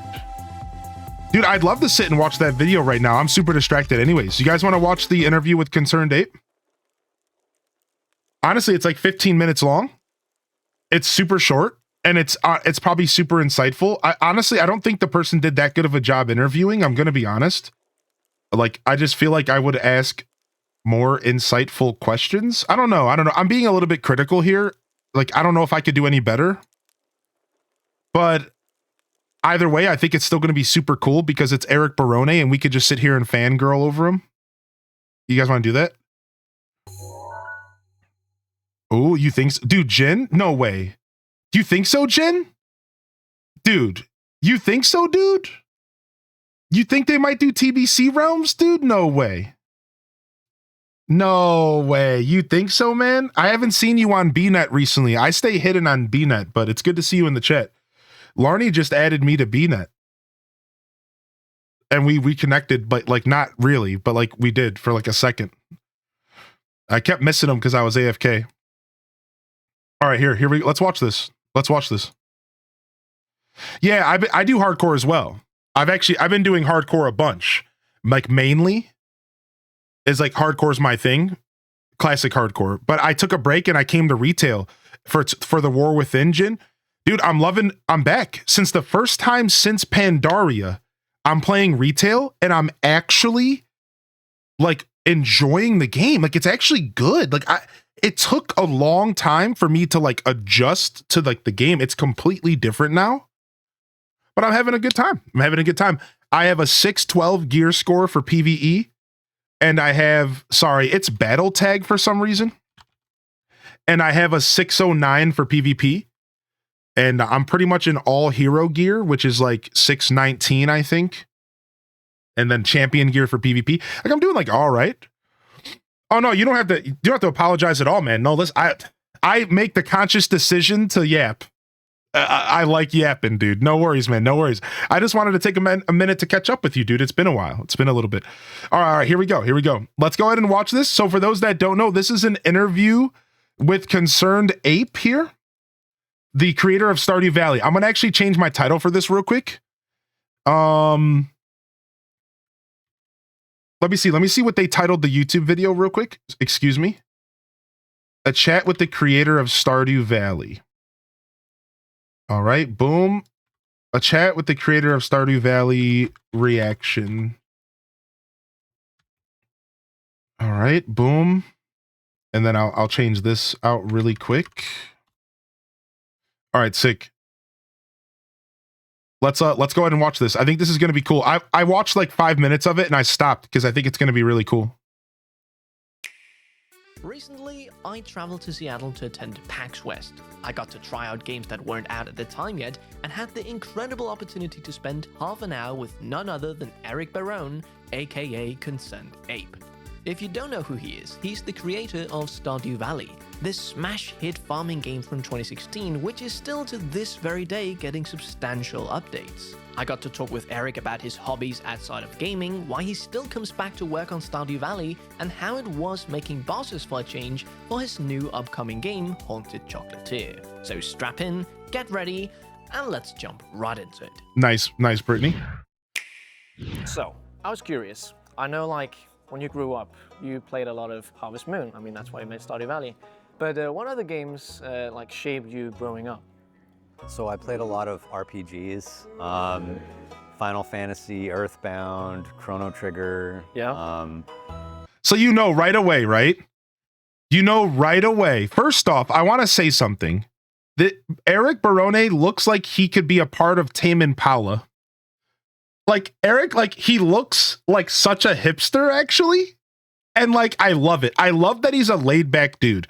And he's about to say this, like, look, he's about to express just how laid back he is. And honestly, it felt so validating because he talks about his workflow.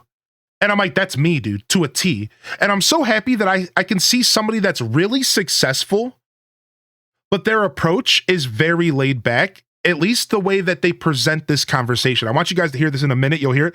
And I'll comment on it again. But can we just talk about his list of games, his influence real quick? Like, what a fucking legend. And, like, shaped you growing up?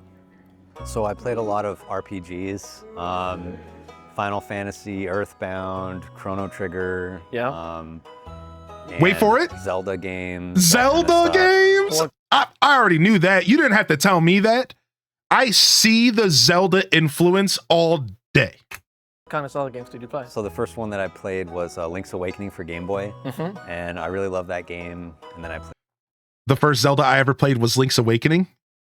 Why am I starting to crush on this guy a little bit? I would kiss him on his forehead. I've already said that, but I'm just saying.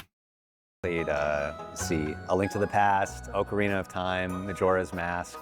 Which one do you like the most of Majora's Mask and Ocarina? Well, you know, I'm kind of an Ocarina guy. Yeah. I know a lot of people love Majora's Mask more, and they say it's the underrated king. Yeah. But, and it's cool, but, you know, Ocarina of Time was like very special and nostalgic to me. I think with Majora's Mask, I was kind of like the moon coming down, the time pressure kind of stressed me out. It's funny because coming from me with Stardew Valley, I know, but I should. He was ready. That. He was ready for that one. I like how Eric cut him off. You see that? Like he was ready for that one because he mentioned the time thing. He was like, well, the clock in Majora's Mask kind of stresses me out. And he was ready. The interviewer was like, that's kind of funny. And Eric cuts him off. He's like, I know. I stress everybody out with the clock in my game. I know. Like, it's super funny, right? Like, that's cute. So I know you do everything yourself. You have so many hats. Like, how do you structure that? I don't really have like a structure. It's more just kind of like what I feel like doing at the moment, with a big picture in mind of how all of this is going to fit in, of course. And you know, there might be like one area of the game where I do everything for that area at once. But I think the nice thing about solo dev is that you can kind of just follow your whims. Like, one day I might just feel like doing music. I might feel inspired to do music, so that's just what I did. Yeah, I mean, I'm not very structured in the way I go about doing things. It's kind of just like, you know, spur of the moment. Yeah, so like your work hours, is it just like you just wake up and then start working, or do you have like a schedule? No. I'm not like that. I'm still not like that. No, I just kind of. See, I just want to say that again. Like, I love this. Like, this was so validating for me because, like, let's be real. I think this dude's definitely like a personal hero in a sense. To see a man to become a solo developer for a game, and I might not be pursuing that in my life, like coding, for example, but I'm a musician as well in my heart, and I've written music, I've played music, and like to see somebody with such a creative soul be able to succeed and still stay the like off the beaten path. Just like, I kind of just do what I want. I just wake up and just work on stuff. Like, that's me to a T. Like, sometimes I get inspired to just work on alerts. Sometimes I don't. Like, I don't force it. I don't make myself do anything I don't want to do. I just kind of do what I want to do, and it works. And I made a beautiful career on Twitch. Like, so I'm really proud that I could see somebody find the success he has and like stick to his roots and like just kind of be the dude he wants to be. It's not always about trying to be, you know, the next billionaire. You know what I mean? Like, it's, you know, that whole like grind set mindset. Like, he clearly isn't on TikTok. Like, you got to wake up in the morning and you got to do 500 push-ups, bro. And then you got to go run for 3 miles, bro. Like, he's not like grind set. He's just like a dude who's found success, and he's happy, and I'm sure he focuses on his happiness above most. And like, that's so cool to me. But he still is also out here producing like some of the best content in the video game space. And again, for me, I just wanted to share, like, this is so validating for me, and maybe some of y'all can relate to that. You know, it's super validating, you know, as a person who is a bit of a space cadet, who is just kind of down to do whatever and like just make it work, and it works. And sometimes I stay up until 3 a.m. because I procrastinated until the last day to do a project. But like, whatever, it works. It's working. I'm doing something right. And like, it was just so validating, you know? So I just wanted to share that with you guys. Kind of work when I feel What's like up, Dollar Dave? It usually I end up being at It's the going computer good. a lot. But, I know how that. Yeah. You just, I'm just gonna work a bit, and then the whole day goes by. Right. Absolutely. You find like a little problem, and then how do I fix that problem? And then you can spend like a whole day just. So, Yeah, you get kind Like, of that's me as well. Like, dude, I'll sit there one day and I'll be like, oh, you know what? My camera's not perfect. And then 4, 5, 6 hours later, I'm sitting there tweaking my camera on my OBS to be the most perfect thing possible. And it's all like micro, like minor micro tweaks with like the color correction. And I'll sit there for 7, 8 hours for almost no reason. And all I'm doing is like subtly tweaking my green screen.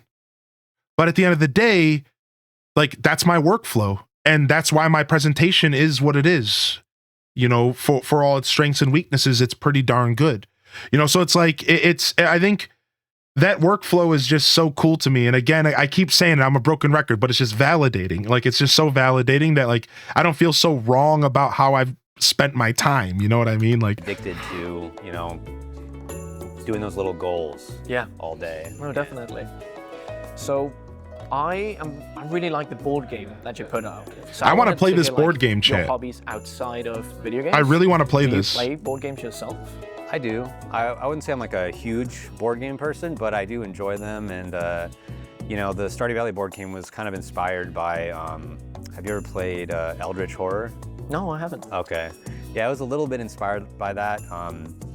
Which is, you know, I guess it's kind of like a nerdy board game a little bit. See, I kind of find it funny. I find it funny that like Eric's almost like hesitant to explain what the Eldritch board game is and how he calls it nerdy. And it's like, yeah, you should like, he almost seems like he's a little like bashful about it. Like, oh, it's kind of like a little nerdy. Like, yeah, hell yeah, Eldritch is a very nerdy game. It's like Dungeons and Dragons levels of nerdy. And like, own it, baby. Like, own it, dude. Like, I just find it so funny. He's so bashful here. And it's like, come on, dude. Like, yeah, he's super humble. Like, I don't play a lot of like co-op games. That's just, I don't know, but here it just works really well. We put on like the Stardew Valley soundtrack and it just works perfect too. You can play it digitally? Oh, we should do it. How do you find it in terms of difficulty? I feel like actually it's really good. So it's like at the final year, you're really like, okay, we need to do this before it ends. So it's very like close, and I really like that. There was this one time where we just did not win. Yeah, no, when we were like testing the game, you know, we played so many rounds of it. Yeah. And I felt like it was in a pretty good place when we were kind of consistently like barely winning on the last round. Yeah, that's what you want. We need one thing, and it's like, oh wait, we have items. If we do this and this and this, we can make it work. Wait, dude, I want to play this. Yeah. I bet you this is fun, dude. To answer your question about what do I do other than... Thank you, like, Quacka.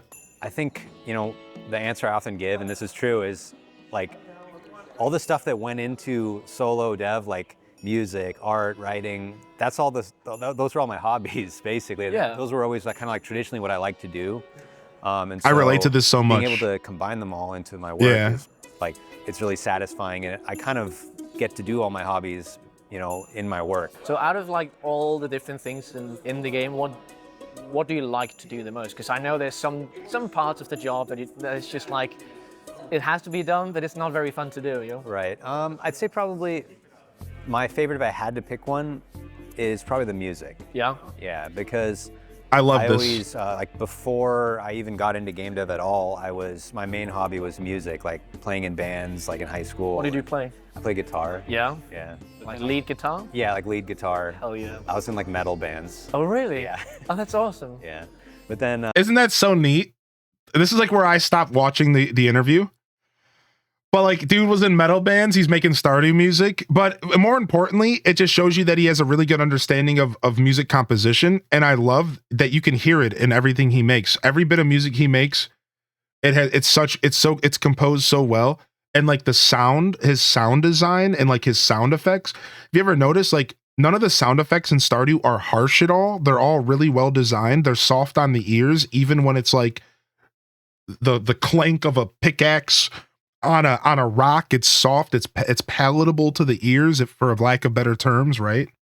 I kind of got into more like computer music and like just composing stuff, and then I was in like kind of this experimental like computer pop group for a while. But that was always kind of my dream as like a teenager, was to be a musician. Like, yeah. Just be in like kind of weird indie bands and play shows and stuff like that. Yeah. So that was kind of like my original passion. But you know, there's part of me that likes all the different aspects. Like sometimes I'll be like, I want to code today. Yeah. Because that stimulates a certain part of the brain, you know? Yeah, for me coding, that's just magic. Like I do not understand that. Music, I really like that. I remember I was watching a podcast you did with Reason. Mm-hmm. I watched this I think it was podcast. like a 2-hour podcast where you just talked about the music of the game, and you even showed a track from Honda Chocolatier. That's where B Song came from. That was a boss theme, and that was really, I mean, I have that stuck in my head all the time, like bum, bum, bum, Yeah, bum, bum. yeah. So, talking about bosses, there's not really like bosses like that. Oh, There's we know enemies about in the Stardew B Valley, song. so Oh, we know about the B What song. do you really like? Was it challenging suddenly making a boss? Was it like what did you really enjoy in that process? For Honda Chocolatier? Yeah, just like making a boss. Can you talk about that? Yeah, no, I'm happy to talk about that to a degree. Yeah, that's fine. Yeah, no, the designing bosses is like a whole new ball game from anything in Stardew, and I think I wanted something different. I wanted a challenge because like I want to keep growing as a game developer. Wait for this I chat. don't want to just do exactly the same thing again. I know a lot of people say like Honda Chocolatier looks like it's just copy and paste Stardew Valley, but you know, they haven't played the game, so they don't really know. Got him. It's funny because I'm like, who's saying that Haunted Chocolatier looks like copy paste Stardew Valley? I never said that, and I've been following the game since the very first reveal. I'm like, who's clown shoesing out there with their clown shoes opinions? I find that funny. Secondly, I love that he's straight up basically saying like, wait for it, this game is not going to be Stardew, and I'm really excited about that. But yeah, designing bosses is kind of like an art form all unto itself. True. And I'm still learning stuff, and you know, some of the bosses is going to be like, hopefully you'll see my progression throughout the course of the game, you know, like which ones you did first. Yeah, exactly. But I think, you know, even a boss Thank you, can be Quaika. like simple but still fun. It's what matters at the end of the day is fun. I think that's the main thing I care about. You don't want to make it too easy. You don't want to that's a Right. really hard balance to strike. Yeah. So What's up, I by read the that brick book? after you finish Stardew Valley, I mean, if you work on something 7 years, you're gonna be burned out, right? But you keep coming back to it. Like you're even working on this new game, but you keep like just adding new stuff. Why is it that you just have so many ideas that you just keep wanting to add? That's true. Yeah, I have like so many ideas for Stardew. I feel like I could work on it for the rest of my life. Yeah. And just keep improving it, adding, you know, What? more stuff to it, more content, fleshing out the existing content. I mean, that's the main thing I want to do is like flesh out the existing content. Yeah. But okay, here's another thing. It's so popular that Of course. like I mean, right, what is it, like 30 million copies? It's insane. something like that. Yeah. So it's like because Yeah, 30 million copies. Stardew Valley sold more copies than Tears of the Kingdom. Now, to be fair, Stardew Valley has had since 2016 to cook on selling those copies, but still, we're talking Nintendo billionaire marketing. We're talking Zelda that's been around since the 80s, and Stardew sold more copies than Tears of the Kingdom. Like that, when you put it into perspective like that, it's just like, wow. Wow. Yeah, Stardew's a lot cheaper, but still just wow. Like this of dude made that, it. You know, I feel like I want to keep it alive, keep it fresh, delight the fans, because it's just fun to engage with that. It's like kind of, I feel like a rare opportunity that I have, that there's so many people who are like love this game and will play, you know, whatever update I make. And it's like really what I love to do is create things and then share them with people and like give people experiences. And like Stardew is such a good platform for that because it is very popular and people really, you know, there's a lot of, it's still really active. So it's kind of hard. Like I don't want to see it like fizzle out, you know, like No. I want to keep it alive, but then I also want to make a new game. So I'm always like, It's a hard balance. It is. And you're only one person who makes it. Well, I do have some help on Stardew updates Yeah? now. Yeah. Like, what part do you get help on then? Basically, mostly the coding, the technical stuff. So you also got help like with the multiplayer, because that's a Yeah. whole like. True. Yeah, it's like, you know, with the creative stuff, I'm very like kind of particular, and I want to make sure that it's like my vision. But Yeah. with the programming, I'm more like, does it work? You know, it's like the players don't really get to see under the hood on the code. I totally get that. Like, Yeah, that makes sense. Like I can apply that to my stream. I always apply so much stuff to my stream. It's like, so yeah, it's like I'm hard to work with like as a streamer, as a mod.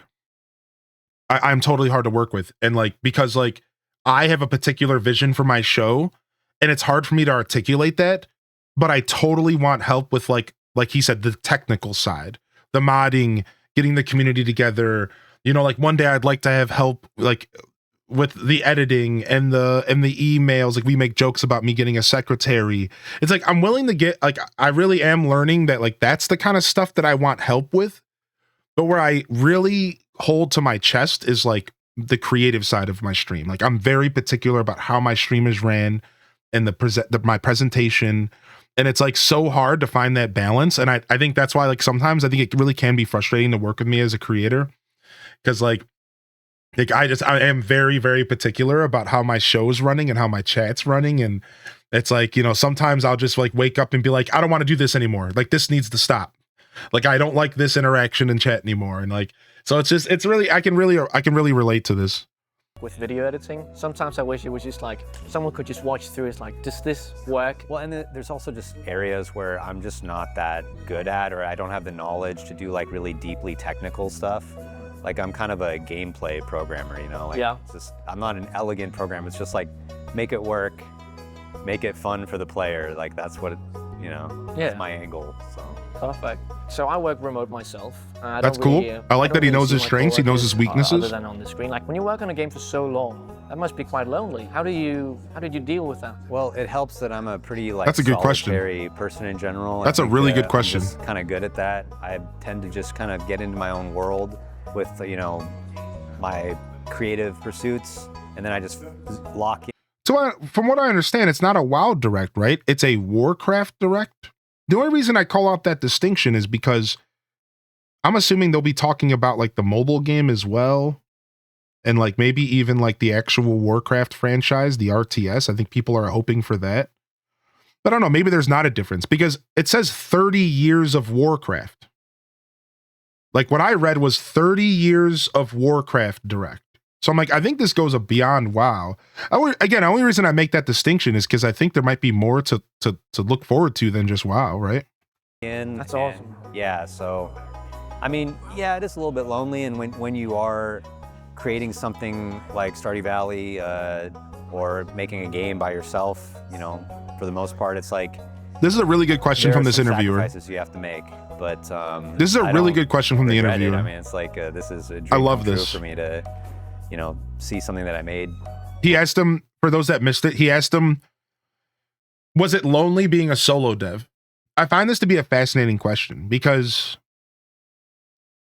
I imagine it is. I imagine not necessarily having people to bounce ideas and stuff off of has to be really hard. I know I struggle with that.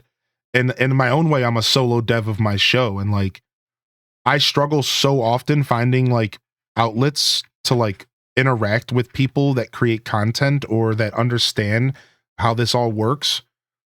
Like I do find a lot of lonely moments as a creator. It doesn't help that I don't put myself out there and like mingle as much as I should, but like I can really relate to this. Like I wonder, I imagine being a solo dev actually has to be kind of hard. Actually, like it could be super lonely. Blow up, and a lot of people love it. So yeah. You probably get asked a lot what your favorite track in Stardew Valley is, but what's your most what's the most underrated one? The one that people don't really talk about, but it's just one that you're really proud of. From the music? Yeah. Let's see. Doesn't have to be maybe just a track that you're really proud of that you don't see like as many people talking about. I think like the town theme. Yeah, it's like maybe a little, like I never see anyone talking about it, but I think it really like has a good vibe. I agree with that. It. I think the town theme is a good vibe. Like basic, like kind of, like I call them like the country songs, and there's like it's a town theme, like some of the shop themes. Yeah. Like there's one that plays in like Marnie's shop and they just kind of have this like feel good. It like sets the tone and the vibe of the game, but I feel like they're kind of people kind of latch onto the big. Yeah, the different like season tracks. Moonlight Jellies are like the winter songs that really like hit hard, but I think the kind of the subtle atmospheric ones that... Oh, it's a great track, so... Yeah, it gives like kind of this country vibe to the whole town. Yeah? Yeah. There's a lot of great sound effects in Stardew Valley. Did you make all those like in synths? Did you go and record stuff in real life? Most of them were just synthesizer. Yeah? Yeah. Of course, like we Moog. Just go in and tweak. You're in there on Moog making those sound effects all day. Right. There was a couple things good old Moog synth. Ableton. Notably, like when you break rocks in the mines, there's kind of like this rock crumbling sound. Yeah, that. I was out on the lawn at my parents' house and I was just like throwing rocks. That's amazing. Yeah, that's so cool. Most of them are. I love hearing about how sound design works.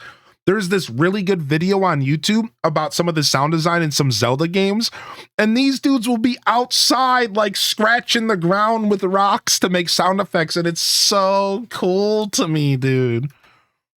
Synthesizers, and then there's a few like kind of like the ambient soundscapes, which I got just like on royalty-free like websites. Yeah. What about like the... That's such a funny thing to call. He's like, a couple of the sound effects I got from royalty-free websites. No fucking way. Really, dude? Wow. That's so funny. Chest. That's such a good sound. That one, I'm pretty sure, was just a synthesizer. Really? Yeah. The music and sound effects is just so... I mean, everything in the game is just so iconic, but to me, especially the music, I listen to the music so often, just put it in my ears, and it's just so relaxing. And I'm glad. Thank you. Thank you for saying that. What are some games after Stardew Valley? So I don't know how much time you have to play games and stuff, but what are some of your favorite games that you've played after Stardew Valley came out? I do still play games, and you know, there's a lot of good games that I've played. It's like recently I got way into Balatro. Yeah? Yeah. That's amazing. It's a great game. Oh yeah. You just boot it up and suddenly... Yeah, hours have gone by. You really... I still haven't played Balatro. You like zone in, you're in a trance. The music and everything. Oh, the music's great. Yeah. I love the music. What else? I recently played Outer Wilds for the Dude. first time. Ooh. Great. What do you think? I've been It was waiting to good. play this Yeah, I think game it's one of those because I games that, watched like, somebody everyone needs play to it. play once, you So I'm know? letting my brain I forget remember I it. played it and it's like I did not get it, and then I got to the end and I felt like it just changed how I looked on like life and stuff. Yeah, it's a really cool, like, I think it's kind of game design kind of case, you know, like Yeah. just you know what I'm talking about if you played it. Yeah, yeah. We don't want to spoil anything. No, because you it's- can't spoil it. No. But yeah, I played that recently. I played the Riven remake. That was. Oh, I wow, grew he up played playing the Riven and remake? I think it's one of the best of those genre of games ever. Dude, now I feel the need to go play the Riven remake. Like frick. Like now I feel like I have to play it after he just called it out. I have to, dude.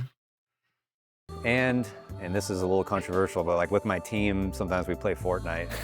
Yeah. He said a little controversial. I thought he was about to say like Hogwarts Legacy. I was like, what? Fortnite? Come on, dude, shut up. Like that's what a funny word to put in front of that. That's so funny, dude. Fortnite. Me and my boys play Fortnite. Dude, I used to play Fortnite with Beatles in the Discord back in 2018. I don't know. That's controversial. Yeah, but that's, Well, a lot of people have strong opinions about Fortnite. yeah. When stuff gets really popular, it tends to get a lot of hype. Something that I don't see with Stardew Valley. I just feel like there's such a nice community, and everyone Yes. just really likes the game. Which That's true, yeah. Stardew, like somehow, even though it's gotten very popular, it still kind of has this really small indie feel to it, like the community, the game itself, how people think about the game. Yep. And I'm really glad about We're that. here. It's That's great. literally us. finally, I just wanted to say thank you. You, like me and my brother, we have like a 6-year difference, and it's just, we don't play a lot of games together. We have very different tastes, but Stardew Valley was one of those games that we could join in and just bond with. And so just thank you for making the game. That means a lot to me. Yeah, I mean, I talk about what I like to do is share things with other people, but it's also been like really touching that, Stardew Valley has meant so much to so many people, and, just hearing stories about how people have bonded playing multiplayer and all that. The Like, bonfire, baby. it really makes me feel good.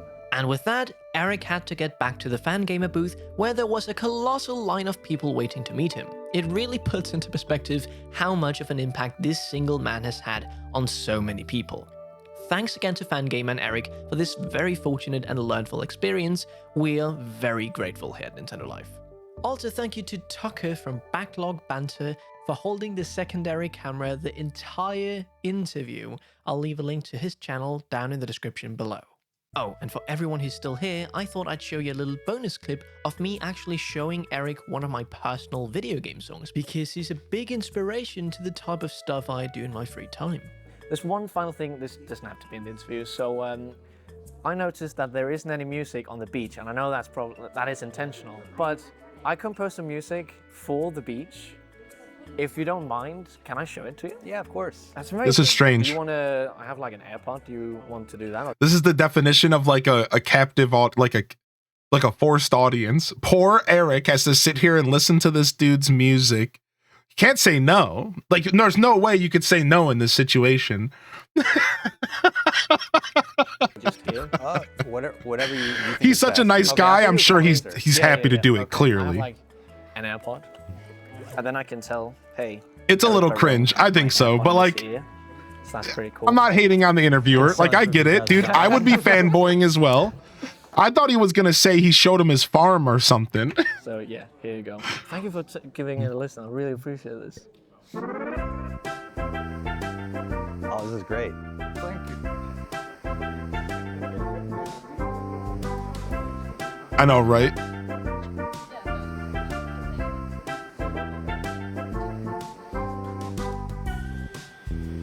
I mean, it's a good Nice. song. I love the bends. Thank you. Yeah, I see you do that a lot. Oh yeah.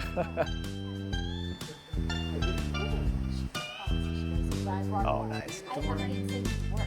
That's good. That's one of my glitters. Yeah. I searched so long for like a sound. I wanted like that exact song.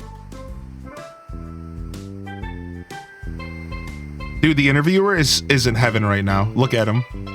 The interviewer is so happy he's getting to do this. You got the structure down very well. Like Yeah. it's kind of it's a Just it's the structure of like the kind of music that I make. Yeah. Thank you so much. No, that's good. I have something funny to say about that though. It's like the steel drums. Yeah. I actually just joined a steel drum band. Yeah. So this is the thing that made people die. He just joined a steel drum band. This doesn't surprise me, just because after the interview, he said he's already expressed just how much of a musician he was first before a video game developer. So like, this doesn't floor me at all. If anything, this doesn't surprise me. Like, it really doesn't. Like, I hate to be that guy, but like, this doesn't surprise me. Like, I think that's like, yeah, like, of course, like, he's made it clear he was a musician first. Life, yeah. For real? Yeah. So what do you do in a steel drum band? It's like there's like 20 people or something in the band, and we all just play steel drum music. That sounds really fun. Yeah. That's so cool, dude. That's so once a cool. week for Really? practice, and then we do shows, random shows. Yeah. It was kind of just random. It was like 3 weeks ago, but I love the steel drum. It's like it's got such a joyful sound to it. So yeah. Dude, look at that. The appreciation of the music. Think about the way he just described the steel drum. Like, that's so cool, man. Like, such an appreciation for music. How's it? Great song though. Thanks for sharing that with me. Thank you so much. I really appreciate that. Dude, that's so funny. What a cool interview. I like the comment at the end. He talks about, here, I'll go back to the screen real quick. Like, he talks about how Eric says, I love this comment here. Eric says that he was all about sharing things. And, you know, and like, I just wanted to kind of throw like kind of a profound thought out there of like, and that's kind of the whole thing in general. I think I've heard like this quote recently about like, life is a series of shared experiences with others. And like, it just takes me back to like our stream and like the bonfire and the idea that like, well, excuse me, wrong song. And the idea that like, that's what it's all about. It's all about like sharing those experiences with each other. And like, that's like, game development can very much be that for a lot of, I'm sure, developers. The idea like you're putting something out into the world and you're sharing things with others. And then once it's out there and how people interpret it, you have no control over that. That's the scary part of being a creator for me. That's the scary part of being a game developer, a musician, is you share these parts of yourself and it's just out there. And then people interpret it however they like, whether they're interpreting it by saying, you know, porky pigging pronunciations of words, or whether they're getting some kind of value from, like, you have no control over like the value that people take from the things you share, but you should still keep sharing. Like, that's what it's all about. It's almost a free feeling when you put something out into the world and then like people just interpret it. Sometimes people interpret it with like a joke, something silly. Sometimes people interpret it, they bring value from it. It's just such an interesting thing, and it just shows you just how grounded this dude is. And I just love his choice of words there, and that he comments on the idea of sharing, and then it goes into the whole monologue about how many people's lives that it's affected, which again is so true. Like, think about how many people's lives have been affected and like touched by this dude's game, right? And again, we all know this. We're here playing this game, talking about it, watching videos about it, you know, so it's pretty cool, man. I really appreciated this interview. I only watched up to 5 minutes. Everything else was fresh for me, and I find it to be super interesting. So I hope you all enjoyed it. What did y'all think about the interview? If you were able to follow along, I know some of y'all are on radio vibes, but I tried to have the volume up pretty good there for you. And let me go ahead and link the video in the chat so that you guys can give it a like or whatever and support it. I mean, I like Nintendo Life. I think they do pretty decent game journalism, so I'm down to support them in any way, really. I think they're pretty good at what they do.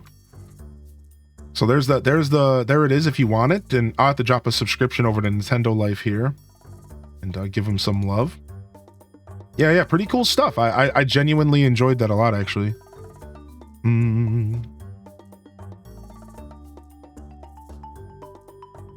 Yeah, super cool.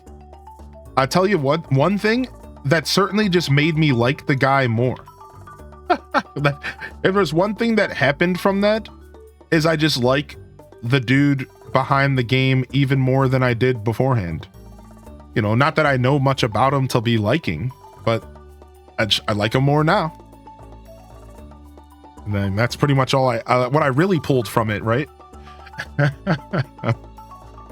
Glad we watched it. Yeah. It's cool. All right, we need to take this bed and move it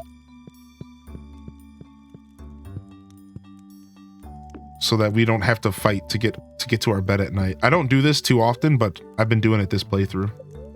Welcome to Living Off the Land. We're back again with another tip for y'all. Now listen up. Winter's almost here.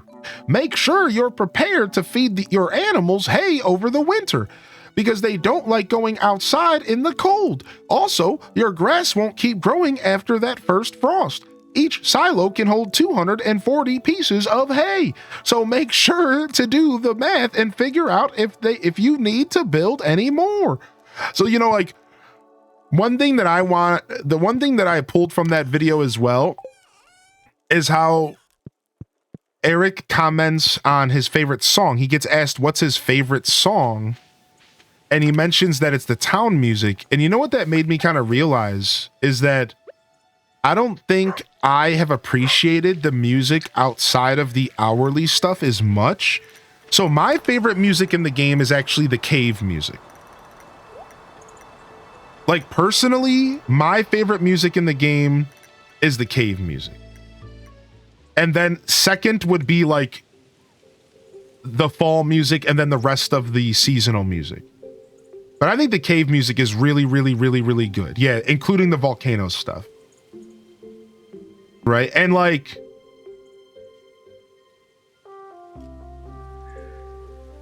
but maybe I should go back and find myself a favorite song on the soundtrack that is not one of those two. That's what I want to do. Like, that's what I want to do. I want to sit down and I'm going to go through the whole OST and I want to try to find a new favorite song that isn't one of the most popular songs. It made me realize, like, maybe I should sit down and try to find just another favorite, because like maybe I haven't appreciated some of the smaller little quips as much as I should. Again, just maybe. I mean, we have a whole clip dedicated to Sam's band's metal music, and now knowing that he was in a metal band, it just like makes it even more sense why that little quip sounds so good. You know, like, so like, I don't know, like, I'm gonna sit down and I'm gonna go through the soundtrack and I'm gonna find myself like a new song to like call a favorite that's maybe like not the most popular. That's my new goal now. I'm gonna make a point to do that.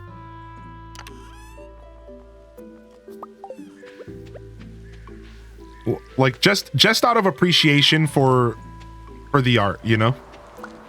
Like, just out of appreciation for the art, I'm gonna make a point to sit down and find a favorite. Abigail's Night Flute song, I do like that a lot, actually. That's a good one. That's a real good one.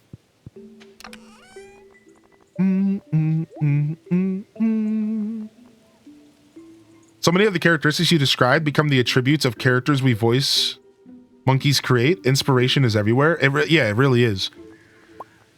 I personally find inspiration out of everything in life, and I think that's a blessing, and I think that's something that I shouldn't take for granted, because I don't think everybody functions that way. I guess here's a better way to word that. I think it's a learned skill. It's not a guaranteed skill. I've realized over time that I believe it is a learned skill to extract inspiration out of everything. And sure, maybe some of us are just more natural at it than others. But I think it's something that I've harnessed over years of my life. And I'm very grateful that I have the ability to just like take inspiration out of anything. Whether I'm looking at a tree outside, whether I'm watching another streamer, YouTube videos, I get inspiration from hip hop for my streams. I get inspiration from streamers for my streams. I get inspiration from video games for my streams. I get inspiration from TV shows for my streams, movies, Broadway. I am able to look at anything in my life at almost any time and say, wow, like, is there a way I could apply that to my show?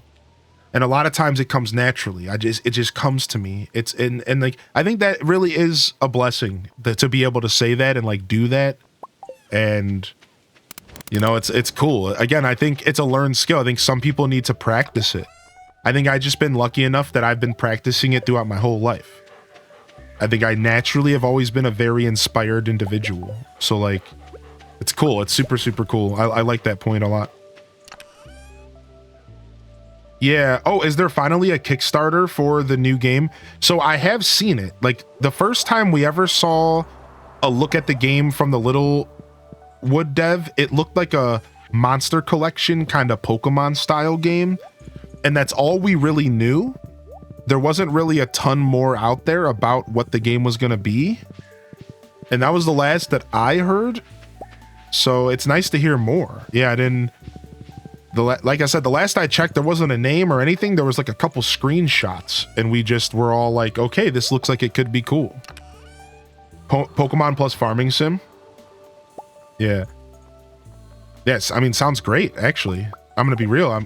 Littlewood's amazing. I never fully beat Littlewood, but I got really close. And I would love to go back and just do a whole playthrough on stream. In fact, I kind of plan to do so. And have planned to do so for a long time. I just haven't gotten to it yet. So that's something that y'all can look forward to. For certainly. Sweeten. All right. Do we need to work on any tools here? Thank you for the lurk. Quacka, appreciate you. We're back up to 33,000 gold again. We can go finish. We can go get the bus repaired. Let's go check our luck again real quick.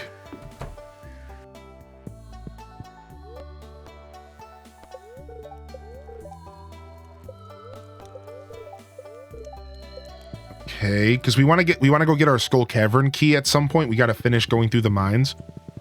All right, let's just go fish again. We're going fishing to the beach again here. It's another fishing kind of day. Oh, you know what we can do? Oh, well, we need the stone. Can we buy the stone? Let's get another fish pond going real quick today. And we'll buy the stone again, but I really should probably stop buying the stone at some point. I should probably stop buying stone. It feels like such a waste, but I don't know. It's an investment in my business in the game. Like, is it really a waste?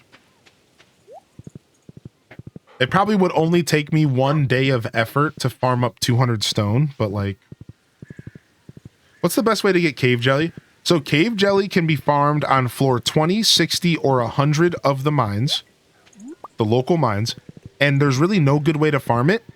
You pretty much have like a 3 to 7% chance to get it instead of trash. However, and this is a big however, if you use food, specifically lucky food or drinks, outside sources of luck like rings, you can increase the chance. But you cannot increase the chance with your daily luck. Your daily luck does not affect the chance to get cave jelly. But if you have access to like lucky lunch or a lucky ring, it's a bit better. So again, 20, 60, and 100 in the mines, and just sit there and fish and just hope for the best. As far as sea jelly, I have no advice for sea jelly. It kind of just comes when you're fishing in the ocean. Like, in my experience, the sea jelly kind of just shows up. Like, you know, I hate the, yeah, it just kind of shows up. I don't really feel the need to like work hard to farm it. I think just do some more ocean fishing and I think you'll be fine. Temtem Swarm. What is Temtem Swarm? Is it a new game or is it an update for Temtem? What's going on with that? Construct farm building. All right, we have to remember that we want a shed as well. A shed would really help us get a little bit more organized, I think. So we should probably do that. We could also just move our farmhouse if we wanted. And just have a shed there, and we can move our farmhouse to a smaller area with like less space. I think I'm gonna do that right now. Let's move our farmhouse. Almost to 2 Temtem years. Vampire Aged Survivors. as Oh, Dumper. wow. Really, dude? Thank you, Trouble Goats. Yo, what's up, Liz? Thank you for 20 months. All right, 200 stone here. Let's go ahead and move our buildings around. Early access an hour ago. We're going to move our house entirely to a space that could only fit my house. I have a bunch of little mini islands on this property. And I'm wondering, like, maybe I should just be putting my house on a mini island that can't really fit a fish pond that efficiently. I might have to cut some trees down. So I have some trees in the way. Which is a problem. This might be the best place to put my house. I can fit my house right here. That would be really bad, though, because of the bridge. I can fit it right here, but, like, could I get in and out of the house? Could I get in and out of the house if I did that? That would be so weird, right? Honestly, I think I want to put it here. Yeah. I think I want to put it right here. I want to see what this looks like. I'm going to mess around with this real quick. All right, move buildings.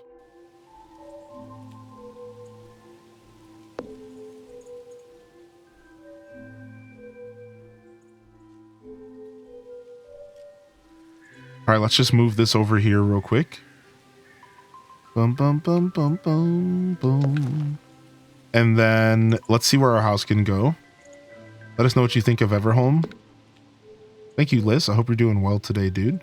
For those that don't know or haven't heard, I am taking a couple days off. So I will be off the next couple days. And then I will return. Can't build here? Oh, no. There needs to be more space on the sides. Even though it's all green, it's not letting me do that. Dag. All right, we're just going to put it here for now.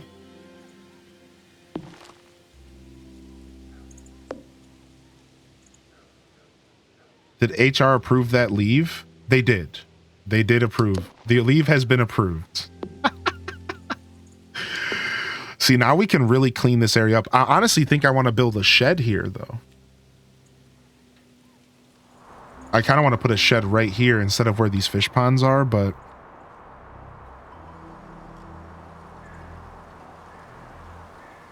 yeah, we were approved by HR. Now we can move the dog bowl. Let's move the dog bowl. We'll put the dog down by our house.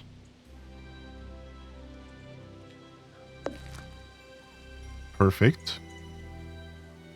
And then we'll have both of these on each side of this.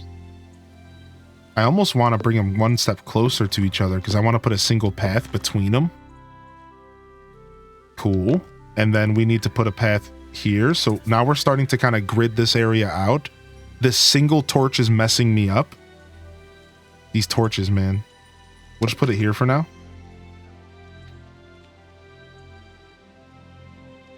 Yeah, and then I think we might build a shed here so that we can get all of our fish smokers going and all of our preserve jars. So let's move this here and move this here. And then we're going to build a shed, I think, today instead of another fish pond. No, not yet. We'll do the shed next. We came here for a fish pond, and we're going to make a fish pond. But at least things are like a little bit more organized now. We clearly need to organize things a bit more. Let's put this here for now. All right, sick. Yeah, I'm going to try to get it all. I'm going to try to get it all looking nice. I'm going to put paths between. I'm going to put paths between them all and stuff and like make it look real nice. We're going to do it. I was saying this earlier in the playthrough, Neon. This is the first time I think I'm going to be able to have like enough free time in a playthrough to kind of decorate as we go. Normally when I play farming sims, I'm so swamped and I'm so focused on making as much money off my crops as I can that I don't really have time to enjoy like that side of the game. This time I'm going to try to like make the farm look nice as we go. And like, this is kind of the start of that. We'll take all this stuff with us and we'll take a quick skip home and drop it off. Rare footage of Hylian decorating. Yeah, rare footage. Funny. An off day. Yeah. HR approved of an off day. Or 2 or 3 or 4 actually, to be 100%. Just a little holiday getaway. And then I'll probably take off like a couple days in December because I'll have to meet up with the babe in December so we can exchange gifts and spend some Christmas time together. So that'll happen at some point, I'm sure, maybe even January. I don't know. I'm just saying in general, there might be more time off later, but like not much. I think this will be my big week for the year. And I'll see how I feel as December comes around. I'm wondering if they're going to do another like December special like they did last year with they did like December September last year, Sub-Sember. And I'm wondering if they're going to do something like that again this year. I think they said they will. Boom, boom.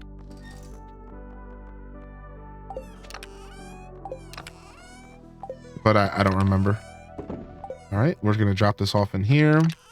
Go ahead and smoke some of these fish. And I gotta put some lava eel roe in here. Nice. We're figuring out this farm one fish at a time. One fish at a time. Yeehaw. Bum bum bum bum. All right, and then I left my horse at the mining station. Let's go back up there.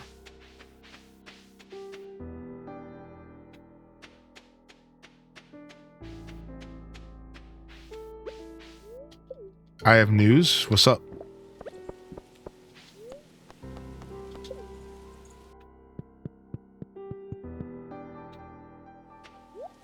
All right, let's cruise.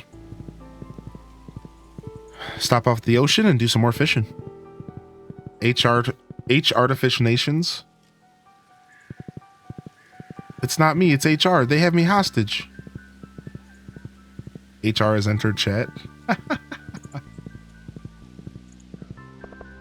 Ooh, nice. Congratulations, Lizzie J. And some love in the chat. Nice. Nice, dude. One step at a time, homie. Oh, yeah, you love to hear it. You absolutely love to hear it. Boom, boom, boom, boom, boom, boom. Man, that interview was so cool. That interview was actually super, super cool. I really like that.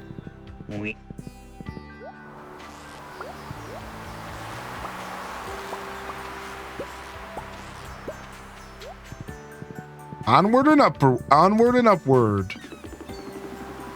Using that ascension ability.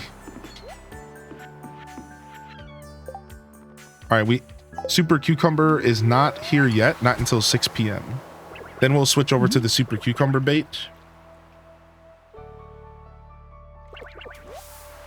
Oh, there it is. There's some sea jelly. Yeah, the sea jelly just kind of happens. Just fishing in the ocean. I've gotten a good like 10 of them. But I've also done a ton of ocean fishing, so. Appreciate the follows and thank you for the lurks today. Thank you very much, chat room. All right, and I know that some people were saying, yo, packs, we want to open up some packs. But I had a different plan for today. So I apologize. You'll have to wait until next time. But I figured I'd send y'all off this week with some gifties instead.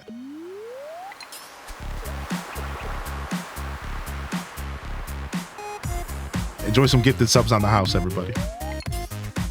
So sorry, I already had plans today to do some gifted subs. So no packs. You have to wait. You have to wait. Packs. We'll do more packs in the future.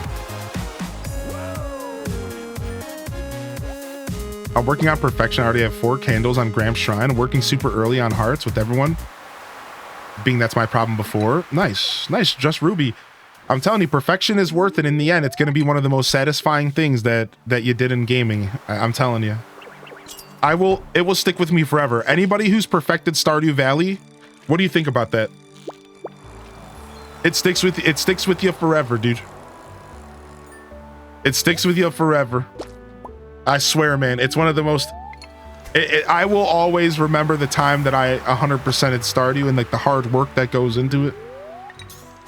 It's a dope gaming achievement. Yo, no problem, Nisa. Enjoy. Michaela May. Misty Hearts. Oh my god, it's Maddie. He's blunted. 420. Little Moggs. Mr. Jomsy. Lord Thanos. Quilty Confessions. Beam Fox. And Nisa. Enjoy some gifties.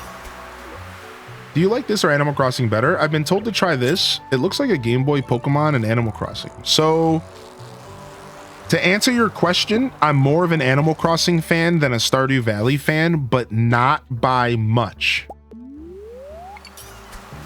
I think really the difference is that I've been playing Animal Crossing since 2003. And I've only been playing Stardew since 2016.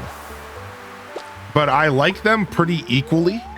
But Animal Crossing just got me on the nostalgia, you know, the nostalgic kahunas. So now, if you want to ask any questions about the differences between the games, or if I can help you figure out if one's better than the other for you, feel free to ask more questions. Dude, welcome to the chat today. Hearty welcomes in the chat. But to answer your question specifically, I like Animal Crossing a bit more, but they're both pretty different experiences. I should say that right out the gate, Animal Crossing compared to Stardew really is like comparing a tomato to like a tree. No, I'm not high or anything. Like I know exactly what I just said to you. I don't think that they at all are similar games. Not even close. But maybe they're both plants. Sure. But like that's about it.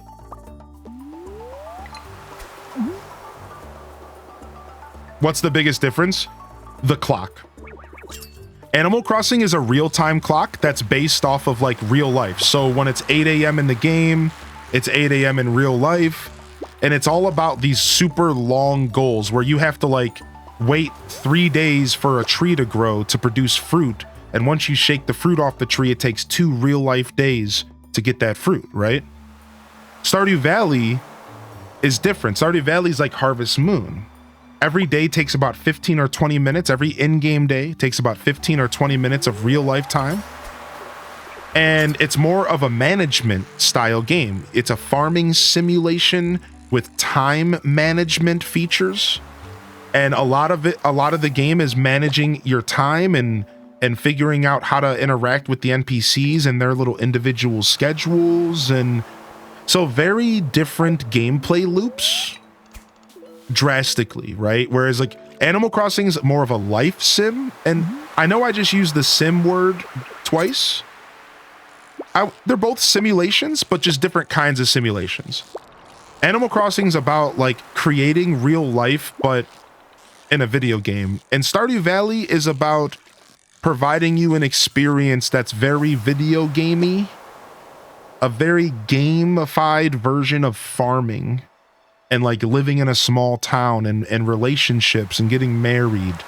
So it still has that slice of life feeling, which is why people tend to compare these games. But Stardew is like a video game version of a slice of life. It knows it's a video game and it very much wants you to enjoy a video game. Whereas Animal Crossing is trying to almost be a parallel to reality. Does that make sense? I know I might have lost you at this point, but like I hope that makes sense. Like Animal Crossing's trying to parallel real life, whereas Stardew is a video game through and through about having fun and pretending you're a farmer in a very gamified version of farming, you know? It only takes 3 in-game days to grow me some potatoes, 4, so that's 2 hours of my life. It's like a very gamified experience. Like I think I described that pretty well, but thank you for validating either way. Fully remastered version of Warcraft 1 is coming and 2 is coming out. So didn't they remaster 3 and it was bad? So that's a little scary, right? I don't know. I didn't play 3, but people were pissed, I think. Frick, dude, we're getting played. A big update to Reforge is coming as well. Okay. There it is. Very interesting. Oh, frick. What do you think of the new AC? You talking about AC and H? Tweet? Or are you talking about like the newest Animal Crossing? I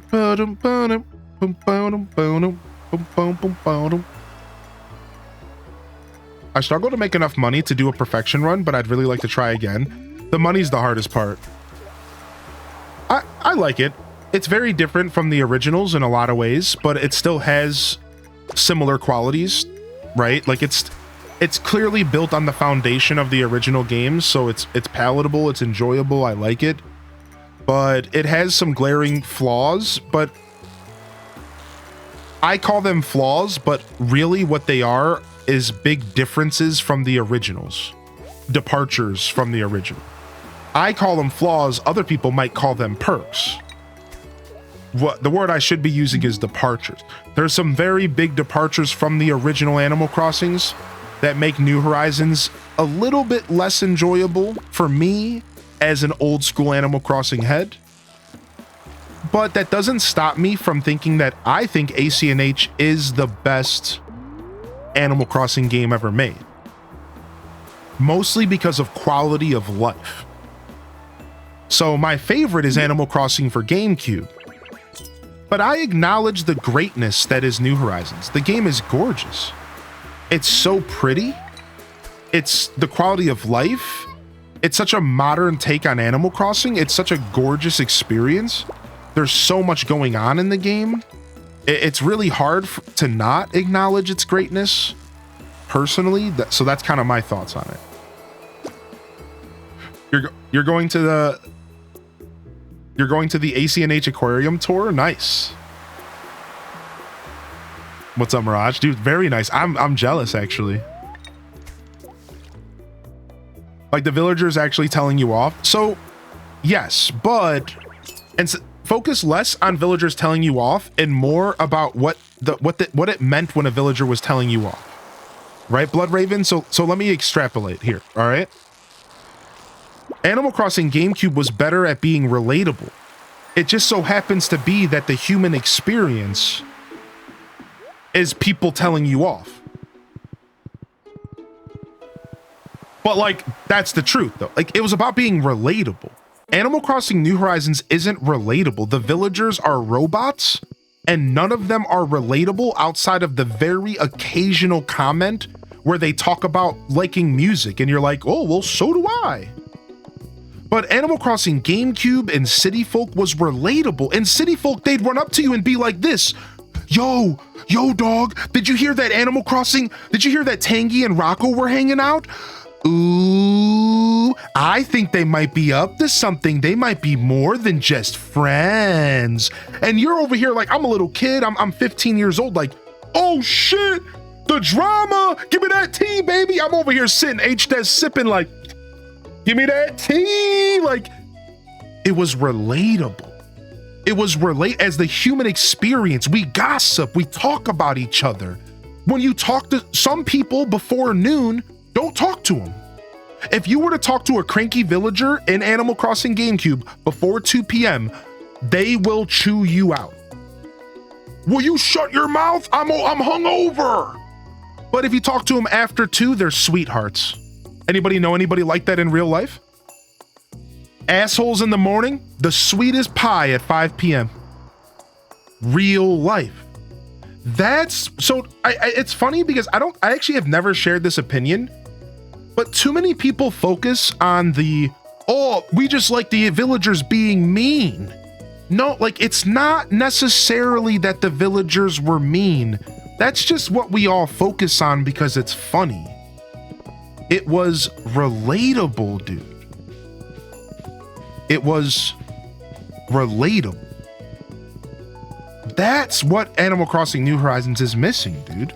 It's not relatable at all. Like, it's just not. You log in and you decorate and you turn the game off. You don't get that life sim experience that like I've grown to love from the franchise, dude. Even if, dude, Animal Crossing GameCube has a fraction of the dialogue that New Horizons has. Did you guys realize that? Like, I don't know the numbers, but let me just give you an example. I wouldn't be surprised if Animal Crossing GameCube had 100 lines of dialogue. Let's just say 100. I bet you New Horizons has 1,000. I bet you it's like 10 to 1. Yet, why does New Horizons feel so hollow? Why does New Horizons feel so lackluster, dialogue-wise?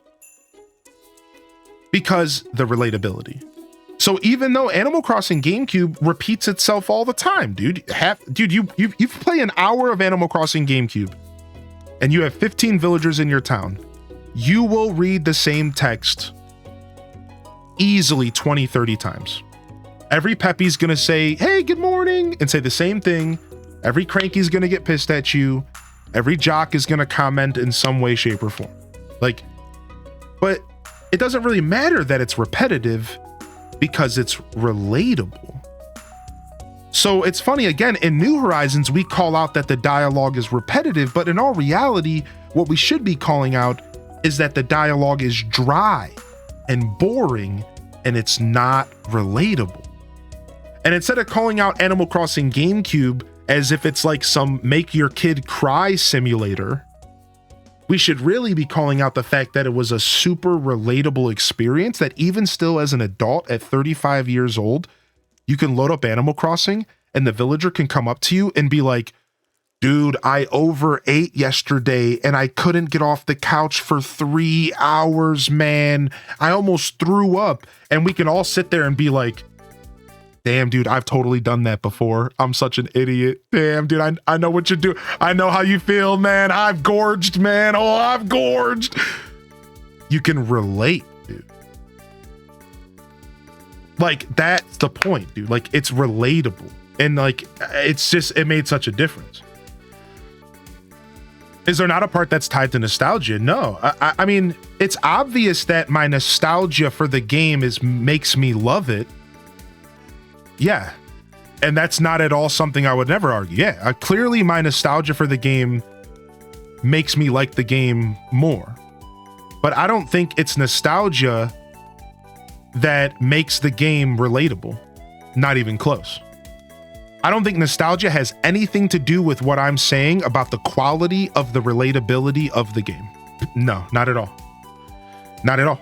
Sure, but again, I'll acknowledge that my enjoyment of the game is enhanced by my nostalgia, but that has nothing to do with the facts. And the facts are that the game is very relatable.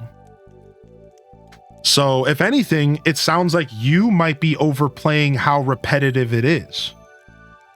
Just because I said the game has some repetitive dialogue doesn't mean that it's all repetitive.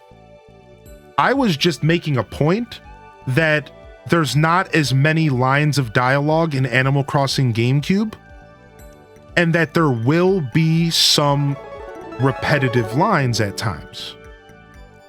But there's enough dialogue in Animal Crossing GameCube and City Folk and Wild World and New Leaf that you're not going to run into a bunch of repetitive comments every day unless you're playing the game for 12 hours a day. So, like, to clarify, and this might be my fault, Tweed, to clarify, it's not like it's like super repetitive. I'm just saying that there's, yeah, sure, if you sit there and play the game for 5 hours, you're gonna see a couple little bits of dialogue that get repeated by your villagers, and that's totally fine, right? Like, yeah. But it's not that repetitive. I think I might have overplayed that a little bit. Yo, welcome in here, Raiders. What's up, Irish Winters? And what's up, Raiders? Yo, how was Starfield? And thank you so much for popping in. We were yapping. Y'all jumped into our yap to catch you up to speed. We were just talking about ACNH and Stardew and the differences. And then somebody had asked me a little bit about my feelings of why Animal Crossing GameCube and the older ones like New Leaf felt different than New Horizons. And I was sharing my thoughts on how the dialogue works. But yeah, welcome in. So that's all you jumped into here, Raiders. How you doing today, Toon? Welcome to the show today. And welcome in. So yeah. Good. Definitely a valid question, Tweed. And I think I might have overplayed the repetitiveness. I'm not sure if you played Animal Crossing GameCube. So again, that might be my fault. But yeah, totally valid. Clearly nostalgia is always going to be a factor when it comes to like where I rank a game that I played for 20 years. Like, yeah, for sure. I could easily be a bit blinded through nostalgia for certain details, but I don't think I'm sharing anything that's really that opinionated. I think it's fact. Like it's like 100% fact. Like if you play the game, it is more relatable, even if there's less dialogue to relate to. The dialogue that's there is more relatable. That's the point. So like, even if it is repetitive, if that for some reason doesn't sound good to you, you might just have to realize that you only play Animal Crossing for an hour a day anyways, right? I mean, Animal Crossing GameCube was a game that you would play for 1 hour to maybe 3 hours. You turn it off, you go do something else.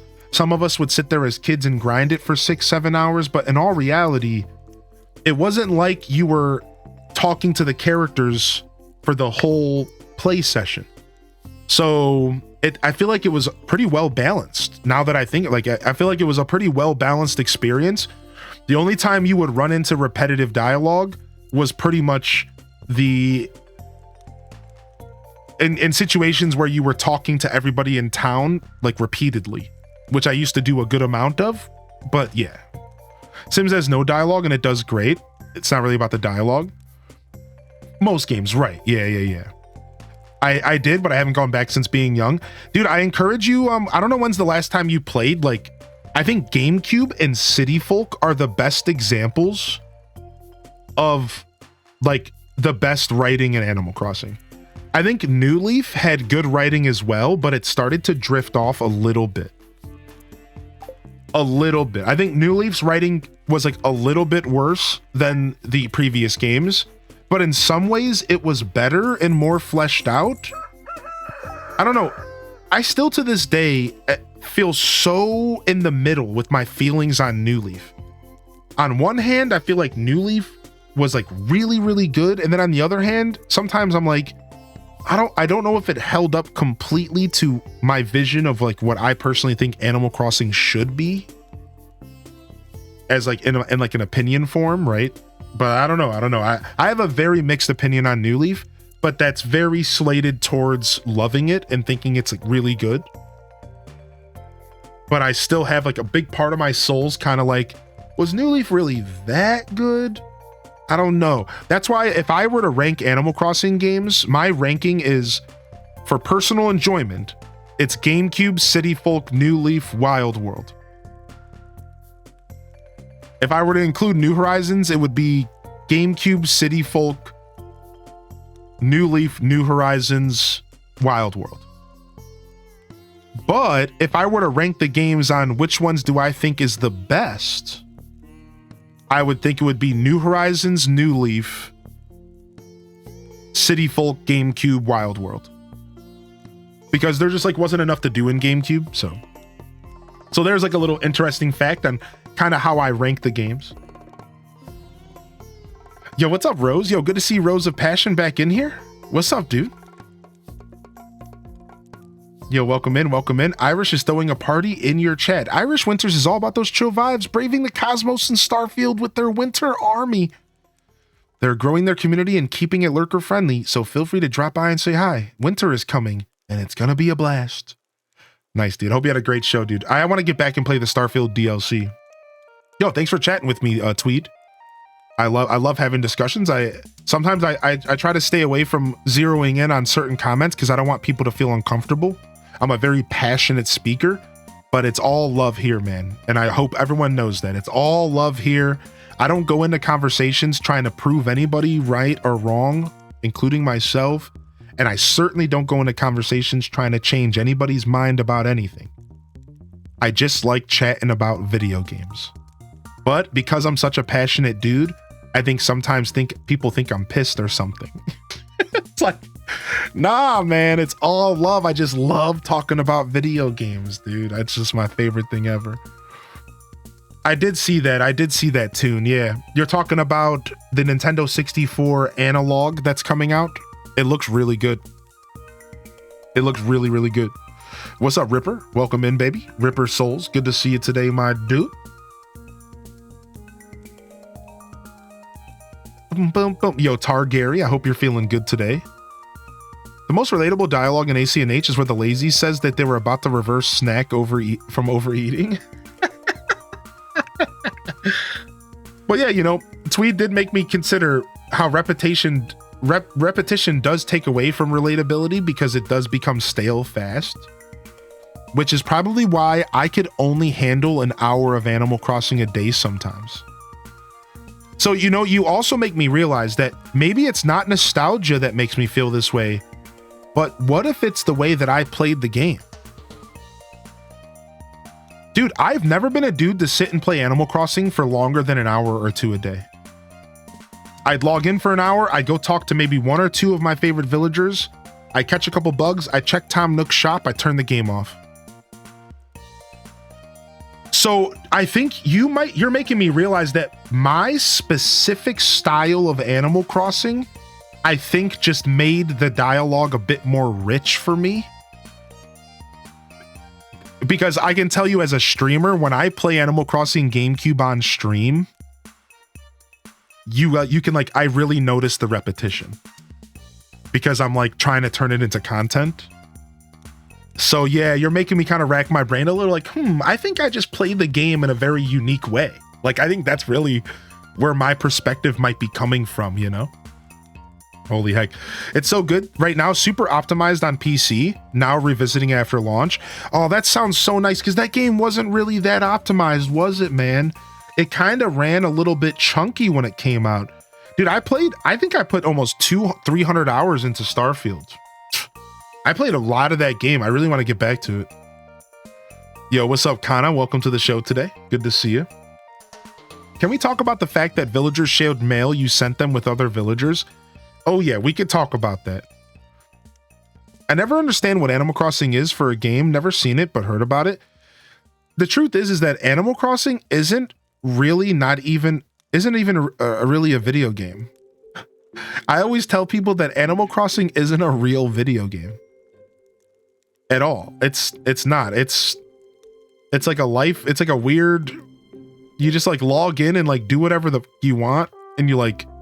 A raccoon puts you in debt and you like pay off your house and you like go shopping and you like talk to some cat humanoids, and then you turn the game off and go play real video games. Welcome to Animal Crossing. Here, I got you. You ready for this, Ripper? Hold on, dude. The best way to describe Animal Crossing to someone who doesn't understand Animal Crossing is this right here. This is the best way to describe Animal Crossing to someone who's never seen it.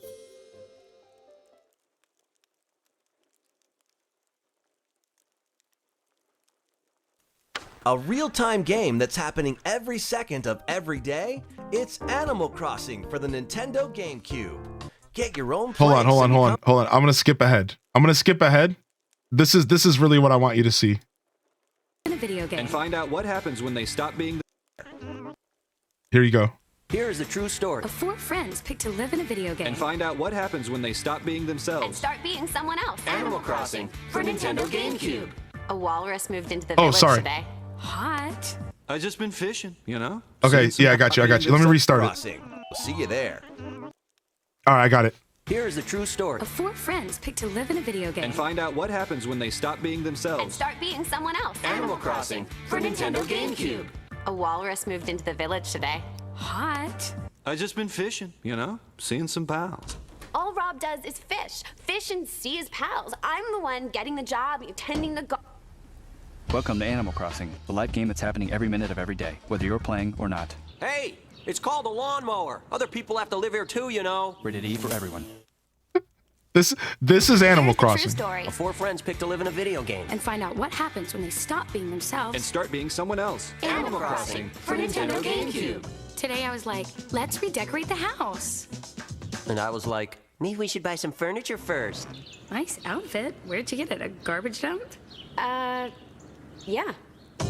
Welcome to Animal Crossing, the live game that's happening every minute of every day, whether you're playing or not. Winter's coming soon. Should I make pants for that? Rated E for everyone.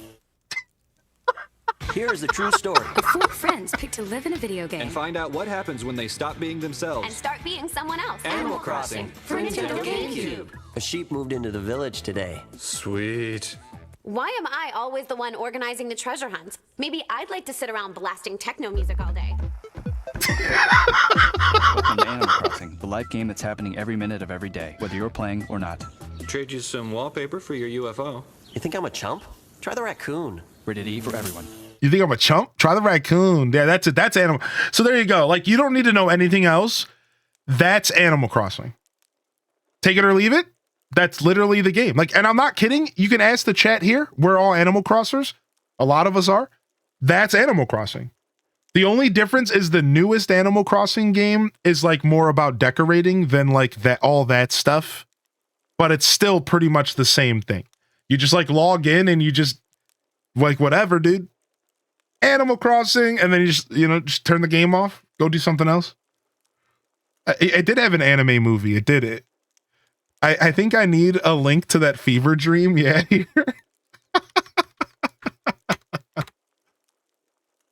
Oh my gosh. Oh my gosh. All right. We're going to go ahead and do our fade out here today, fam. I'm out of here. We got to fade out today. I'll be back again on Monday. I'm taking off until Monday. I got to go and get prepared to leave. My stuff's packed up already. I got to get out of here. And I'll be back. A little bit of a yappy show, but we still got to hang out, and that's what matters. It was a lot of fun. Thank you everyone for coming and vibing today. And I hope you have a wonderful next couple of days. So I will be out of here. Yo, enjoy the gifted subs. Yeah, no worries. I will be out of here tomorrow, Friday, Saturday, Sunday. So the show will return Monday morning. I'll be half asleep due to traveling, but we'll be here. So expect just as goofy of an episode on Monday. And we'll do more Stardew Valley, almost certainly. All right. So that's it. You'll see me in the Discord, though, fam. Join me in the Discord, all right? Join me in the Discord. We're going to be vibing and chilling out. And I'll pop in there and let y'all know how I'm doing. And we had some people in the community talking about trying to get together to play some games in the Discord. So go ahead and check it out. Maybe y'all can connect and play some Mario Party. Maybe I'll even jump in if I see y'all gaming while I'm relaxing. So I'll definitely have my Switch with me, of course. Yo, the Spyro cat. Yeah, dude, thanks. I love this cat. So yeah. Thank you so much, everybody. I do want to take a quick moment to say thank you to all. Oh, that's not what I meant to do, but you know what? We're going to go with it.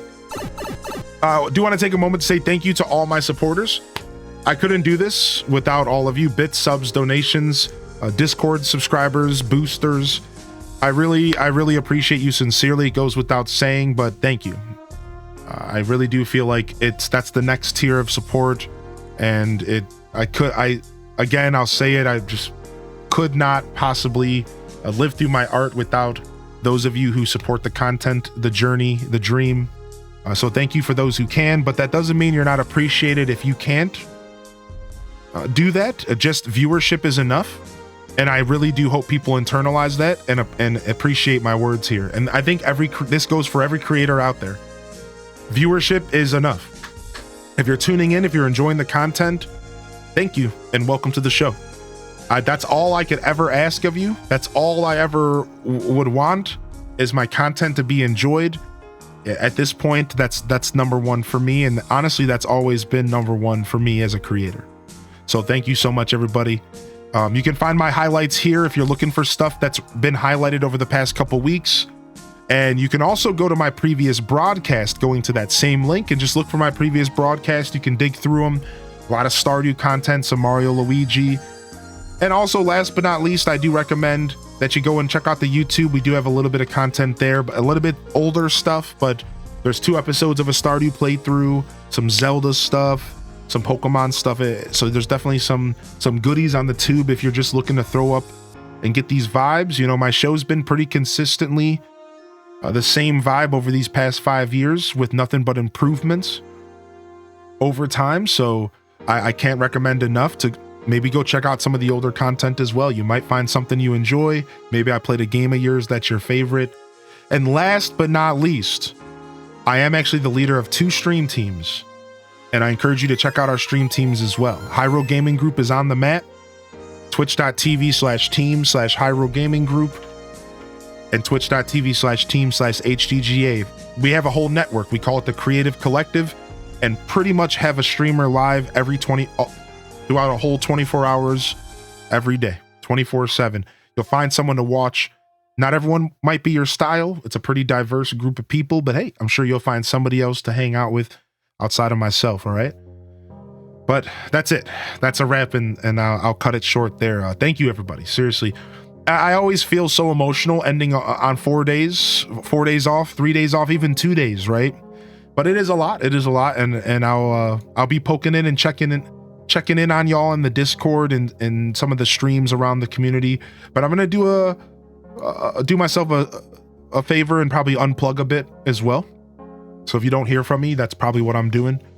But on that note, this is Highly in Descent signing off from another wonderful Hyro Gaming Group production.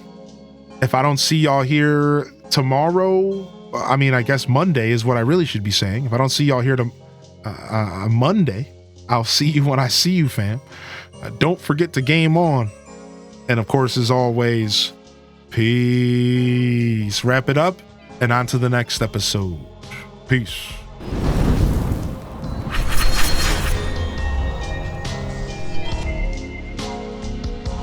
All right. Here's again, we're going to drop the socials on you again. Check out the socials, give them some love. Check out the Discord as well. And that's a wrap. That's a wrap today. I really do appreciate y'all. Thank you again for being a part of the journey, for tuning in, participating in chat, lurking. A big shout out to the mods. Couldn't do this without your mods as well. So thank you for sticking around. And much love, fam. Yo, Toon, yo, Seraphim. Been wonderful having the Stardew gang in the chat. The Stardew gang has been killing it. Yo, Zyther. Thank you so much, Zyther. And yeah, I'll keep y'all up to date. I'll be back. I'll be back with, before you know it, Monday will be here and we'll be jamming out again. Mads World, Spicy Cinnabon, Mary 948, Rainbow Reaper, Toon, Just Jackie, Tracy, Starfunks, Neanderthal, Coco Winning, peace. Contemplate, Morgso, Mrs. Pirate, Bellbun, peace. Mike Travis, Butterfly Sugar Baby, Buggy, Tay Ray, anybody else I missed out there, y'all. Love y'all and appreciate y'all. Absolutely honored to be a part of your daily routines. And you better believe I'm honored to have you as a part of mine. But until next time, this is Highly in Descent, signing off. Peace.